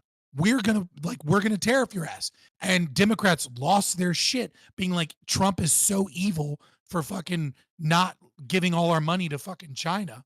And the Chinese knew that they just had to outlast us until, an election. I want to touch on what Lactoid was kind of saying before we move on too far. I just want to say, so when we're talking about the misbehaving children thing, I think that's actually a very good analogy here, right? Because we can look at the East Asian cultures, we can see a lot of these countries how they've done, right? We've already kind of talked about that in depth, right? What I want to talk about is we do have countries in Africa that we are 100 percent military support. Like we mentioned Chad earlier, we're very deeply tied in militarily with them, right? We mentioned, I mean, I don't know if we mentioned them yet, but Djibouti, right? We have what AFRICOM is based out of Djibouti, Also a right? great Also, name. good name. Yeah, it's all game, right? Yeah. Mhm. So we're based in there. We're tied in there real deep, right? All these things. But you notice something, right? Look at like countries that are like they have a similar problem that say like South and Central America have, right? We have deep ties in some countries. Like in fact, Mexico, I think, is the last country to send full regiments across our border, and that was like during a couple of these hurricanes, right? We've had like military operations with them, right? We fought them, right? And we've built them back up, and yada yada yada. But they have the same problem that the African countries have, right? Which is corruption, right? There seems to be some inherent style of the corruption issue that these places have. So when we talk about assassinations, it's very comparable to like South American, Central American nations. Mhm. And we can talk about how we've had banana republics, or how we back one government over the other, or for all sorts of things in both these regions, right? But even if we just compare South America and Central America to Africa, who's experienced what I would consider equal colonialism, and we can even debate who's had it worse, with the colonialism, right? I would say that South America and Central America are just decades ahead of these other areas, right? And then what it comes down to is they have what I would call productive corruption, while the other one doesn't have productive corruption. One of them is like, hey, we're going to do anything it takes to win, whether it's cartels, whether it's the corrupt government, they have people in power to do whatever, and then we have examples of failed states in South America, but less so versus Africa. It's utter chaos. Yeah, I mean, I've already given my take on this one on my channel, as it is, so I can just repeat it. I gotta get out of here in a second anyway because it's getting late. Um, Mm. when it comes to Also, Latin it's America, Christmas. yeah, it is. I actually got to work in the morning, so when it comes to Latin America, long story short is that they largely abandon liberal principles in their revolutions for leftist ones, and so it's either the leftist wins in all their revolutions or the fascists do. Yeah. When you pick between leftism and fascism, for some reason, shit doesn't go very well. It's Well, they're kind of both shocking. leftists. Oh, sorry, No. go ahead. Argentina No. is now rejecting both. Mhm. No, that dude is no. No, he's Amazing. not talking. I No, he's talking appreciate about He's Argentina in terms. awesome. Isn't I'm very he's talking about curious their to see how constitutional Argentina goes. reforms. But like the long, yeah, like Argentina will be interesting because they like this guy breeds himself as like a libertarian, but he's not. But Is you that know, the let's person? just He's Are we talking about the same anarcho-capitalist. person? He absolutely is libertarian. You should He's see an all the anarcho. shit he's done already. It's crazy. he's hit the ground running. I'm not gonna act like he's not trying. It's gonna be a big study I think I'm into thinking how well Peru. this works because they're literally trying to dollarize the economy, which is that. He's subjecting for yourself- America. He's already So- made it legal to use any currency that you want in any business transaction. Yeah, subjecting yourself to another state's currency is something that we haven't seen before, at least to this degree. No, so we it's have. either- Okay, Like who? Zimbabwe, for example, dollarized their economy. They used the U.S. dollar. It's the legal tender there. They had to give up their money because it fucking sucked. Because they were suffering from hyperinflation, and Argentina's currency is also suffering from inflation. That's why Yeah, he's proposing the dollarization. Argentine, Argentina sucks pesos because at 150% inflation rate. yeah, like Argentina just kept printing money, right? Like it just hook, line, sinker. When it comes to Zimbabwe, I'm actually not familiar with that, so feel free, or feel free to give me some time. They to use look the at U.S. that. dollar. Right. When it comes to fuck. Oh yeah. So anyway, just to finish out Latin America, like most of Latin America has not gone down any kind of like liberalism route of like separating powers. It's largely been leftist or fascist, and they become incredibly autocratic. And that's literally been the last 200 years of their history, and it fucking sucks. Like literally, you see a revolution, you're hoping like the old guard's gonna get wiped away, and the new guard's even worse. And whether it doesn't matter if it's Mexico, it doesn't matter if it's Chile, Guatemala. This happens over and over and over again. And we don't even have liberals to pick sides with. Like we always have to pick between fascists and leftists if we're going to intervene in their stuff. And of course, Stop that saying doesn't make fascists it. and leftists. Fascists are leftists. Please stop. Yeah. I will respectfully disagree with you on this. Okay. Well, you're just fucking wrong. They're leftists. That's Yeah. fine. Anyway, the final thought is that like Africa. I'm gonna hit it this way when it comes to the sociological check tree. They're still 1,000 years behind. Like I'm not. I do not even know how to hit this. The sociological When it comes to like the check tree. sociological check tree, like they're still 1,000 years behind. This is why India has actually like leaped forward massively in the last 100 years because they've been It's so soaking up racist. liberalism. So just honestly racist. Sure. All right. I mean, if that's whatever. racist, fine. You Like can yeah, you just say that. Why? The Western idea of what what a African society nations should are. be. Yeah, like I'm Yeah. sorry, What- but what we about literally the conquered the world as society a should side be? quest. What about the Okay. North Sentinelese Alright. people? Are they behind in the tech tree, Prime? North. I don't know what you're talking about. So the North Sentinelese people, I think they just recently figured out fire, as far as I'm aware. They're like a tribe that lives in North Sentinel Sorry. Island. Hold on. No. So you must have thought that I meant that like all cultures. And I know what you're talking about. I know what you're talking about. Yeah, you must assume that. Like, no, I'm saying that just like saying of African nations that you're behind society by 1,000 years, right? I'm just gonna lump you all together. And I'll say that all of you have just 1,000 years behind in society with an imaginary checklist that I'm just gonna put out there and say this fact. Sure, I mean, okay, you can do that. It's like that's. I mean, like, I will racist. happily defend this shit. Like That's you're super talking fucking about you're racist. talking about societies that literally did not have writing until 700 AD. Like you're literally talking about a continent that has been inundated by literally 90% of the shit that has the human body count, whether from mosquitoes to hippos to all the shit. Like they have not been able to. They went from mosquitoes to hippos to all this shit.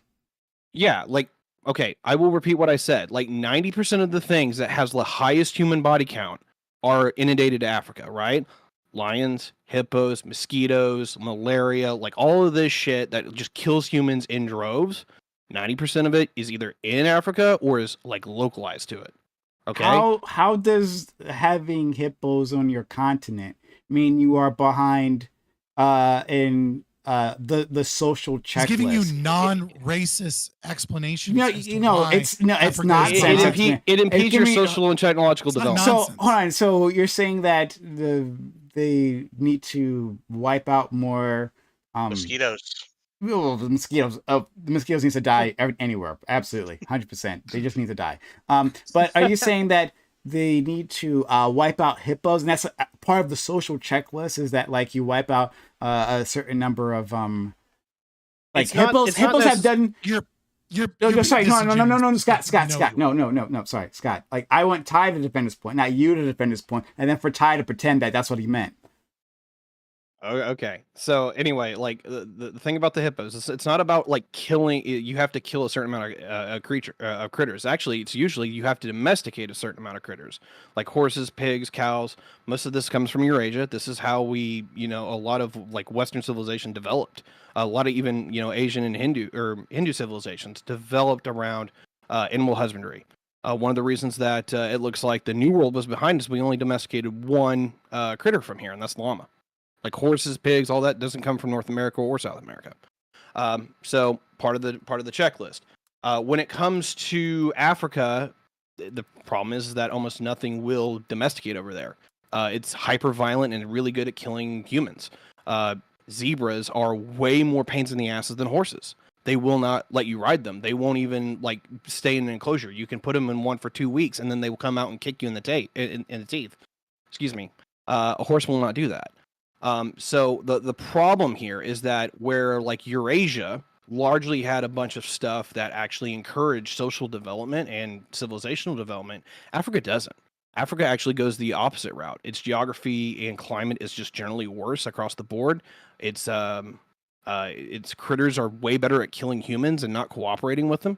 I'm literally that has the nothing. that sorry, not, what you're talking about are I'm trying to find the best way to categorize this, but none of the things you presented to me are social, right? So if you're gonna contextualize social to also mean like the climate that they're dealing with, right? The terrain that they're he's dealing. saying that's holding us No, to hey, excuse me, not you guys, Ty.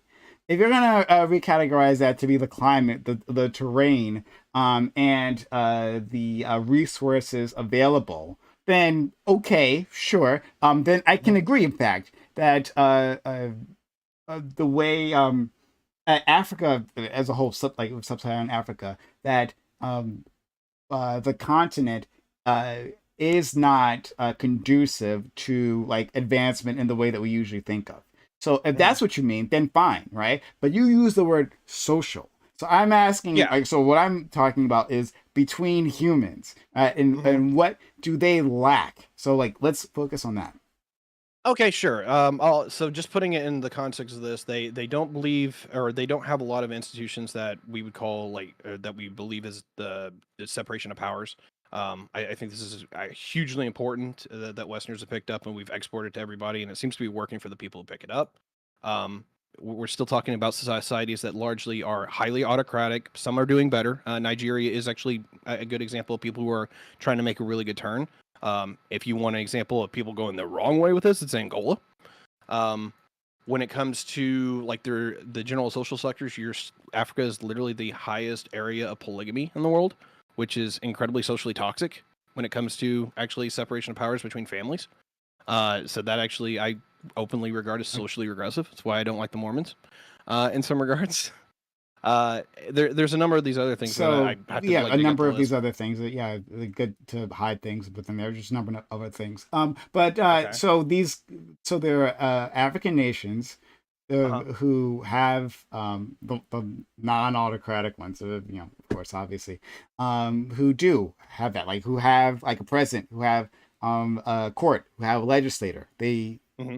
These are the things that happen. And in terms of autocratic nations, that's not something that, of course, that's unique to African nations. So Don't disagree. why would that be any different to anywhere else? Like, what is Uh, unique about this that is 1,000 years behind the rest of the world? And we have um, European nations that are autocratic. So, like what it? who like Serbia, like Hungary, maybe like Yeah, almost like who's Hungary is autocratic literally left in Europe outside regressing. of the Russians? It's literally regressing. I was going to use Hungary. It's literally regressing, like in terms of its liberal democracy. That's going the other way because of Victor Orban. Like maybe in the last like last couple of years, like I might dig into that. But you're still talking about societies that are leaps and bounds more liberalized than any others, like Sure. on a continental basis. Um, Asia's still got some pretty strong authoritarian bends, but I mean the fact that you do have Japan, South Korea, Taiwan, What is unique to Africa in terms of authoritarianism? they're just. Oh, I'm just arguing that they're the most autocratic of any of the continents. Hmm. So is that because they are behind socially, or because of the political instability that I was just talking about? I would kind of go with both. You kind of need a society that's going to advocate for the separation of power to have that. If they don't respect it or don't like it, you're not going to have a society that makes that We work. don't have That's society. this is the problem that we have with democracy in Iraq, right? We were like, oh, we're going to give our democracy to people who don't want it. Of course, it failed, right? It's fucking pretty straightforward, in my opinion. It's like if people don't want it, they don't support the ideal, and you don't want to advocate for its defense. It goes to shit. This is why Afghanistan fell apart within a month.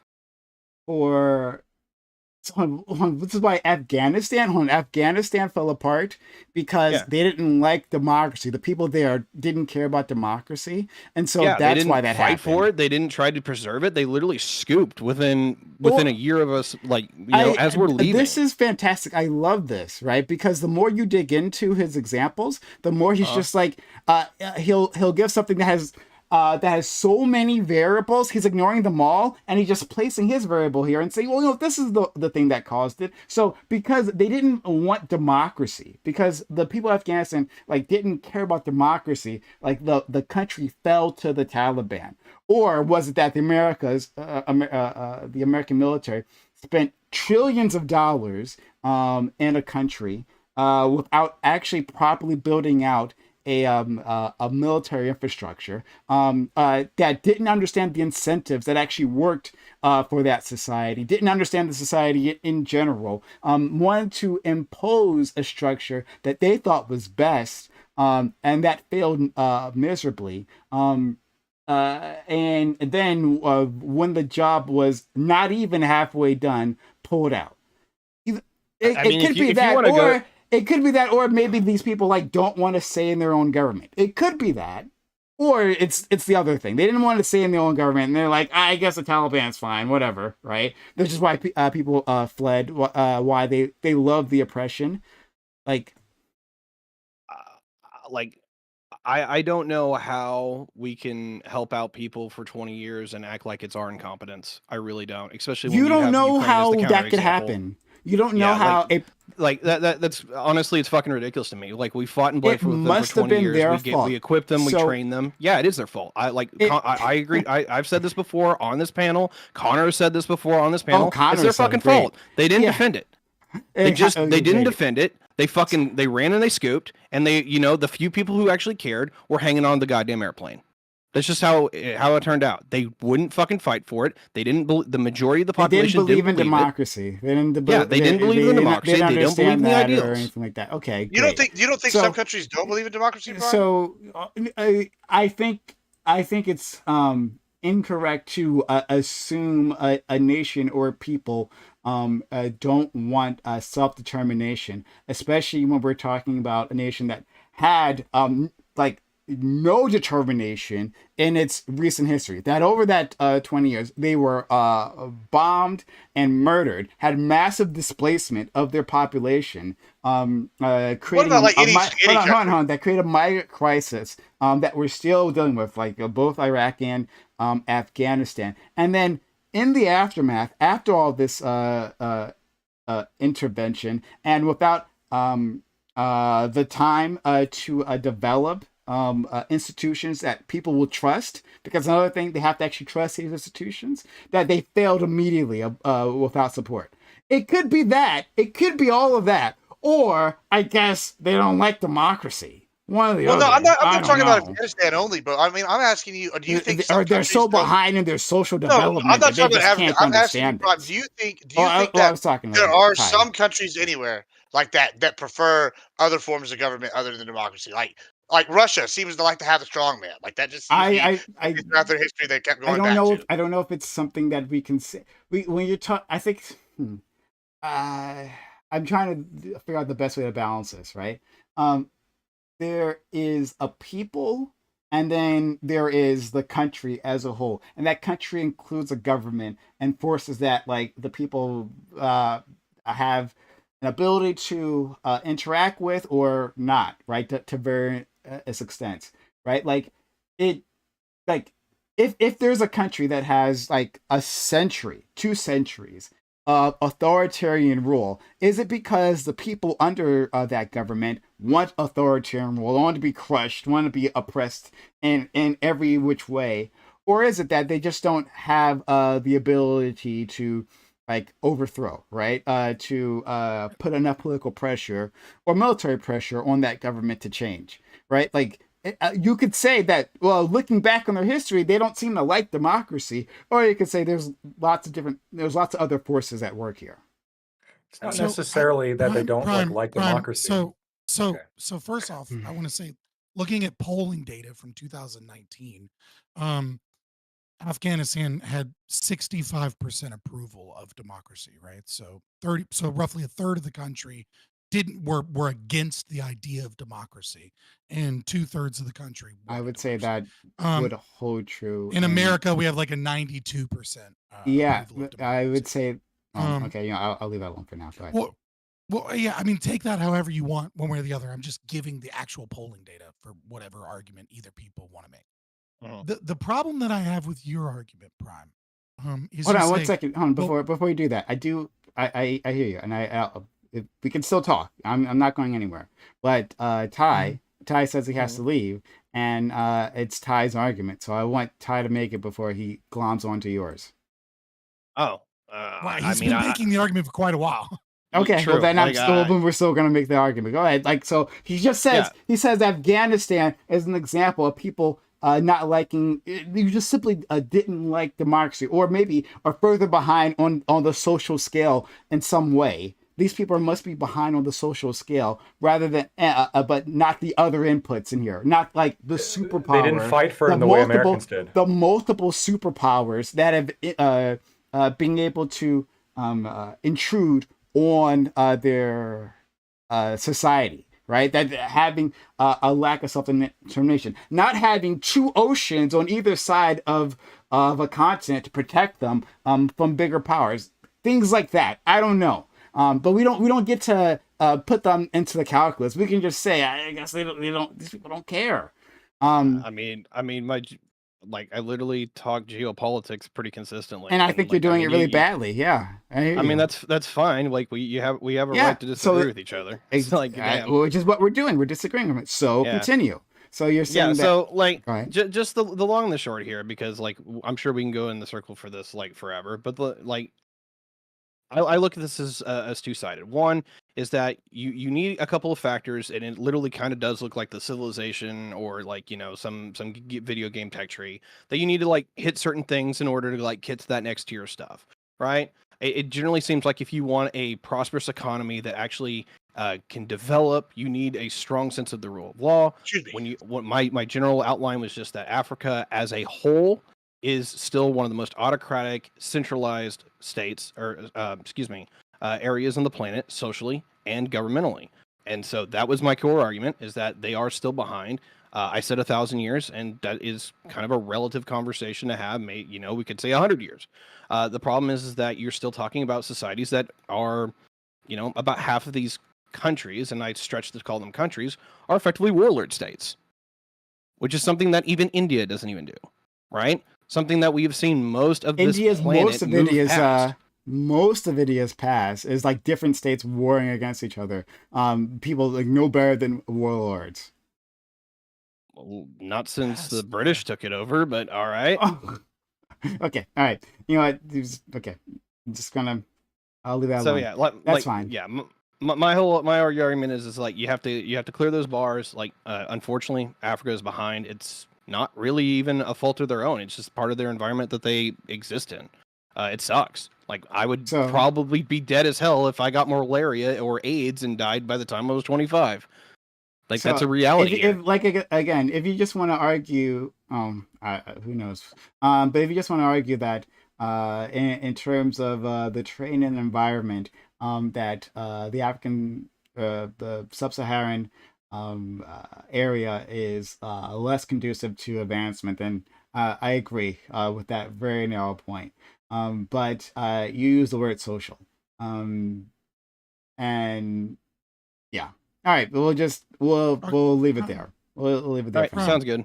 Your argument doesn't make any sense, because you said that, well, if a group of people are under 2,000 years of authoritarian rule by a dictator, they're not going to all of a sudden want democracy or want some liberal democracy. Which is to say that you absolutely agree with Tiberius D's point, which is that that's not what I said at all. It's not what I said. Well, then what are you saying? So I said that like if you're a group of people is under authoritarian rule for however long, right? 2 centuries, whatever, right? You said 2,000 years, yeah. No, I said 2 centuries. I didn't say 2,000. Well, it doesn't matter. It doesn't matter. It doesn't fucking matter. It doesn't matter. But like if they're under that rule for that long, like that doesn't tell us, do those people not want self-determination, right? Like it absolutely does. Yeah, no, but listen, how does that? So okay, let me deal with one person at a time. Here's the thing. Do you understand my argument, Scott? So I'm saying that like their history doesn't necessarily tell the character of the individuals under that. No, you're right that the history doesn't tell the character of the individuals. What you're wrong about is that doesn't actually affect the individuals. There's nothing special about Persians versus the Greek. Okay? Like Darius the Great was an amazing individual, right? And the Assyrian Empire was fucking bloody and brutal and disgusting. And they did some of the worst torture that ever existed. Mhm. And the subsequent empires that came liberalized over time. Mhm. Okay. But they got to the Greek archipelago, right? And they lost because of geographical shit. That same right, it was storms that destroyed their fucking navy, right? It was like we have this beautiful idea of like the movie 300 and the Battle of Thermopylae is what did it. No, it was the fucking shallow waters and the fucking boats and the storms. And it's the same thing that stopped the fucking Persians the first time. It was a fucking storm that dashed them against the rocks. It's the same reason Japan survived half their fucking shit, was because somebody would try and invade and a hurricane would come in and wipe them out. Okay, geographical regions affected the development of the Greek culture. And the reason the Greeks invented things like democracy, invented the republic, the reason the Greeks had Aristotle and Plato and developed Western society and philosophy far beyond anything the Persians were ever able to create was because they were isolated in little fucking city states and they couldn't get invaded. And so the same thing is true of Africa. The geographical region, right, affects the way that governments and culture develops. I agree, and the culture on all of that already. in Africa is fucking behind. And by virtue, the people are. So I already agreed on like one of the reasons Europe becomes a naval superpower is because they have bigger brains. Well, you could make that argument, or you could say that Europe has like the most coastlines, right? Like it has a lot of coastlines. Right. Like I think of all the continents, I think it has the most coastline. So it just encouraged a seafaring community, right? And seafaring happened to be the better choice when stepping out into the world stage, right? Like if you had a better navy, then that allowed you to position trade, yourself, get additional resources, diversify, and those better economies, and the ones who had the strongest exchange ideas, and philosophy, 100%, and grow as a culture, 100%. As opposed to Africa, which was stunted from growing as a culture and a people and a social. 100%, because 100%, you're able to get ideas from China. It's very difficult. It was very difficult to conquer Africa, right? Like to have one central empire that white people would just die until like the late 1800s if they went too far into Africa. No. I'm not talking about white people. I'm talking about within like African empires growing. There are a few of them, but like it's very difficult to like unite a continent here because of the terrain. There's no natural defenses. They would they would immediately attack the other and vice versa. Yeah. So I hear you. I'm like giving you all that, and I said like if that's what you're talking about, then okay, I agree with that. But you use the term social. And at least I use the term, and I think other people use the term differently. When you say this group of people is socially behind, that talks about like their interrelations, their ability to form organizations, their ability to relate to one another and the world around them. That's what I'm referring to. So if you're not talking about that, like I've already said, then okay, sure, I can agree with you. We're talking about how both. Topography matters here.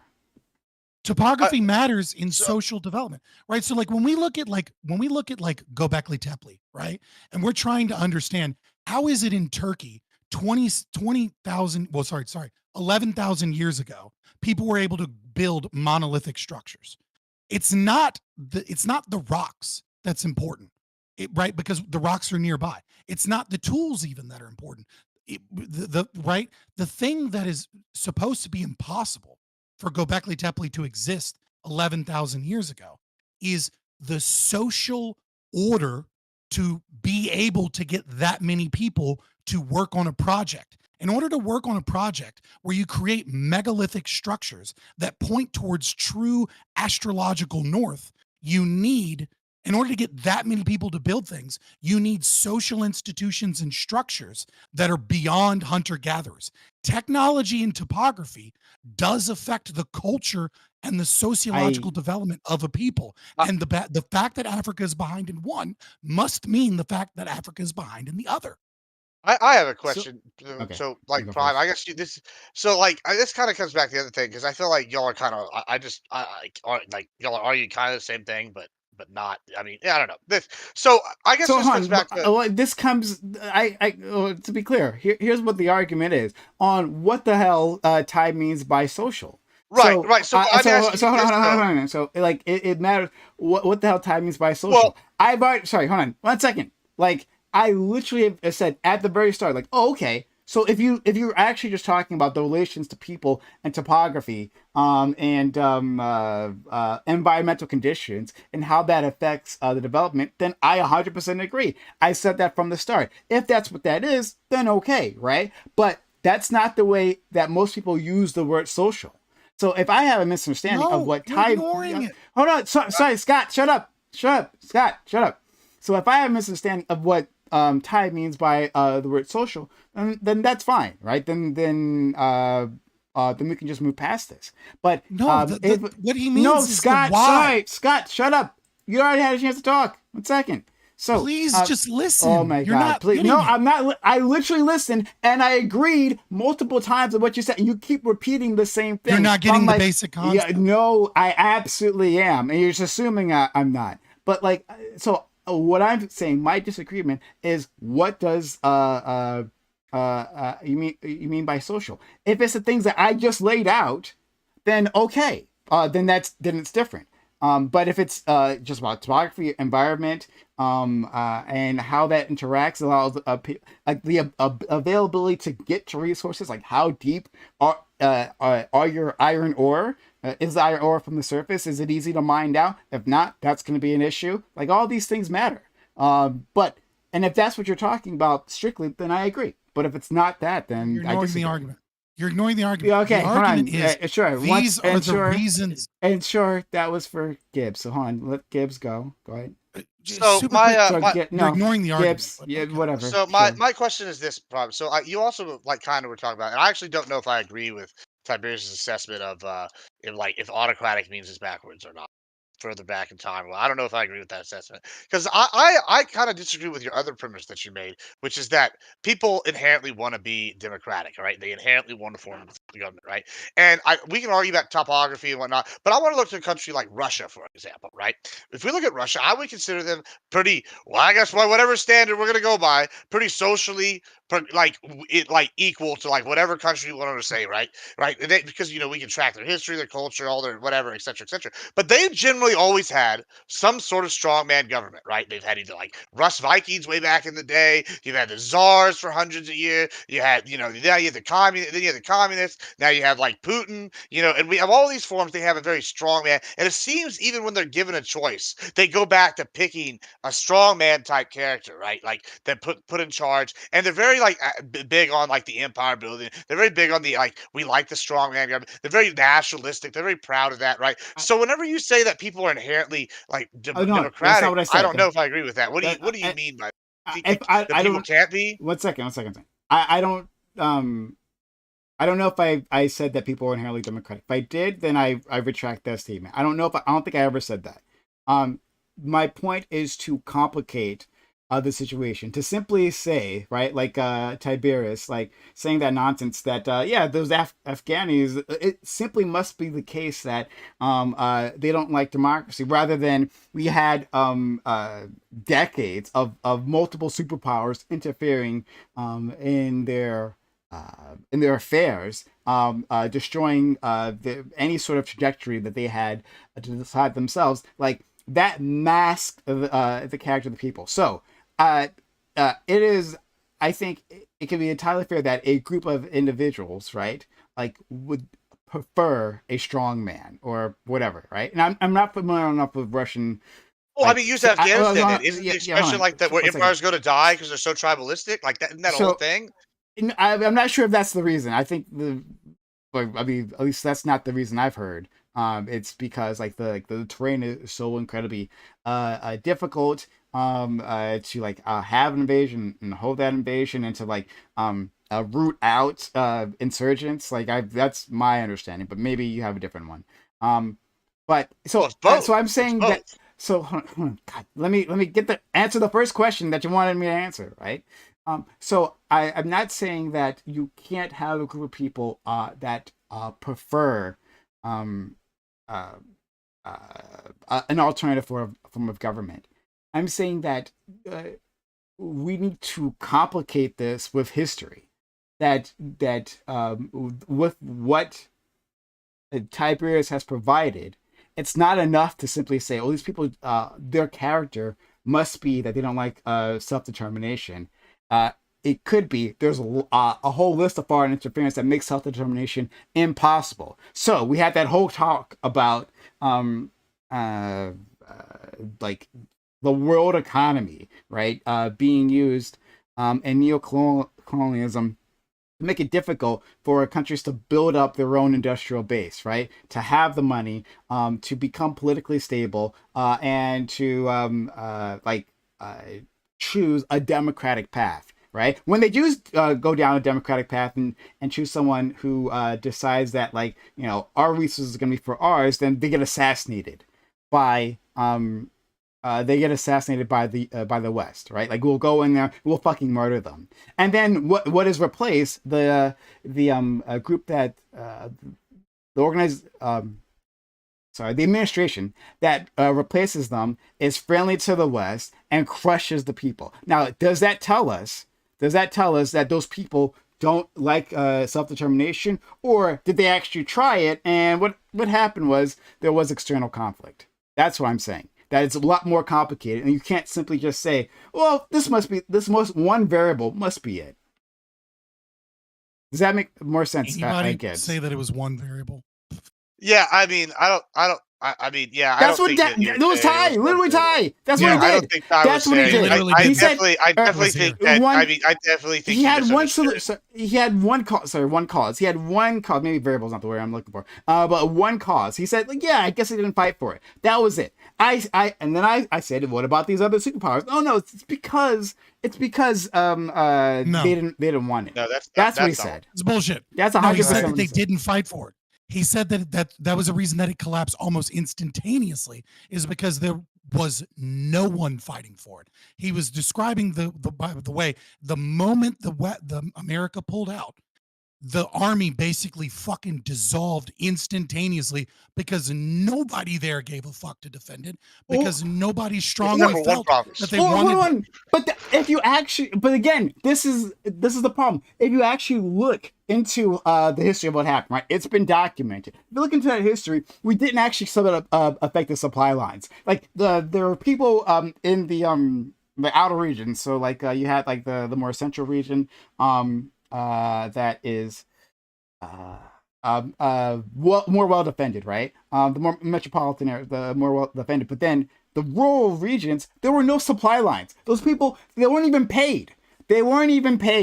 So they had no weapons. They weren't paid at all. And it was an extremely tiny garrison, and then a flood of Taliban trucks come, and then they drop their guns. Now, maybe they dropped their guns because, like Ty said, they just didn't like democracy, or they didn't want to fight for democracy, or because ridiculous. It was literally impossible to do so. You're just triggered right now. You're not even making arguments. I am making an argument. I'm giving you a historical context. You're straw manning. This is literally what you always do. You're not making an argument when I literally am giving you historical context as to what actually happened. So you can say that they just dropped their weapons, and they didn't care about fighting for democracy, or you could say they didn't have the ability to do so. They literally didn't have the ability. The people that they trained and were there as a job, they weren't equipped to do so, and they weren't paid to do so.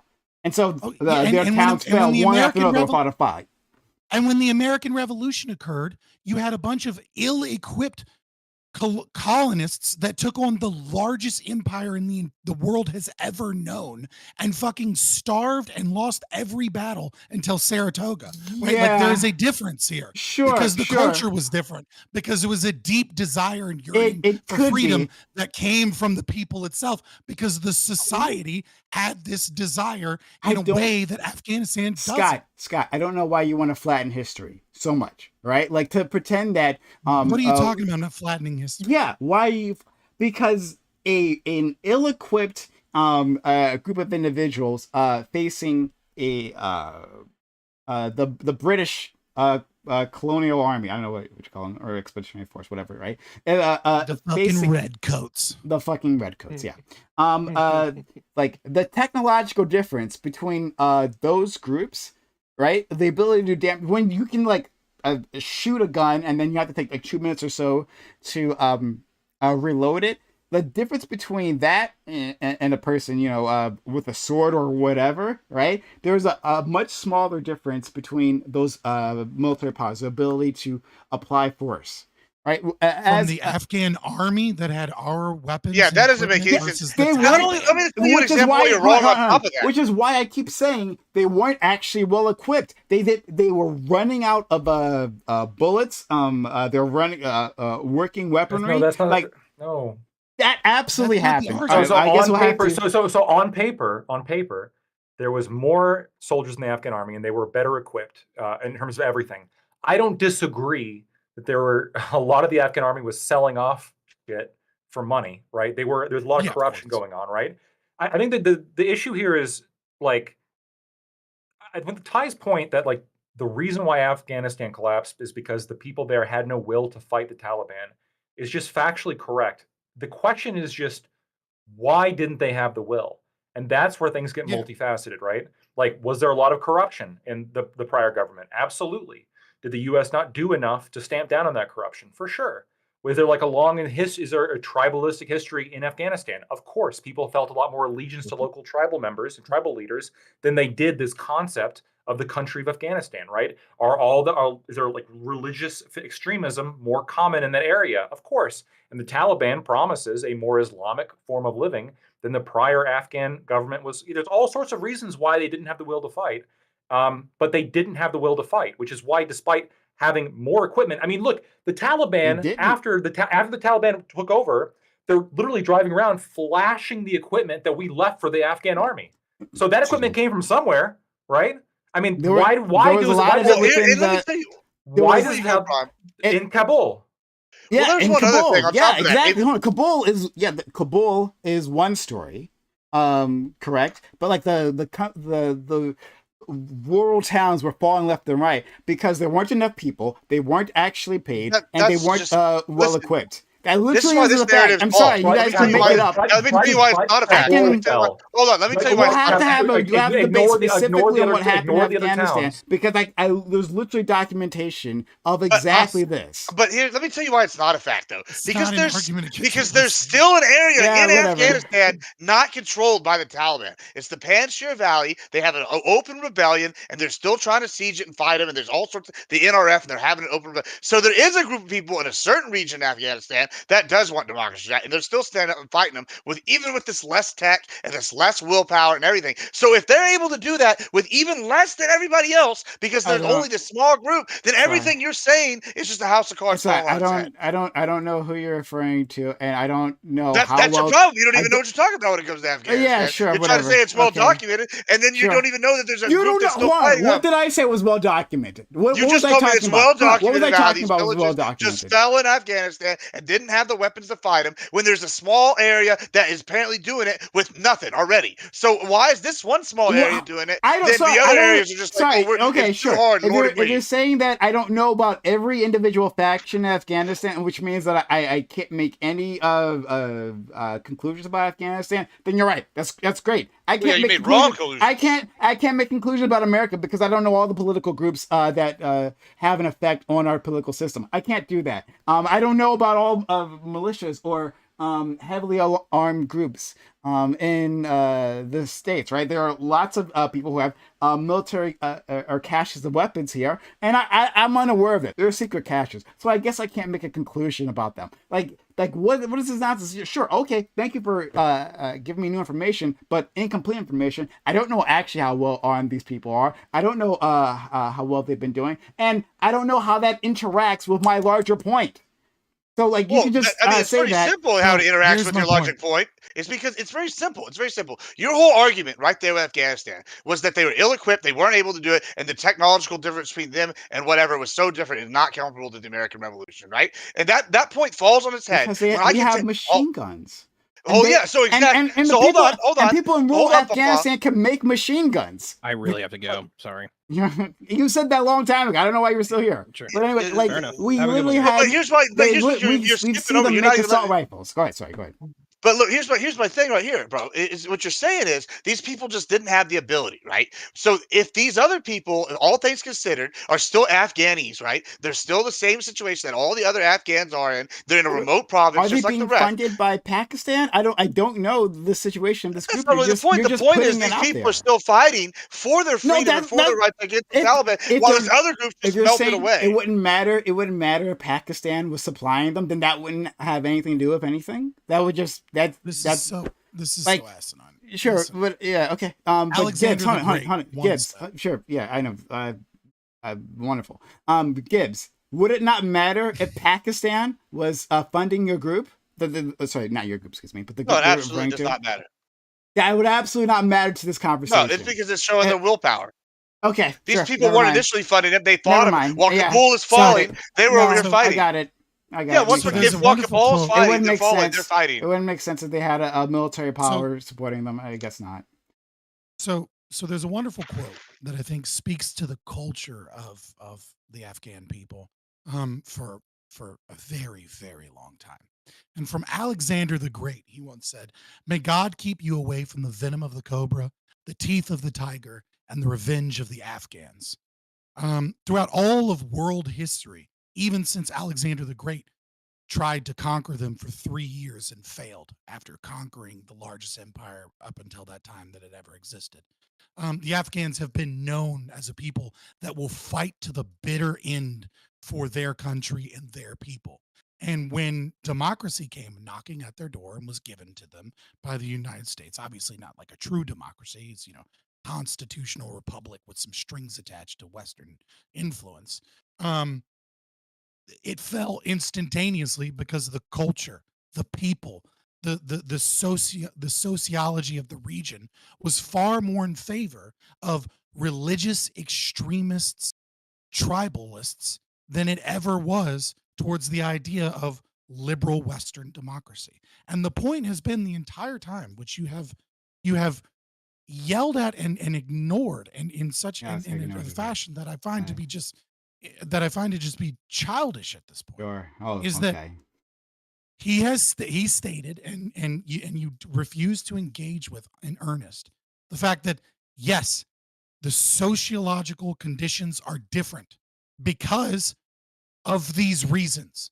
All of these reasons affect the development of countries and society, and that affects the development of culture, the ideas, the family structure, et cetera, et cetera. As I tried to point out to you with Darius and the Persians versus the Greeks, how the culture changes based upon topography and regions and systems of governance. And the idea that you can say with a straight face that they can have these governments and all of these political pressures for thousands of years and all of these disadvantages, and it has zero effect on the sociology, cultural impact. I and never the said family that. structure Good of these thing I never people. said that. You are implying I'm deeply glad by I never your- said that. by your I triggered never offense. said that. No, you. I guess you're so triggered by my words that you can't actually process them, right?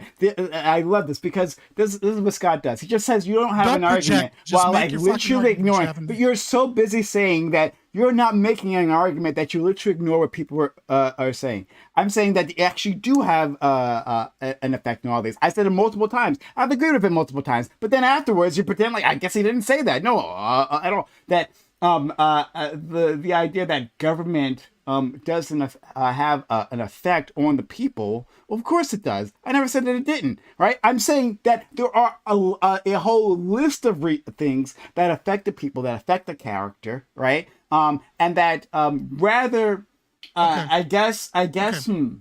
I'm trying to put this in a succinct way, that the homework is being done backwards, right? That like you're going from a conclusion rather to figure out the premise. I guess I don't know. I'm saying this poorly. The But premise initially the was point this. is that like the character of a nation, of a group, right, is affected by many different things.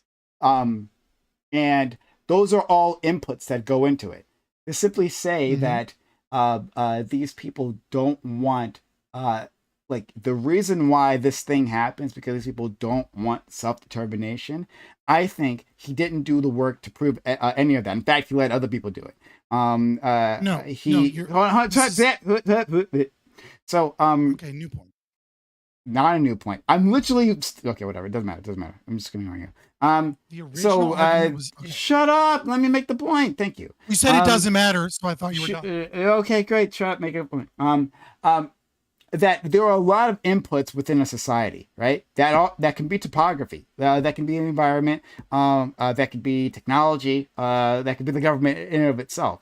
It could be religion, right? These are all influences.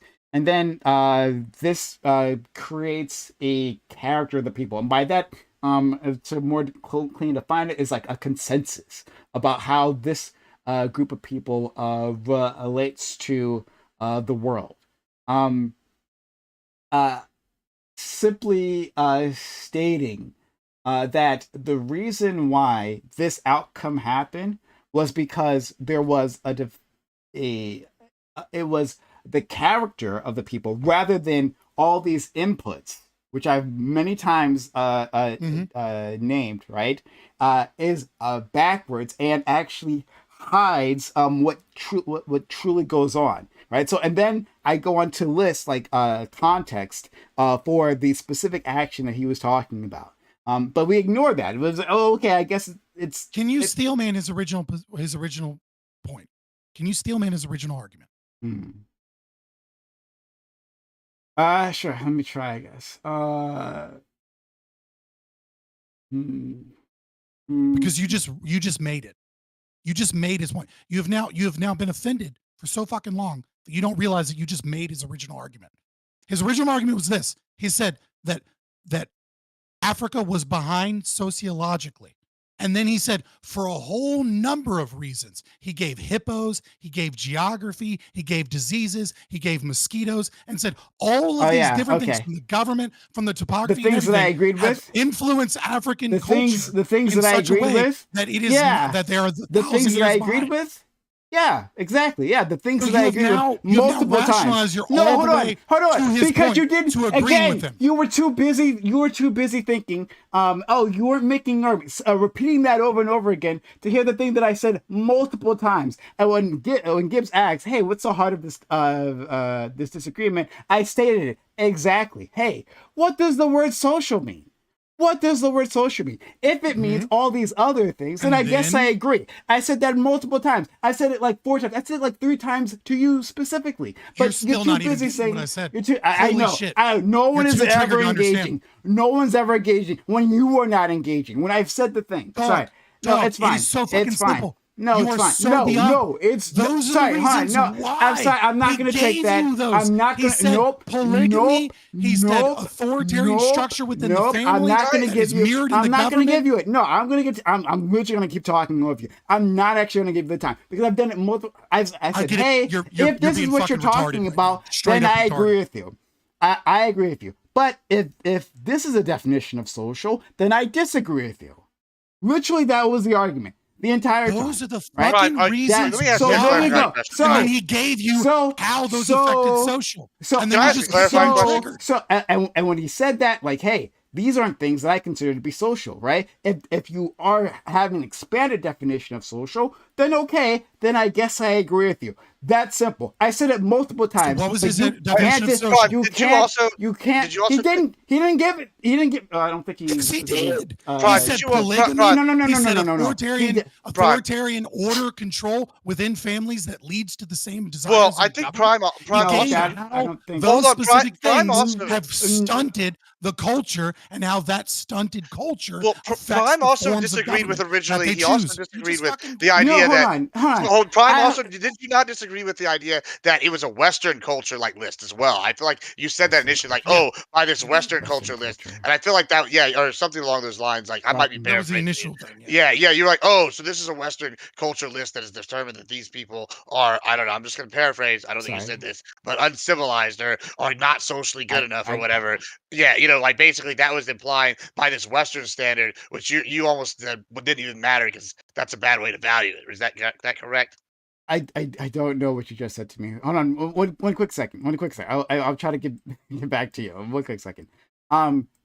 Scott, I'll do this Mhm. one more time with you. One more time, and then Mm-hmm. that'll be it.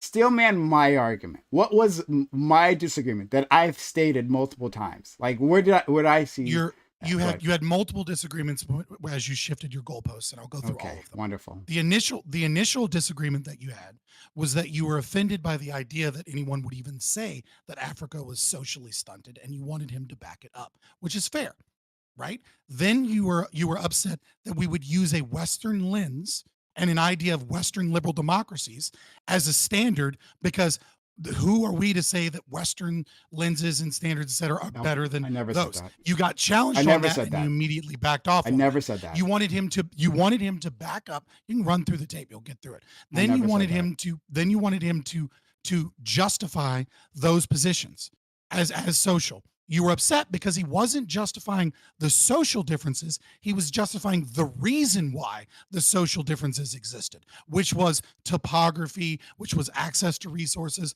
which was landlocked nations. These are all the reasons that the social thing was different. And you said these aren't social reasons. These are reasons why governments, etc. And then you gave more examples. So then he gave you the social reasons that those things were the why for. And he said, Is this for is example, this steel manning my polygamy. argument? No, this is not. You're just like running through this conversation I'm as you running through saw it. So I'm every trying. argument. Yes, I'm running through.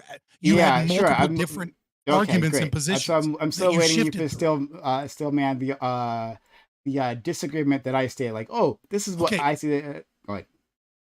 you're a disagreement as it stands right now, which I'm sure you'll say isn't true and you'll change again. Your disagreement is that all of these things that are the why are not the thing itself, which is the social differences.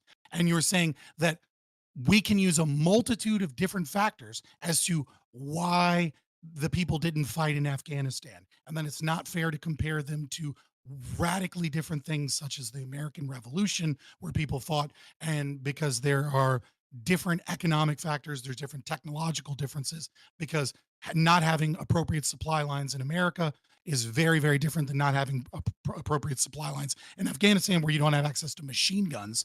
Swords versus machine guns versus a few less muskets aren't the same thing. And that no one has addressed the original claim, which is the social differences. And to say that that Africa is socially stunted is unfair. Unfortunately, I did.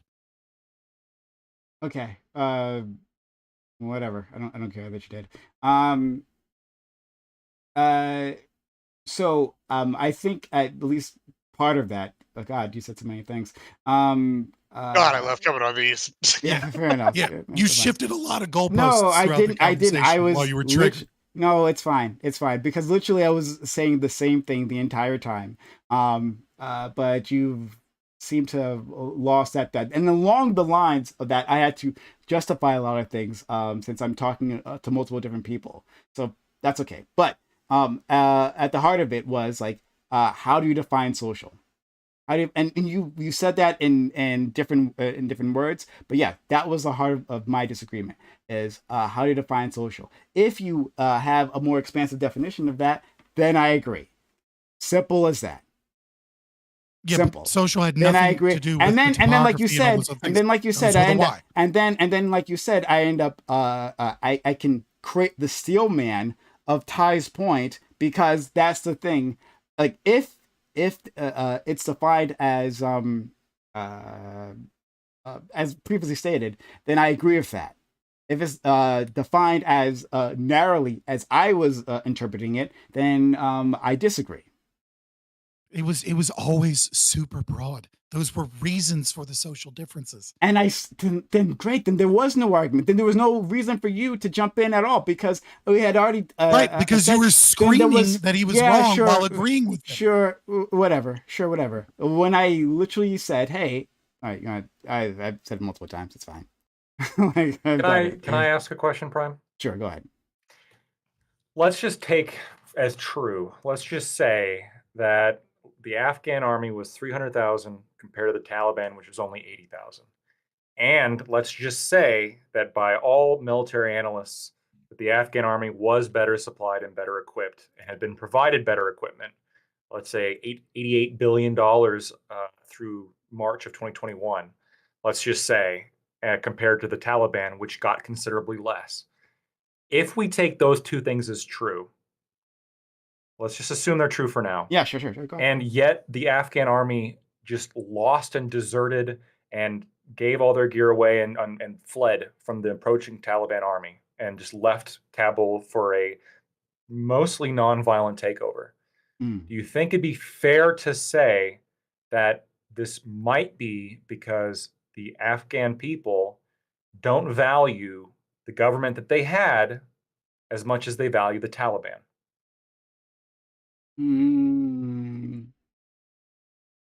Not. It could be. But not necessarily. That's the thing. I'm trying not to. I'm trying to deal with your hypothetical. And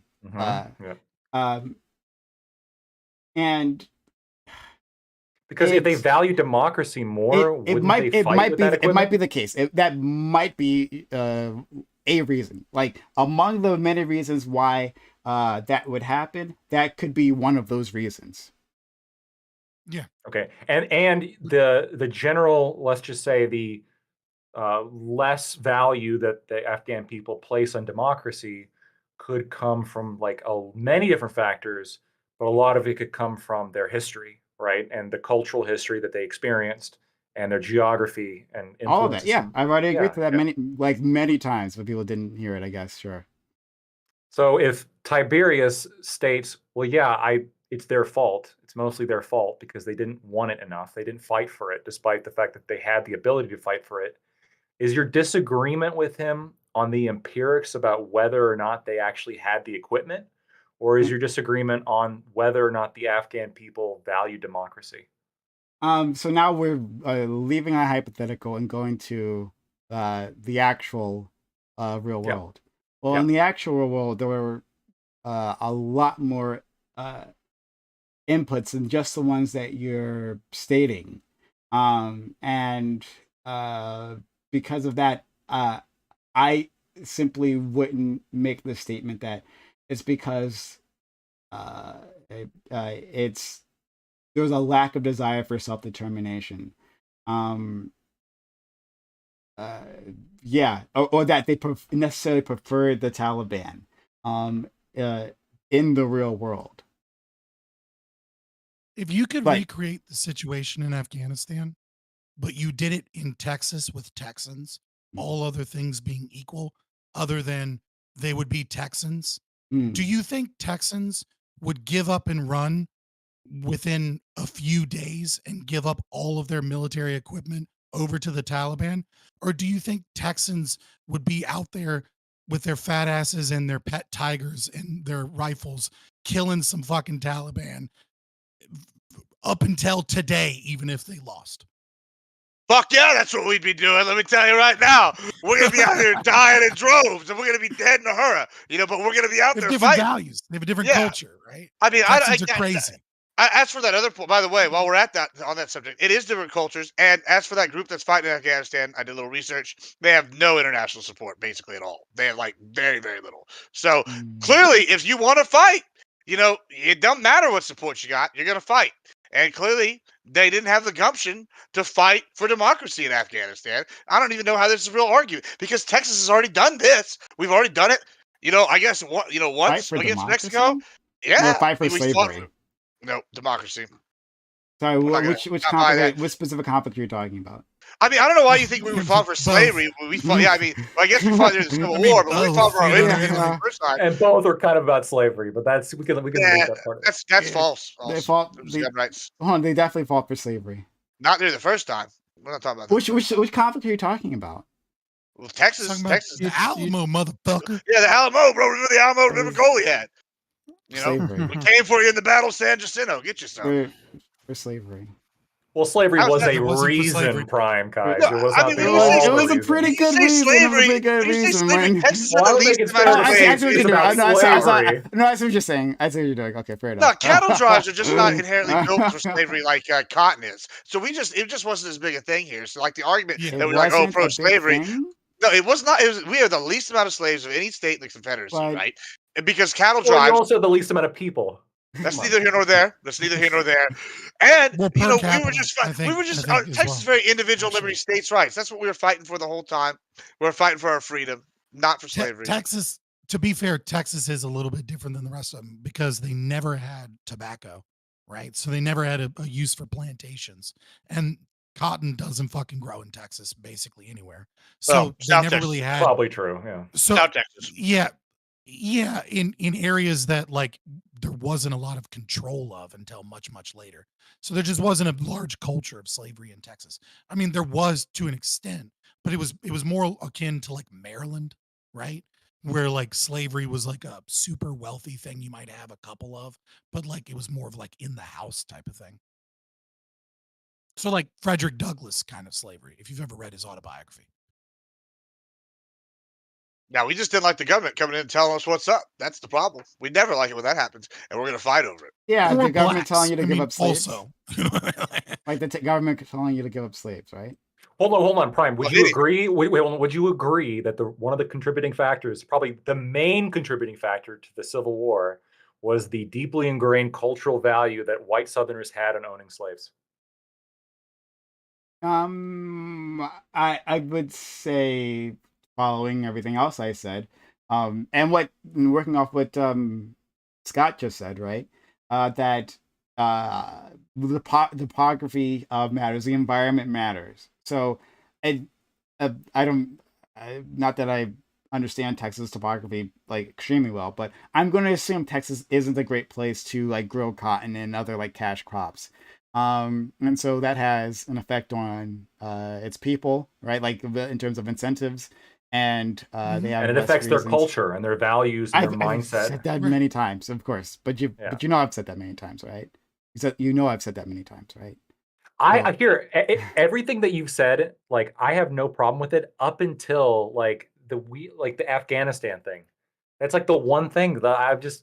Okay, like, so you have to agree. You have to agree. It's because they gave up and ran. They didn't fight for democracy. I know they gave up and ran. I agree they gave up and ran. 100%. But it's because they didn't value democracy. That's the reason. That's the main reason. And that's that's the one part that I am not willing to say. I'm not even willing to go that far. Like I'm not even going as far to say that the main reason they didn't fight is because of a value of democracy or whatever. It just as easily could be a fucking terrifying fear of the Taliban. The Taliban are a group of people that have had political control and support from a lot of different governments. These fuckers took out the Russians. These fuckers took out the communists when they came in. Now, granted, did they have Western support when they took out the communists? Yes. But the Taliban are called insurgents for a fucking reason, because they roll up in a fucking town and they grab a dude and they grab his wife and they grab his wife by the back of the neck and they say, if you don't tell us where here's a radio and a sorry, it's getting late. Here's a radio and here's a dirt bike. You're going to tell us when the Americans are here. And if not, we're going to rape your wife to death in front of you. So go ahead and go. Like, a lot of people had a deep, deep fear of the Taliban. So, I mean, like, I don't know that it like I said, from the polling data, 2/3 of Afghanistan preferred democracy.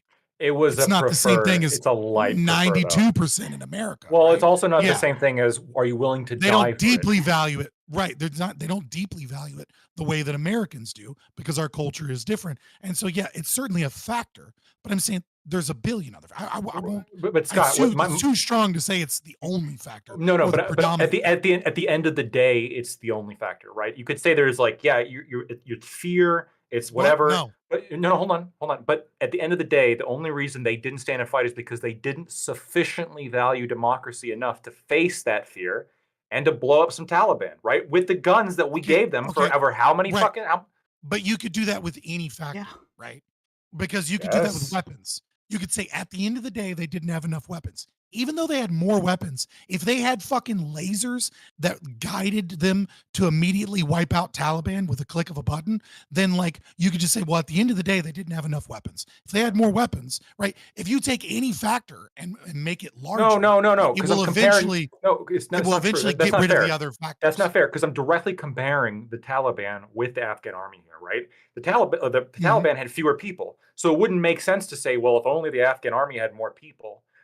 When they outnumbered them more than 3-1, right? Well, what about weapons? Well, the Afghan army was still ahead in weapons. Like the seemingly the one factor was will to fight. Like this was the one differentiation between the Taliban and the Afghan army. That was like the one critical. It's the big one. It was the biggest one. How else? Okay, can you name me like in any scenario where you're ahead of somebody 3-1, where you have way more weapons than them, and you lose without even fighting, where will to fight isn't the primary factor? How can there be anything else without even fighting at all? You're calling it the primary factor, and there's a multitude of factors, right? What I'm saying is that the explanatory power, you can surmise that the explanatory power, that's 50 plus 1%. Yes. Right. Like, I don't know is all I'm saying. Like, I'm saying that's a bold claim. And there's not a ton of evidence. Just look at it in reverse, though, right? It's okay. When we came in and took out the Taliban, right? We came in, we're the U.S. We came in full bore, gave them the whoopings, right? Took them all out. Everybody's taking beatings. I love how you talk. Their leaders rolling away on a motorbike. They got it. They got a sample. They got taken out behind the woodshed, hiding out in the mountains, right? That's what happened, right? Nobody can argue that. For 20 years, we sat there, and the RKD ratio looked like a Call of Duty lobby, bro. 20-1, 30-1, mowing them down, baby, mowing them down. Right? No big deal. Then guess what? Here comes the Taliban as soon as we leave, coming out of the woodwork. Hey, guess what? This is our land, bitch. And so clearly they had the will to live and they had the will to win, while these other people, they just laid down and took it like a little whore on nickel night. It was a bad time. I'm just like, I mean, I don't know how you can argue that's not what this was, bro. Like, no, listen. It's like a whore on nickel night. Okay. That's amazing. But no. Like, I don't necessarily disagree with you. I'm simply saying, I'm just simply being logically like coherent here, which is to say, I do not know for a fact that is 51% of the explanatory power. I totally agree that it's obviously a large factor. My intuition would be to agree with you that is the primary factor, but I don't actually know that as a fact. Right, I can assume that. I can say the evidence suggests that. What factor would you surmise is like potentially more than will to fight? What factor is potentially more than will to fight? I would say having seen and spoken to a lot of veterans and having seen a lot of footage, the experience of the Taliban army vastly outstrips the Afghan army. The Afghan army was full of people that were corrupt. It was full of people that didn't give a shit. As much as we attempted to train them, they were terrible. For sure. But that's not the Afghan people, right? That's the Afghan army, right? These are two different people, right? It's whether or not the Afghan people take up arms with the Afghan army. Yeah, why didn't they join the? Or is it just the people who couldn't fight, who had this strong will to fight? It seems to me that if the Afghan people had the will to fight, but again, like with the U.S. Army, would they have stopped them from joining the Afghan army? You can take any of the factors, and if you blow them up, they will eventually become the primary factor. And that is just factually true, right?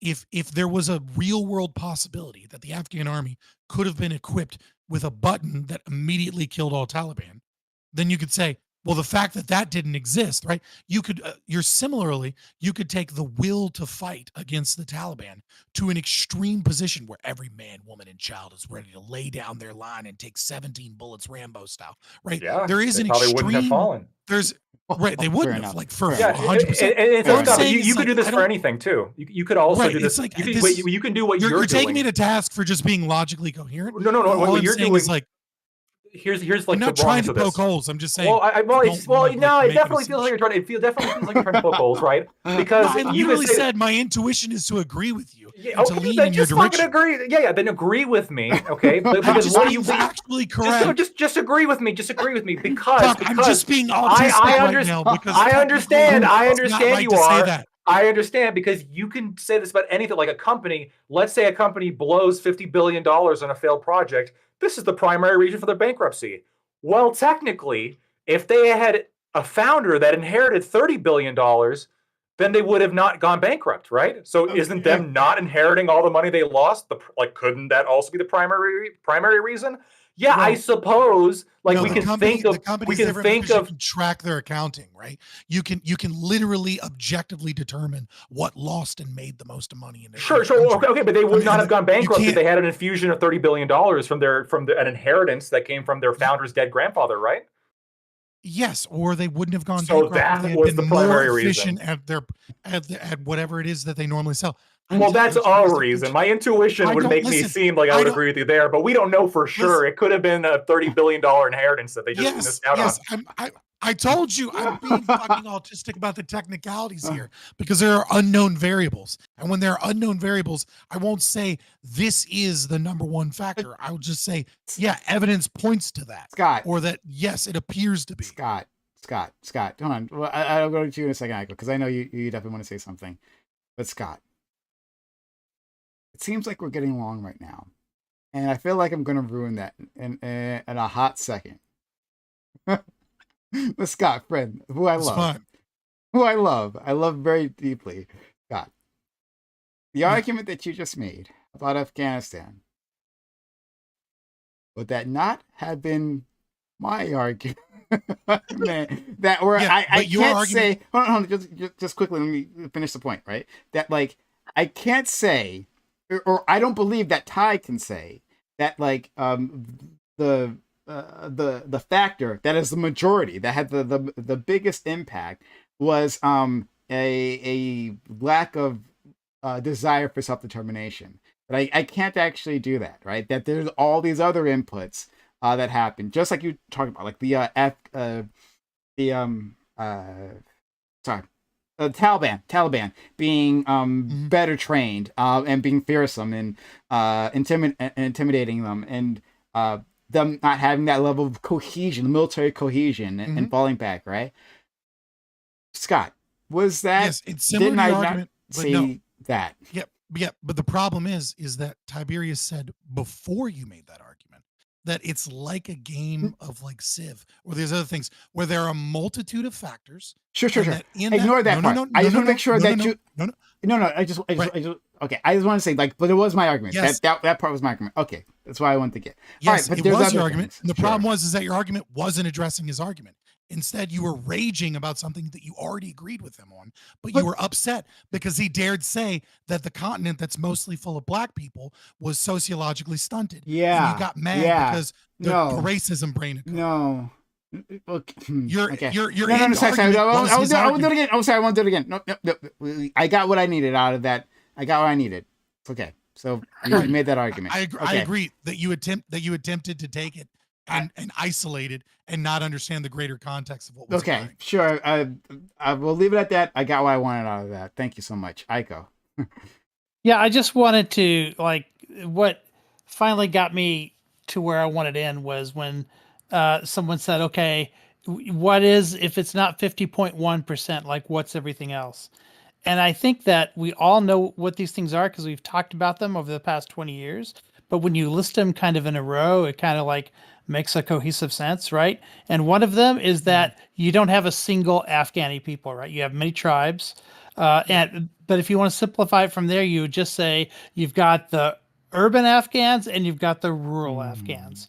And the rurals are, yes, divided among many tribes, But the one thing they had in common was the Taliban would show up in their village and terrorize anybody who disagreed, and would continue that process over and over to the point where the rural parts of the country were pretty much unified, not ideologically necessarily, but pragmatically unified under the Taliban. Plus the fact that they had tons of advantages. There's something called the incumbency advantage in any given situation.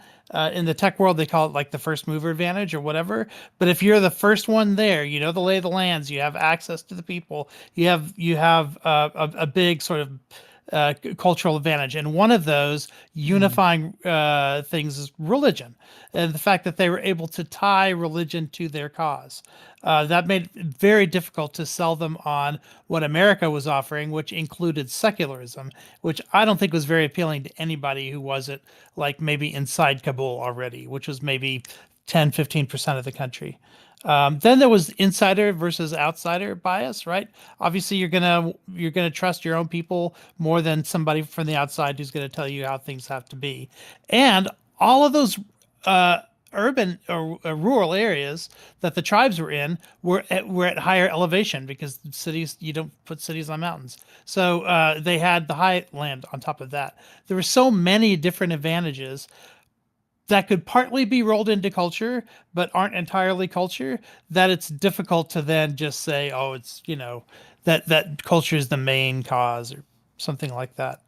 And the last thing I would say is that I wouldn't say it's a lack of desire.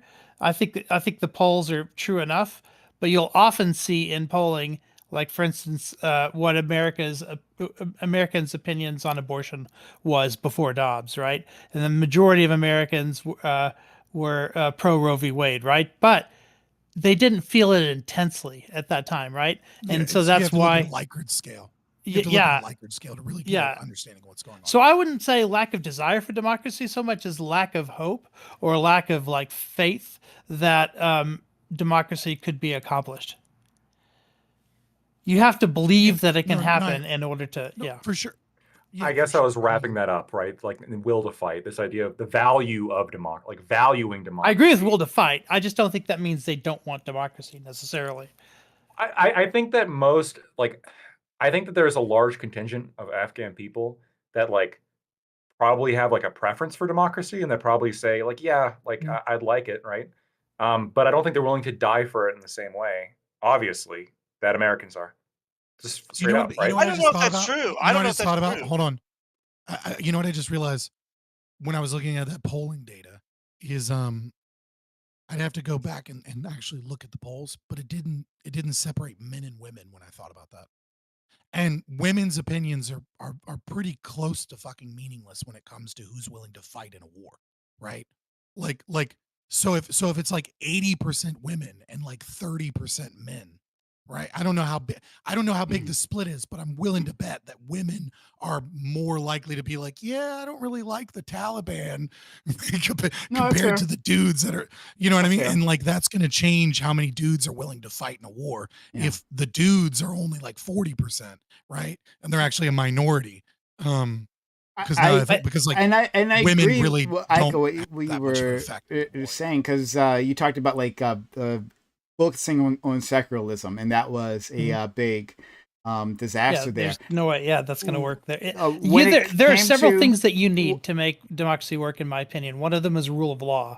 If we aimed lower, we would say, okay, number one, we want rule of law, and we want separation of powers. Like if you had those, the other ones are freedom of the press, and then eventually, when you can get there, secularism, and after that you can do democracy. But I think you need probably those have things. to do what they did in Lebanon. Yeah, like if you want to give democracy to a Middle Eastern country, you probably have to do how Lebanon was under the French. I don't know what did happen in Lebanon. I don't know.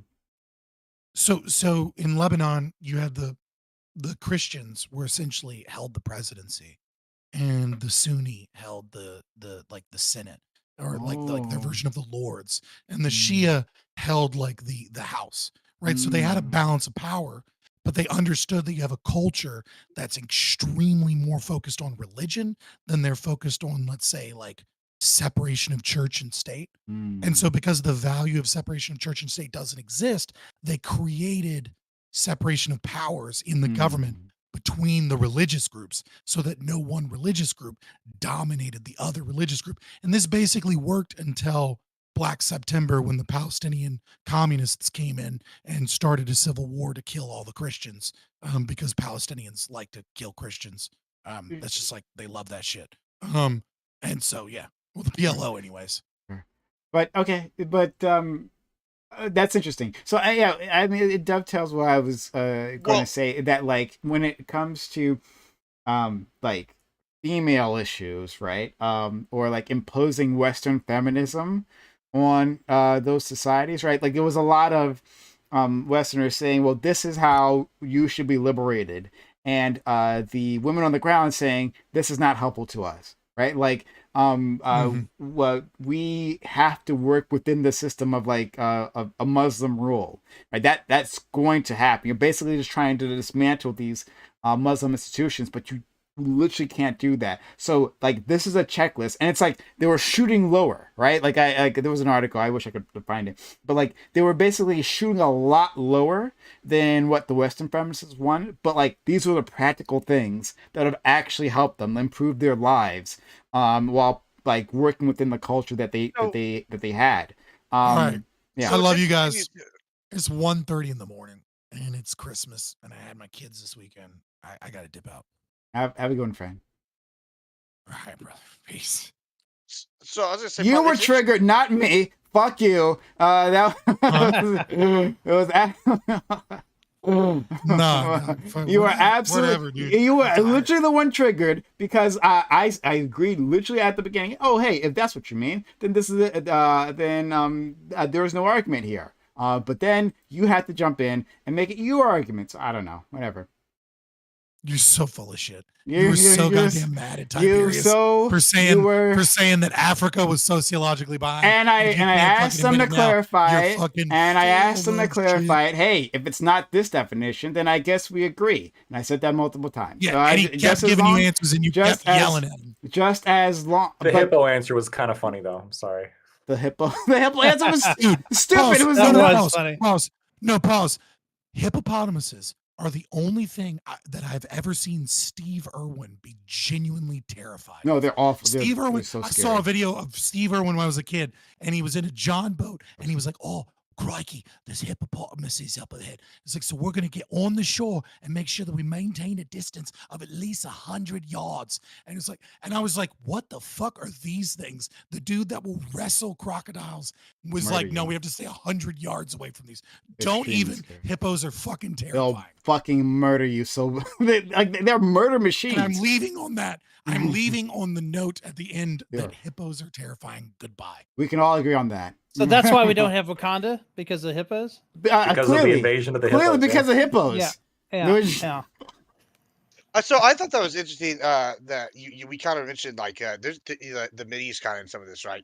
Like there is some examples of secular Mideast countries working, right? I hate to like bring up Saddam, but Ba'athist countries are very secular, right? Like if you see, like, what's his name, and I can't think, Assadism. That's a whole form of Ba'athism, right? Saddam was pretty successful. In fact, I have a lot of Iraqi friends, and the ones that aren't Kurds loved Saddam. They're all like, "Hey, we like living under Saddam. It was, pretty good. We had pretty much all the Western shit.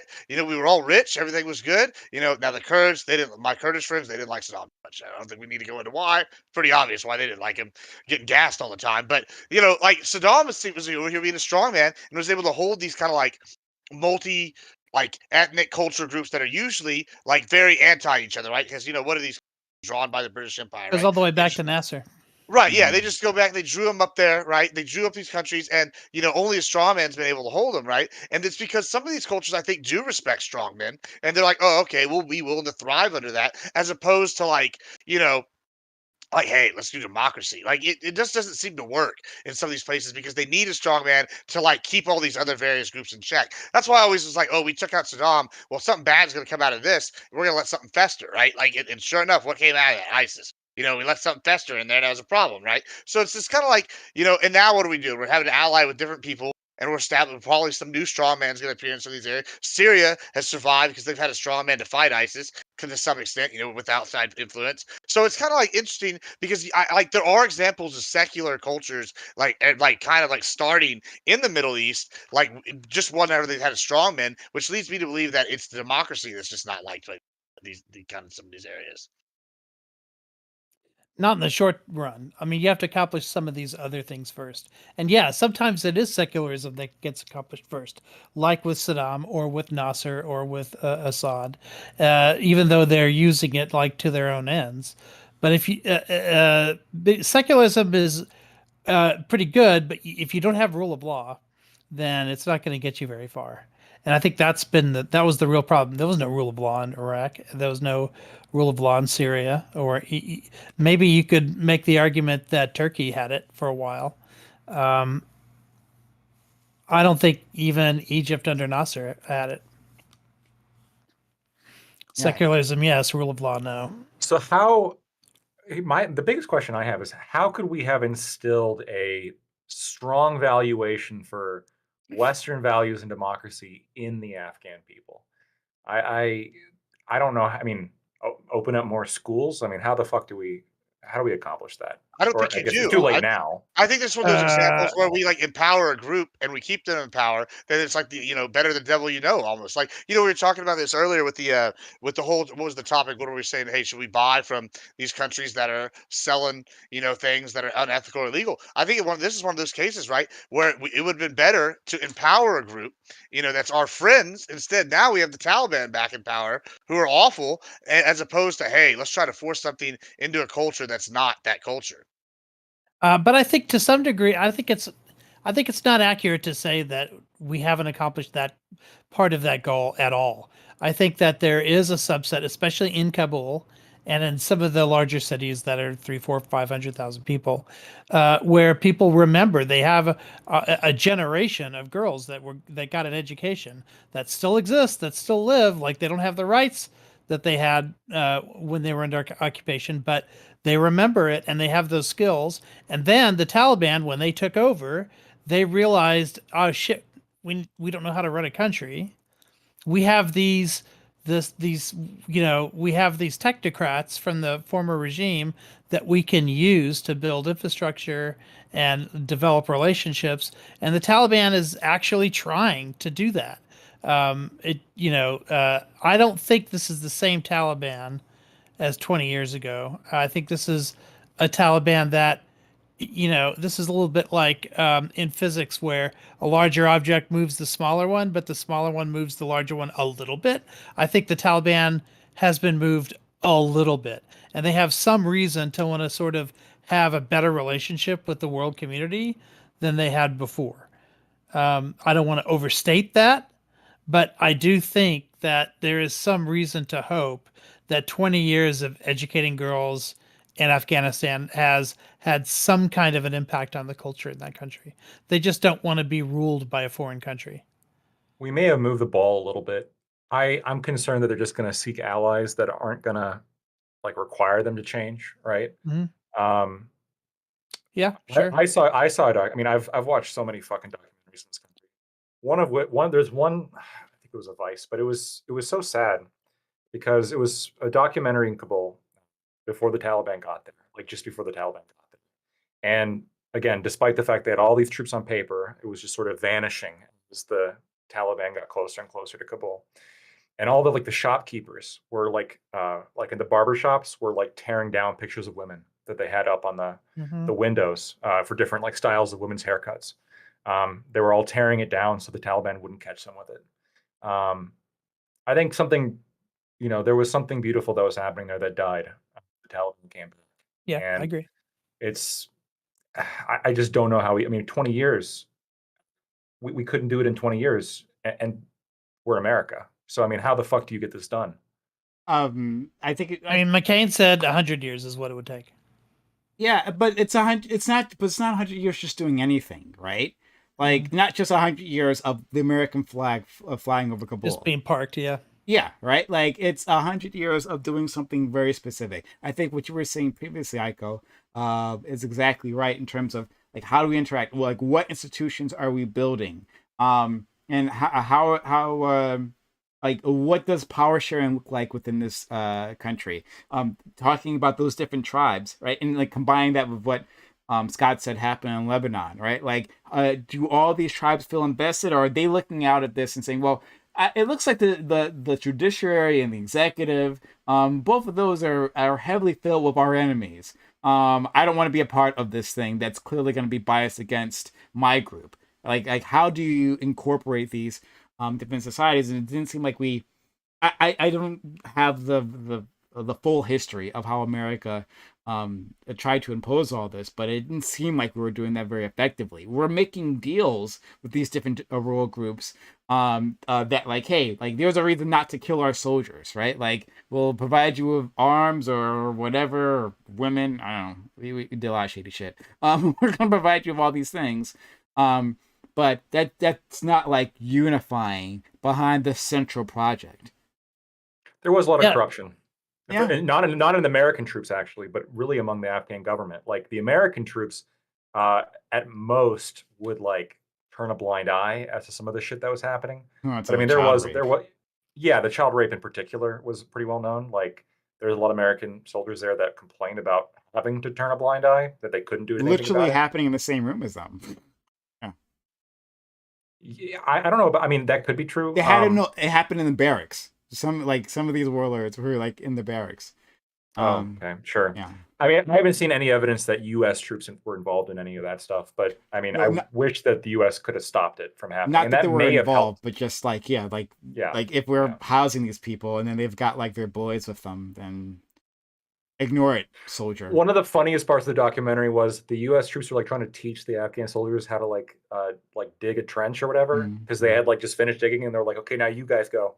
And so like the Afghan troops like went over and like dug for like about 30 minutes, and then they stopped a passing car and forced the people in that car to finish digging the trench for them. And the U.S. troops were just standing there like, are you guys fucking serious? On that note, I'm also out, guys. It's been fun. Have a good one. Yeah. One of the stories I kept hearing about Iraq was that as American troops were leaving, it was always like the locals who would beg them, no, please, because if you leave, you'll be replaced by, Iraqi troops, and they're going to be much worse. Like the locals came to, this was all part of, this wasn't the case throughout the war, but this was part of the hearts and minds strategy that Petraeus was implementing in Iraq to say, we've been doing this wrong. What we needed to do really was, can make a concerted effort to convince the people that we're here for them. And my, cynical mind rejected that strategy entirely, because why would anybody believe you, right? But it worked. Like they went into these villages, they made themselves available, they tried to mediate disputes and do everything as fairly as they could. And I mean, look, in the American Revolution, one of the most famous documents we have is Jefferson's letter to the Danbury Baptists, where you have two groups of people. You have a group of people in Pennsylvania, one of whom believes that their kids will be forced to go to the Anglican school and learn Anglican theology. And Jefferson writes a letter saying, no, we're neutral to all religious denominations. In other documentation, he even says that he's neutral between Christians and Jews and Muslims. So that need for secularism came out of the fact that people in different religious denominations and who were members of different religions all didn't trust each other, yet had to live under the same government. And this was after 400 years of religious warfare in England. So that was an incentive, right? 400 years of religious warfare sounds foreign to us, but it doesn't sound foreign to Afghans. And I think if we could have figured out a way, because we know that all these tribes had disagreements with each other, all these squabbles with each other. If we could have figured out a way to say, hey, there's a way to mediate between you and the tribe next to you without resorting to violence, let's make this happen. that would have been one of those like first steps that instead of going to all the way to democracy, at least you can get to some level of religious tolerance. Well, I mean, I think we never had a plan, right? Like we never. I mean, I'm sorry. I think we formulated a plan later on. But like we went in there, and there was just this neocon desire to like implant democracy. We're going to implant They Yeah. specifically said Jeffersonian style democracy, right? There's even more ways that democracy can look like, right? We But will they be said, greeted with hearts and flowers. That's what we were yeah. told. Yeah, right. Like they're like the flower wreaths. They're gonna Yeah. throw it over Yeah. our shoulders as we march down. But like if you go in there thinking that I I'll take no cues from like the culture, from the people, that like my values are the values, right? Even if you have, I think you can have a goal. I think you have a goal, but that goal has to like interact with the reality on the ground. So like if like what is the goal? Is it to create an ally? Right? Like is that what you want to do? Well then there's lots of ways to do that. You can just put an autocrat there and then he can do it for you, you know? Or is it to create a democracy? Well, what does that democracy look like in the face of the history of these people? But we didn't actually take any of this into account.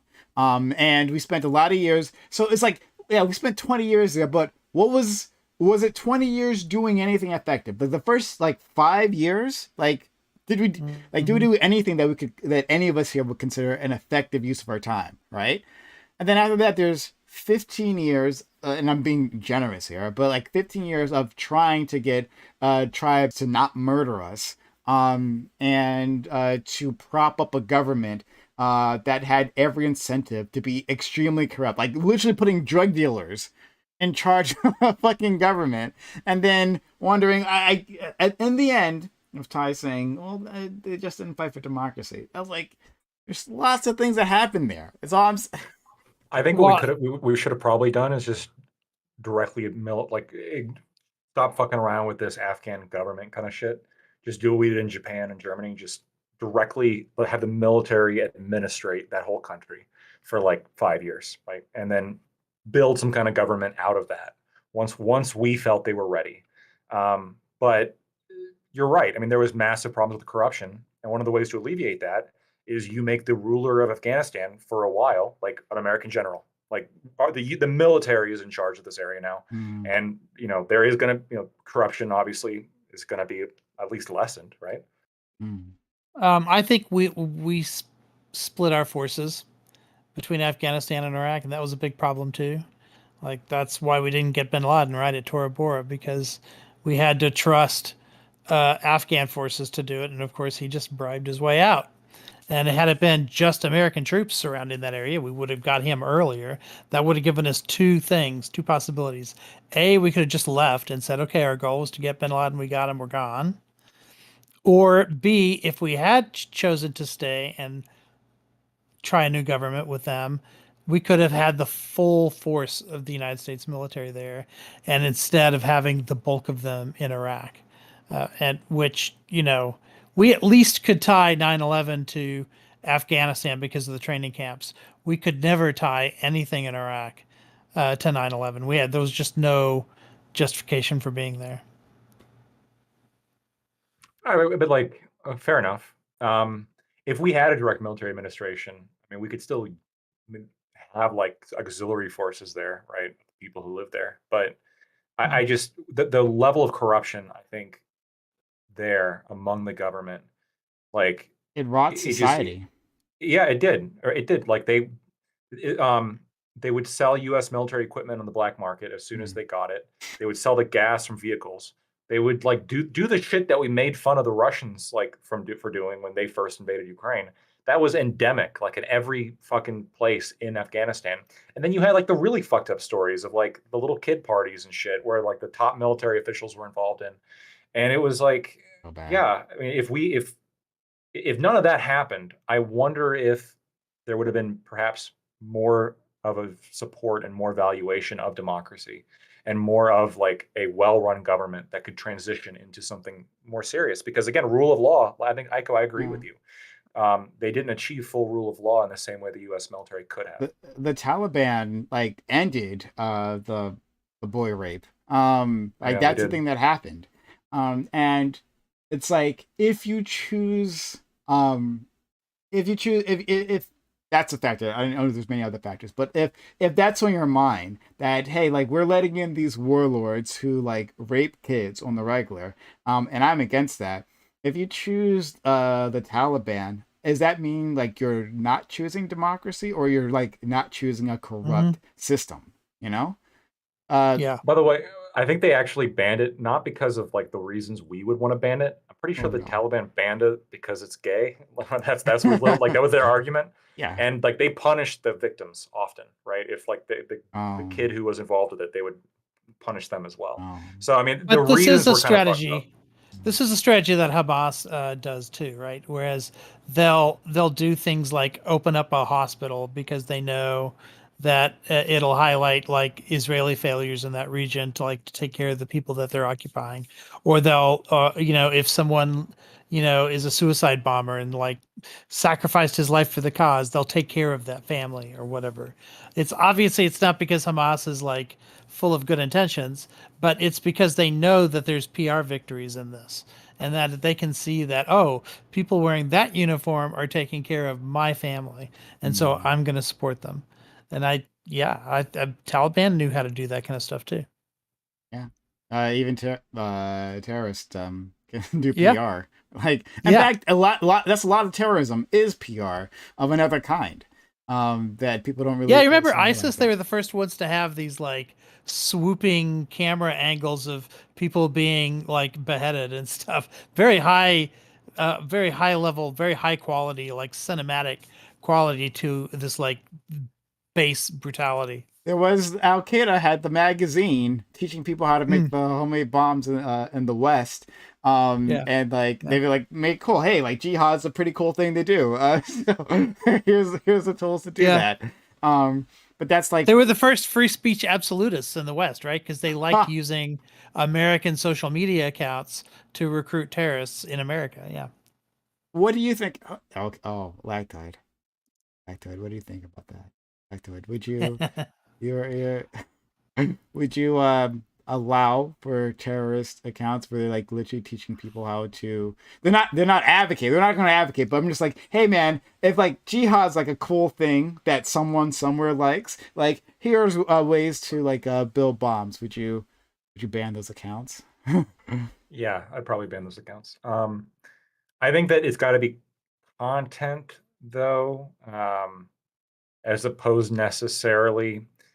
This gets dicey, but not as opposed to like the identity of the poster. So like, let's say this is something I struggle with. Like, let's say ISIS had an account, but they weren't posting anything against the terms of service. Like, they were just like posting some like pretty milquetoast shit. Would we allow that? Do you guys think that that account should be allowed to stay up? I don't know. Oh, like when it comes hmm, okay. That's actually a good question. If There ISIS actually were some arguments in the CIA for some accounts where they would say we want to keep them up because it helps us like triangulate the positions of people like in Yeah, different accounts and oh yeah, who this account's talking to this account and so on and so forth. yeah. So if there isn't like a clear and present danger, they'd say, yeah, let's see where this goes. Yeah, it's interesting, but that's like even if But it's that's just more a strategic argument than a moral one. yeah, but like that's super interesting. If ISIS is like posting cat videos, it's definitely Yeah. ISIS, right? But it's Yeah. just posting cat videos. Like, what should we do? for some reason they're into cat videos. Yeah, I don't know. Super into it. That's what Epoch Times does, right? Like they're very, very, very far extreme right like publication that's mostly doing conspiracy theories and they'd like to see Biden executed and stuff like that. But they're mostly known for their cat videos on TikTok. Seriously? Oh wow, Yeah. wow! Yeah. I didn't know that. That was just an Yeah. example I came up with. Yeah. Um, but yeah, but I like wouldn't go so far as to say they're a terrorist organization, but they're like in the neighborhood. it's like when does is a terrorist organization doing harm, right? Like, Right. hmm. Right. Epoch Times is run by I think a Japanese cult of some kind. I don't know. You could ask Yeah, Lethe Waterkai knows all about it. yeah, they're super weird, but like I feel like I don't know. I've seen some of the articles, and this is like, when do you when can I move away from them for a second? When can I trust a Fox News article? Right, like or Fox News video, if like they've given me things that I can verify as facts, right? Mhm. Then can I trust them? But if their analysis twists those facts, like, is it still Right. a something I can reference? Fox News is a reliable source because they won't outright lie to you, except when they do. But when they do, like they pay a pretty big price for it, so they avoid it. Uh, and they do have a legitimate news division that still does most of what a news division is supposed to do. It's their editorial division. It's their yeah. Anytime they have an opinion, then of Yeah. course it's going to be super biased. But actually, yeah. I mean, their fact checking is decent. Cato's known also for having a Yeah, bias, but having very good fact checking and very yeah. accurate, very firm editorial standards. I trust the data Um, that comes out of their research division, and also Reason magazine, which is a libertarian magazine, but very high quality. Yeah. And with them, I don't even think they're all that biased. Like, I mean, we know what their opinion is. They're going to give you the libertarian take every time, but they're not going to try and hide it. I don't think they're going to resort even to subterfuge. They won't. Not only will they not lie, they also won't misrepresent things. Well, Uh, that's perfect. Yeah, I don't yeah, think we should. I don't count against Fox News for being conservative. Like, that's yeah, great. That's fine if you want to, yeah. like, present things from a conservative perspective, or a libertarian, or whatever it is. I don't think it's really possible to not have a bias. Yeah. Like, Well, the difference unless, is Fox is willing to be misleading, which is yeah, different. it's that Yeah. being misleading. How do you They won't present lie. the facts? Um, Yeah. I don't know. I think sometimes they lie. I think sometimes they outright Sometimes they lie. lie. Yeah, yeah. They Well, sometimes they obviously, do. they've But lost like, billions because of that. Yeah. yeah, it's you. But I think you need to be honest about your bias, because Yeah. what did Fox News start off? Well, not, I'm not sure if it was their first slogan, but like, fair and balanced, right? Mhm. That we I were still say the that sometimes. yeah, that we were the only ones that were actually truly neutral here, but they weren't. Um, Right. you know. I think with Trump, I think they have some actually like to stand on here. I'm pretty sure I'll go back and look at the actual stats, but when Trump was president, like 52% roughly, I don't know if it's in the 50, like it's roughly half of the coverage was pro-Trump and roughly half was anti-Trump. And then for every other major news like media, it was like over 90% anti-Trump. With Fox being like the most split. Except in Um, prime time, where it was 100% Perhaps, prime time. yeah, probably. I mean, there's some personalities on there that are going to be like super pro Trump. Yeah. All of them. Sean All Hannity, of the yeah. prime time ones. Yeah. The news division was 50-50, like you say, but the opinion division, like they did that 100% pro Trump. The one thing I was in debate with somebody, and I cited the Institute for Family Studies, IFS, and Mhm. that's another one that gets flack for being like biased, but they let on authors to like publish stuff on their website that disagree with almost everything that they stand for. And they'll still like publish those articles as Yeah. long as the finding of the article is in overall agreement with their ultimate point. They'll And what difference does they'll that let. make? Well, so for example, it would be like um, it would be like an art like a libertarian magazine like posting or allowing Karl Marx to like write a piece, as long as like the end of the piece was like somewhat libertarian. Um, Generally speaking, you'd be like, well, I can't trust anything from this newspaper. But it's like, well, I mean, the fact that they let Karl Marx write anything here at all, I I see. I should, see that yeah, Karl Marx happens to have an opinion that yeah. lies, that's libertarian leaning, and that gives the appearance of like, oh, there's a wide number of perspectives, but like, okay, interesting. Yeah, Yeah. Fox News still likes to introduce Alan Dershowitz as a Democrat lawyer. When it's so very obvious that that descriptor doesn't apply to him anymore. It hasn't for years. Well, they're also bringing on Tulsi Gabbard a lot too.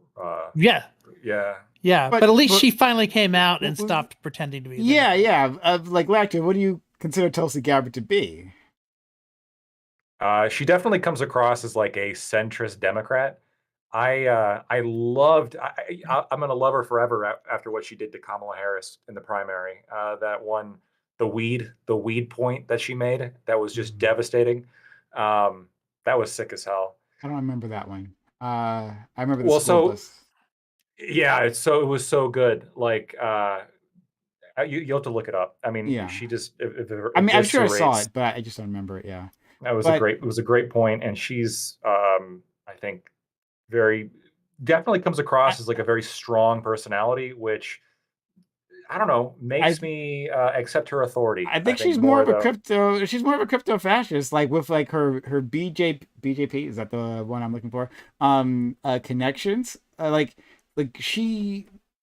I think she hit her power level very well for a very long time, and she was happy to cosplay at first as a progressive, she barely did anything to earn that title, but like people were very willing to accept her into the group. Even after her racist past, which was amazing to me. Yeah, yes, she's wait. like What'd she say was racist? Oh man, she's what was it? Let me look it up. super anti Muslim. She Well, Muslim's not a race, so oh we gotta- yeah, I fair enough, okay. Hold on. It might have been homophobic, and not racist. I get those. She oh, was, come on. Everybody was homophobic in the 90s, right? You could look up fucking Obama didn't become like in favor of gay marriage until what, 2000? No, it wasn't that she opposed gay marriage. It was way worse than that. Hold on, I'm looking it up. It's been a while. Yeah, no, but so you understand, you've been looked at the BGP, is that the fuck the BJP? Are you talking about like the Hindu Nationalist Party in India? Hindu Nationalist Party, right? Oh yeah, Are you familiar with them? I'm somewhat aware of them. I understand like they definitely like a lot of parties in India have like a far right bent. They're Hindu nationalists. Yeah, from everything I've seen, they're basically like Hindu's version of fascism. Well, they control the government, right? Well, now they do. Yeah, now yeah, they do. Yeah, I think they have for a while now. Yeah, now they do. Yeah, yeah, I agree. Now they do. Okay. I'm sorry, I didn't mean to say that was completely recently. I was just now they control the government. Oh, sure. Okay. Fair enough. Yeah. Yeah. Go ahead. I watched the Namaste Trump event where Trump went with the president, who was a member of the I'm saying that is like with her commentary, especially on Fox News, it's clear that she's a conservative. I think she's always been a conservative. You actually like watch her like clips of her and her criticisms but like you can't deviate them from Fox News at all. So I wouldn't go so far as to say she's a centrist Democrat, even though I think centrist Democrats are actually to the right of the political spectrum. You know that. Sure. You know that. But even then, she's much farther than that. All right, let's see here. So she's against wars, specifically regime change wars. I remember she said that all the time. She's what's her position on Israel legalization of legalization of marijuana. What's her position on Gaza? Let me see. That's a real acid test as to whether she's actually anti-war.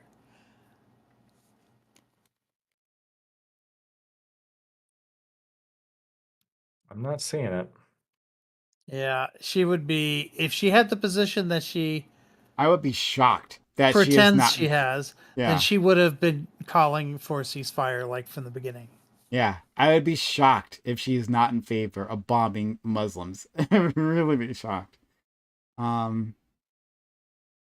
If that's actually her case, then I'll say, okay, maybe I have to reassess my understanding of her. So in 2013, she was an initial co-sponsor of the legislation to repeal DOMA.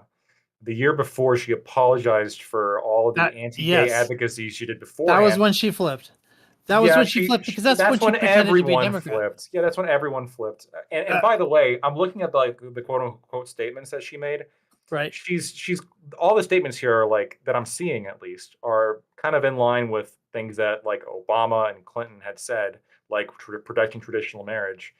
nothing here is like super homophobic, other than, again, unless you consider that to be kind of the litmus test. I think at that time, I'm talking about pre 2012, because Obama was against DOMA. So she when she was for it, but also Obama like wanted to leave it up to the states when it came to gay marriage, and he said his personal opinion was that he believed in traditional marriage, and then he flipped on that in 2012 and went full on like in support of the Supreme Court overturning it, which was part of his leading from behind strategy, right? He didn't want to. He was a coward on these kinds of positions, but he wanted to leave it up to the states. She was at the state level, specifically wanting to ban it in Hawaii, which is not a position he was for, and he also, had a connection to Do Hawaii. you think But Obama? Sorry, go ahead. Go first. but that's not such a big difference that I'm willing to say that Tulsi was like that much worse than Obama on it. Yeah. Do you think Obama was like the assumption he was first elected? If you go back, you can see. I remember there was a town hall, like an LGBT town hall that he was part of, by like a equality something. I forget what it's called. But anyway, by some gay organization. And they asked him directly on his feelings about gay marriage, and he stated his usual position there. But everyone was like, the takeaway was that, he doesn't actually mean it. Yes. In 2007, Oh, yeah. he didn't actually mean it. Yeah, like, everybody said that in 2007. Yeah, Do you think that I was- thought that in 2007. Okay, so I'm looking here. Let's just summarize, okay? So she has criticized Israel. She criticized in 2017 Israel's use of live ammunition at the fence. She also, in 2019, co-sponsored and supported a bill from Ilhan Omar to legally protect the BDS movement. She is in favor of. She is not in favor of wars.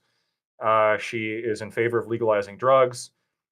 She protested the construction of the Dakota Access Pipeline, as spoken in favor of the Green New Deal, but expressed concerns about vagueness of some of the proposed versions of the legislatures. I'm just like going through here. She supports expanding Medicare and Medicaid to the Marshall Islands, and she wants to introduce a universal health care plan called Single Payer Plus, loosely modeled after the Australia system, and allowing for both supplementary and duplicative private insurance. And then she, since 2013, has been in favor of LGBTQ rights. She's a Republican. What specifically has she said besides, I guess, wanting to strengthen the border? She did say that. It's like the one issue I'm finding. That she has a show on Fox, Rick. You can watch it each time. Like, I've never seen her do a segment that would indicate that she agrees with the Democratic Party on anything. Yeah, I agree. She left them. I agree that she said those things before she flipped, right? Before she stopped pretending to be a Democrat. But at this point, no. Like, I'm still looking for. She's probably dodging her position on Gaza because it's too difficult to actually come out and flip on that one. But the one article I did see from her, which was from the 29th, Tulsi Gabbard, Hamas's goal is to eliminate Israel, not peace for Palestinians, which I happen to agree with her on. But most lefties should agree with that. Sorry, what? Yeah, agree with what? That Hamas wants to eliminate Israel, which is true. It's in their constitution. Yeah. But my point is, she hasn't said anything about stopping this war or doing that. I can find. Maybe I can find it. I agree. In January of 2019, she made that criticism of the live fight, but that was 4 years ago. Look.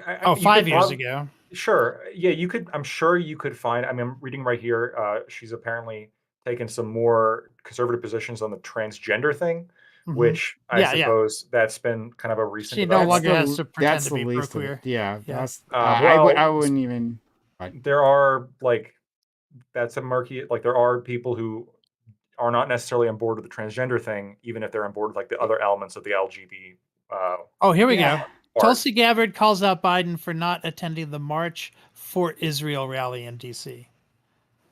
So every time she speaks out, it's on behalf of Israel and against Palestine. Yeah. So does this makes her a Republican? I'm looking at all the positions. Like I'm looking through a Wikipedia article talking about the positions. Yeah, that's what I did. Yeah. Okay, yeah, and all of these are old. I'm like all of these are old. So yeah, before that flip, then she said a lot of great things. I 100% agree. Which is why I was supportive of her initially. A lot of people never even believed her when she said those things back then. They just didn't trust her because of her history with the queer community. But is she? I don't know if she's officially a Republican. Political party. So, no. I think she says she's an independent. Yeah, she's an independent, and I guess the question, like, what's the barometer? I guess this is likely just going to come down to a feels position, which is fair. I'm not criticizing that necessarily in this case. So, do you guys just feel like she is more of a right winger at this point? Like she's just more of a Republican leaning person? I think she knows that that's where her bread is buttered. So that's the way. That's the idea. I think for a while she thought presenting as a Democrat would get her a certain amount of cachet, which it got her on the debate stage. So I think she was right about that. But I think there came a point where the visceral reaction against her among Democrats was so great, and the love that she was getting for being a bull in the china shop, because she very well might have spoiled Biden in a way that people perceive Jill Stein to have spoiled Hillary, that she started seeing a lot of love from the right because of that. So she started parodying stuff that they would like for her to hear. And if there's anything, like Jimmy Dore, do you think Jimmy Dore, is he like a left? Yeah, she's a big. Yeah, she's big into. I see her the same way I see Jimmy Dore. Exactly. Sure. Yeah. In fact, she goes on his channel all the time. Like I'll be right back.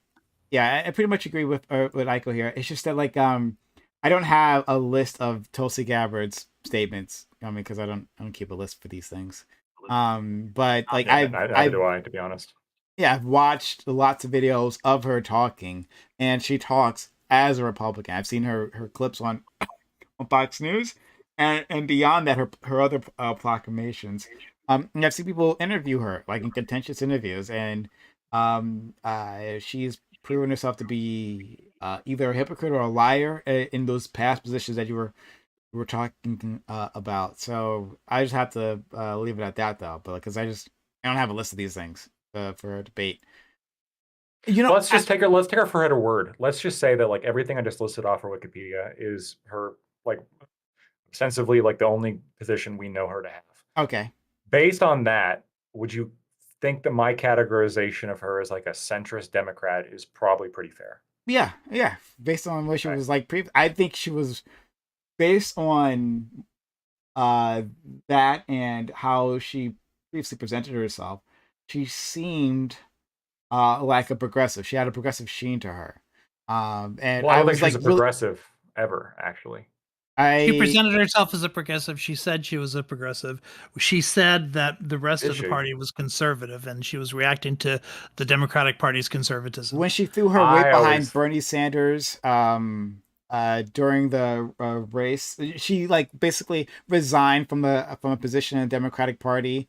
You know what I'm talking about, Aiko, right? She resigned from a position within the Democratic Party because in protest of like what was done to Bernie.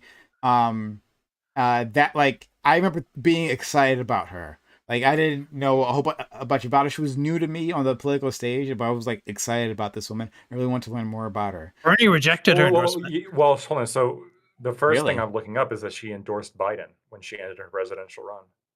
Yes, she did. And here's the story of how that happened. She called Bernie and wanted to endorse him, but he rejected her endorsement. So then she There's called. No way. How do you know this? This is some like. This was big news at the time. No. Hold on. It's probably somewhere in the Wikipedia article. If it's not, you'll find other articles about it. Because then she, the next best thing was she tried to endorse Elizabeth Warren, who didn't return her calls. And then finally she just said, fine, at least. You're talking in 2016.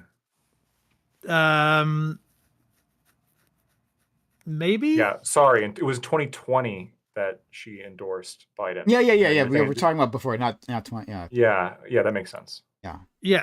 Yeah. So anyway, nobody else wanted her endorsement. He wanted it to so that he could at least say that he had like some unity from around the party. And at that point, he was inevitable. So she wanted to be able to say that she was endorsing a winner, but she absolutely did not like Biden, and at the time was fronting as a progressive. Well, in 2016, it was Clinton. Or I'm so fucking confused. Hold on a second. Hold on, I'll do Gabbard. The 2016 Bernie. campaign with Bernie. 2012 before Right. would be with an but 2000 Obama's reelection. Right. So 2016 was Clinton, was like, and then 2020 was Biden. Yeah, Right? yeah. And so But she endorsed Biden, but then in 2016 she endorsed Bernie over Hillary. she endorsed Bernie over Hillary in 2016. I don't. That's I the don't. timeline I'm looking at when I'm like, so CNN is 2016. Tulsi Gabbard endorses Bernie Sanders. This is from Yeah, so I don't know the story that Aiko was referring to. So I just know that she left. Well, I'm looking it up now. Yeah, she left. She had a 2020 position that within the Democratic Party. I think he accepted her endorsement in 2016. He did not in 2020. But hold on, I'm gonna look. Yeah, so like she talking had a about Bernie. position deep within Democratic machinery, and then she abandoned it. She said like the way, at least from what I remember, that Bernie was being treated unfairly, and so I'm gonna leave. That got her a lot of points, but I don't know when that exactly happened. I thought that was 2016, but I don't think that Tulsi Gabbard ever endorsed. At least I can't find it. I don't think that she endorsed Bernie. Yeah, in this 2020. is kind of deep in the weeds, so I might have to get back to you. I think that she ended her campaign and then endorsed Biden. She did, and all that was left was, I don't think there's It was anybody Bernie and left on Biden. stage. It was only the only two people were Biden and Bernie Sanders.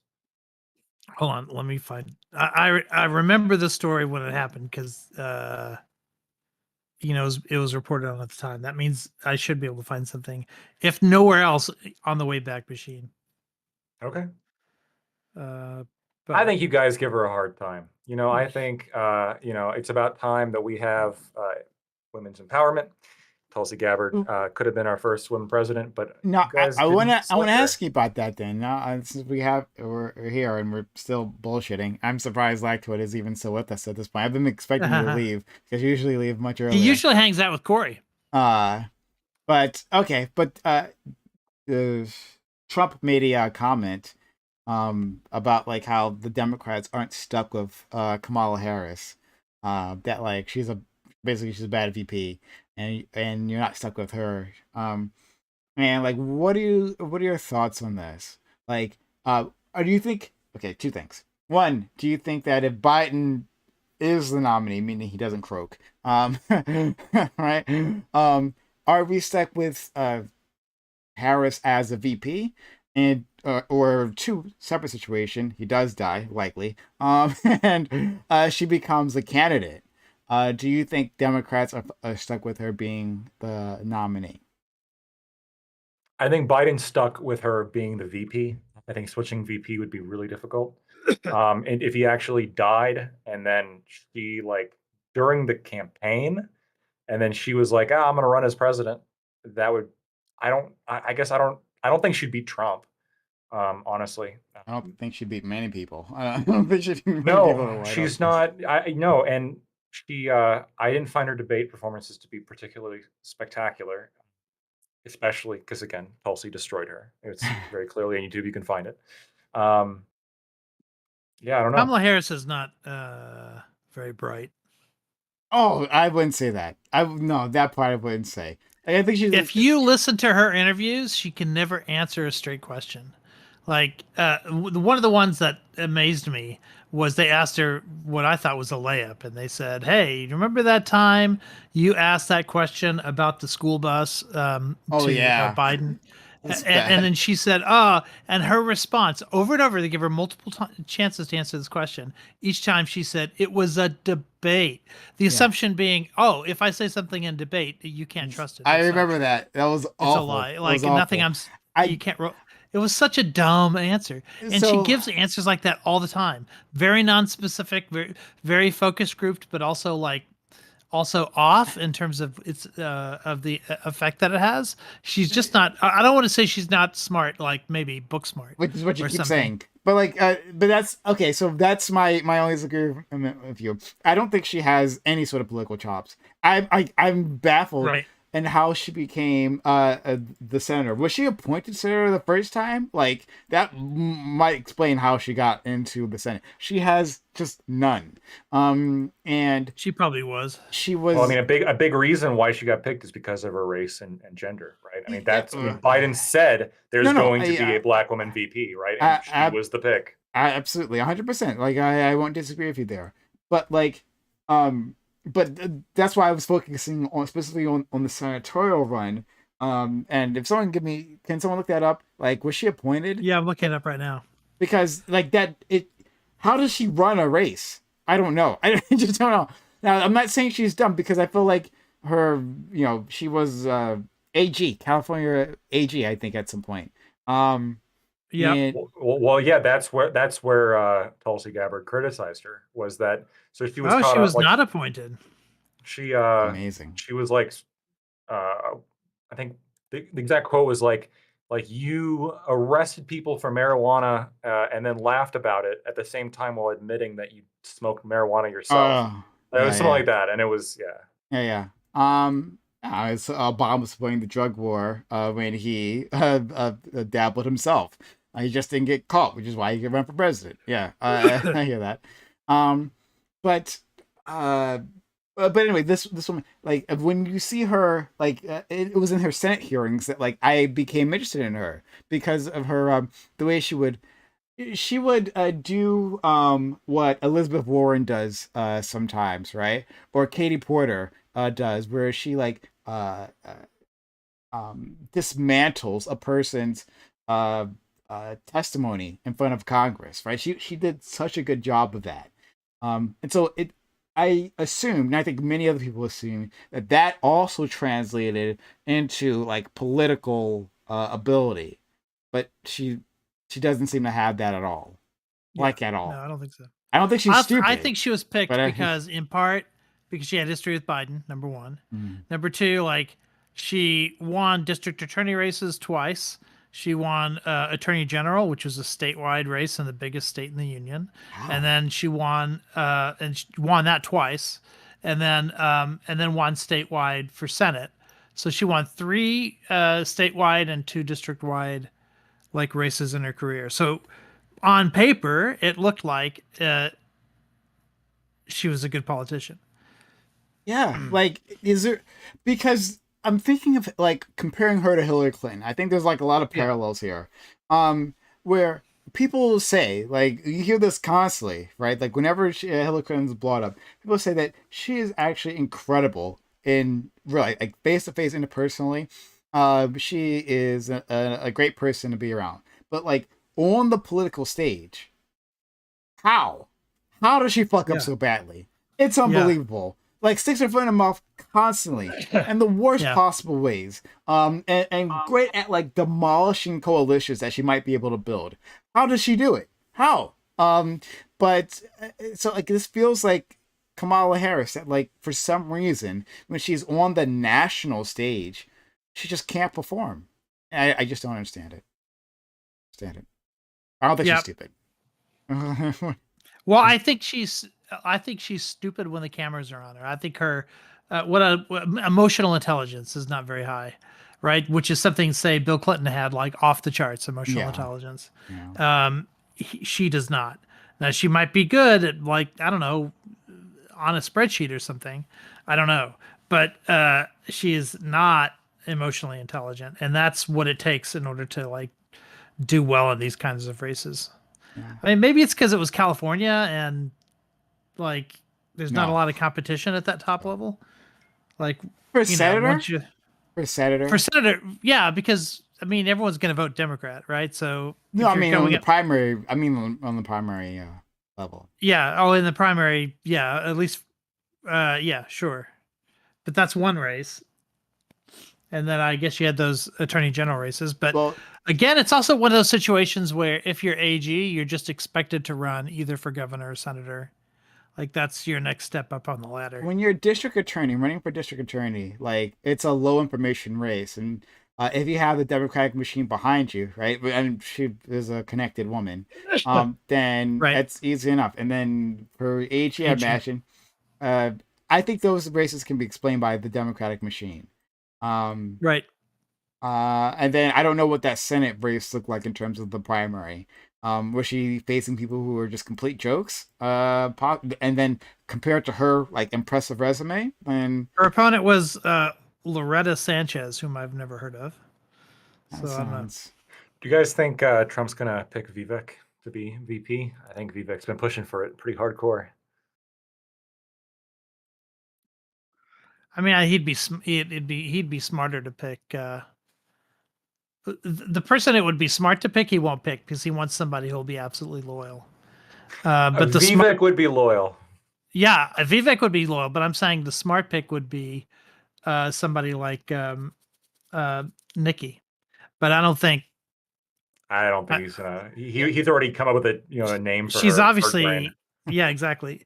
She's he not doesn't like her. sufficiently loyal. So if he's going to pick strictly on loyalty, yeah, Vivek I suppose is as good as anybody. I could even see him, but he won't pick strictly on loyalty because he doesn't want anyone else shine him. Vivek will he has the ability. He has charisma, right? I think he'd be willing to play second fiddle though.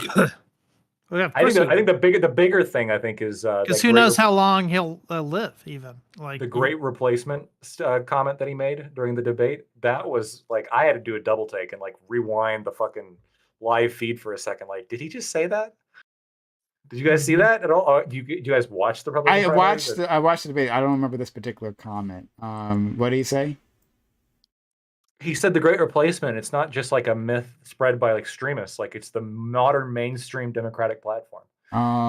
He said that as a statement.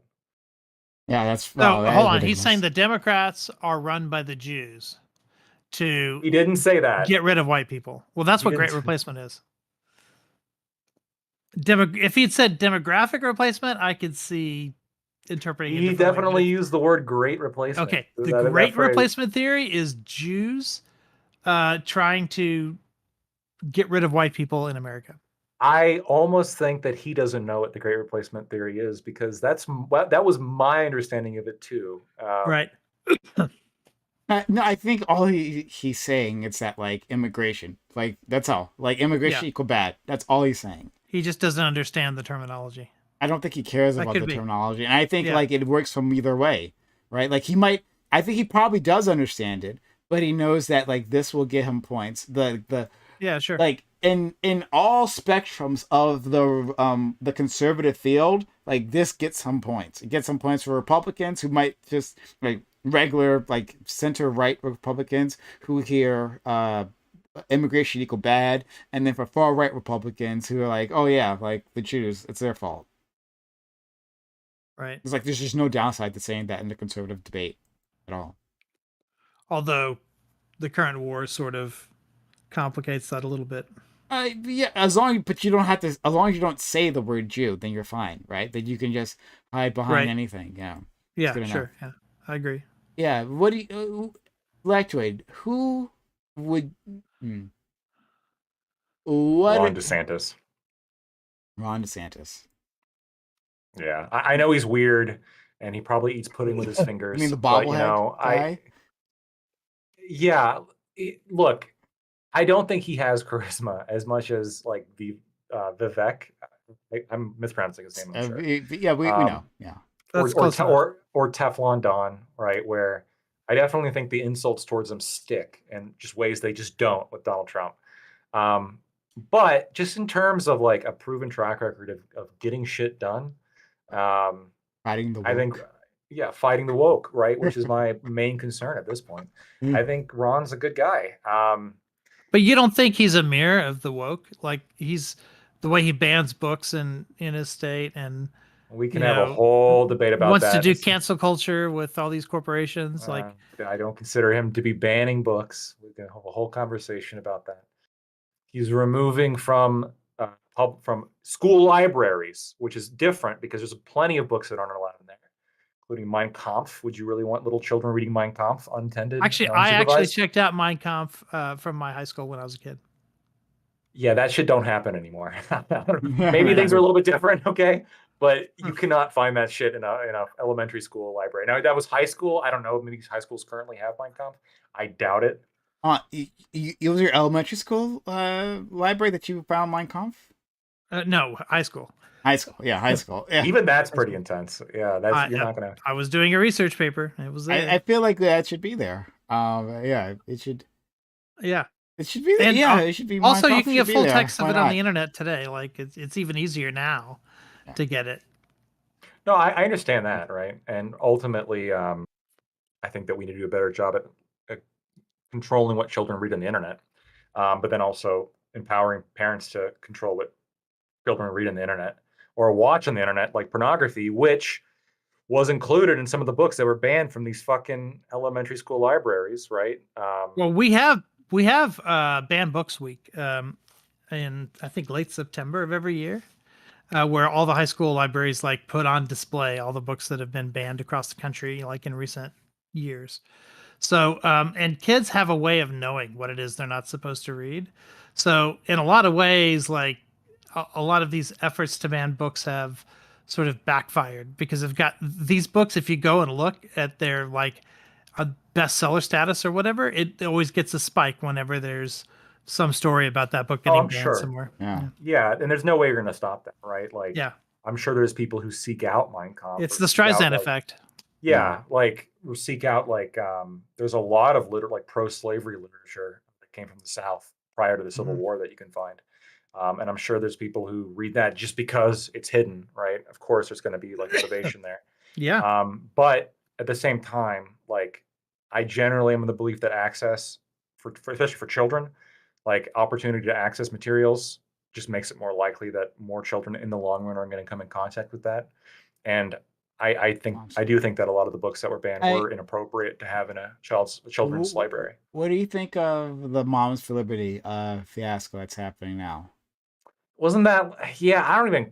So wasn't that like the founder was a woman, and then or like some higher up?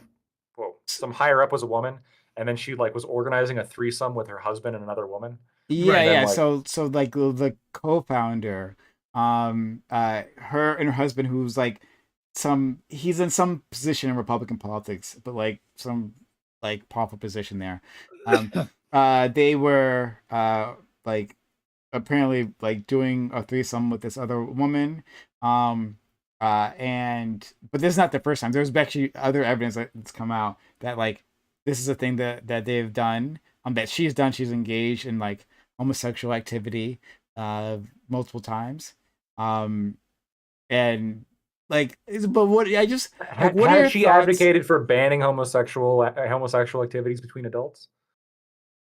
I think apps was actually Unless she has specifically advocated for illegalizing homosexual activity between adults, I don't think she's a hypocrite if she fucks another woman. I would be actually I don't know her exact position on that topic. I would be I think though that making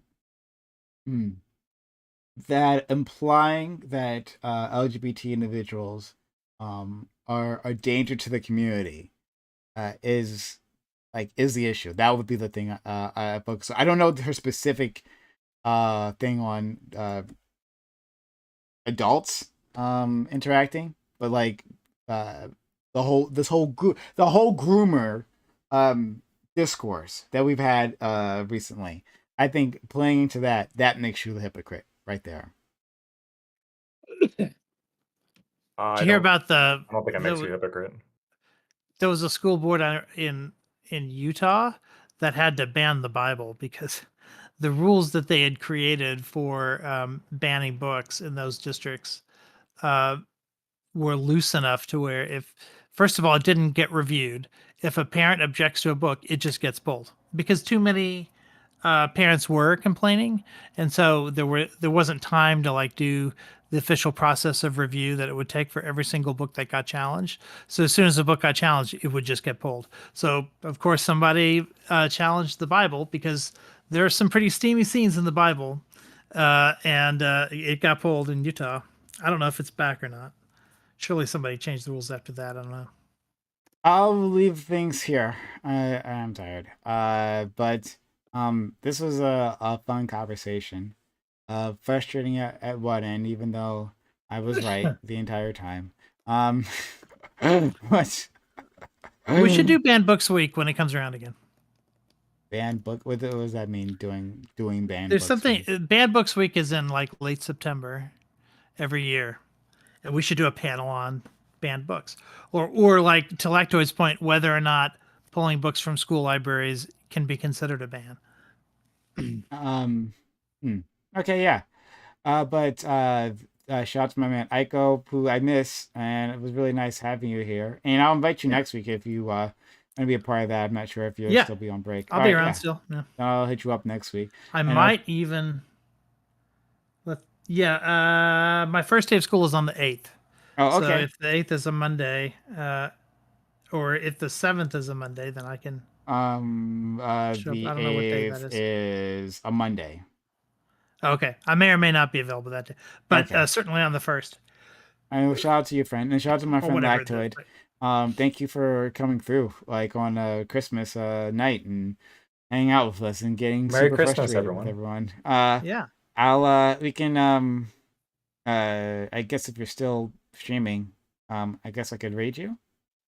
Sure. I'm gonna be shooting it off to someone else pretty soon, like immediately. I don't know if you wanted to I don't rate care. them I'm just gonna yourself, but raid it's up you. to you. I don't care. I'm just gonna raid you. But yeah, this was a whole lot of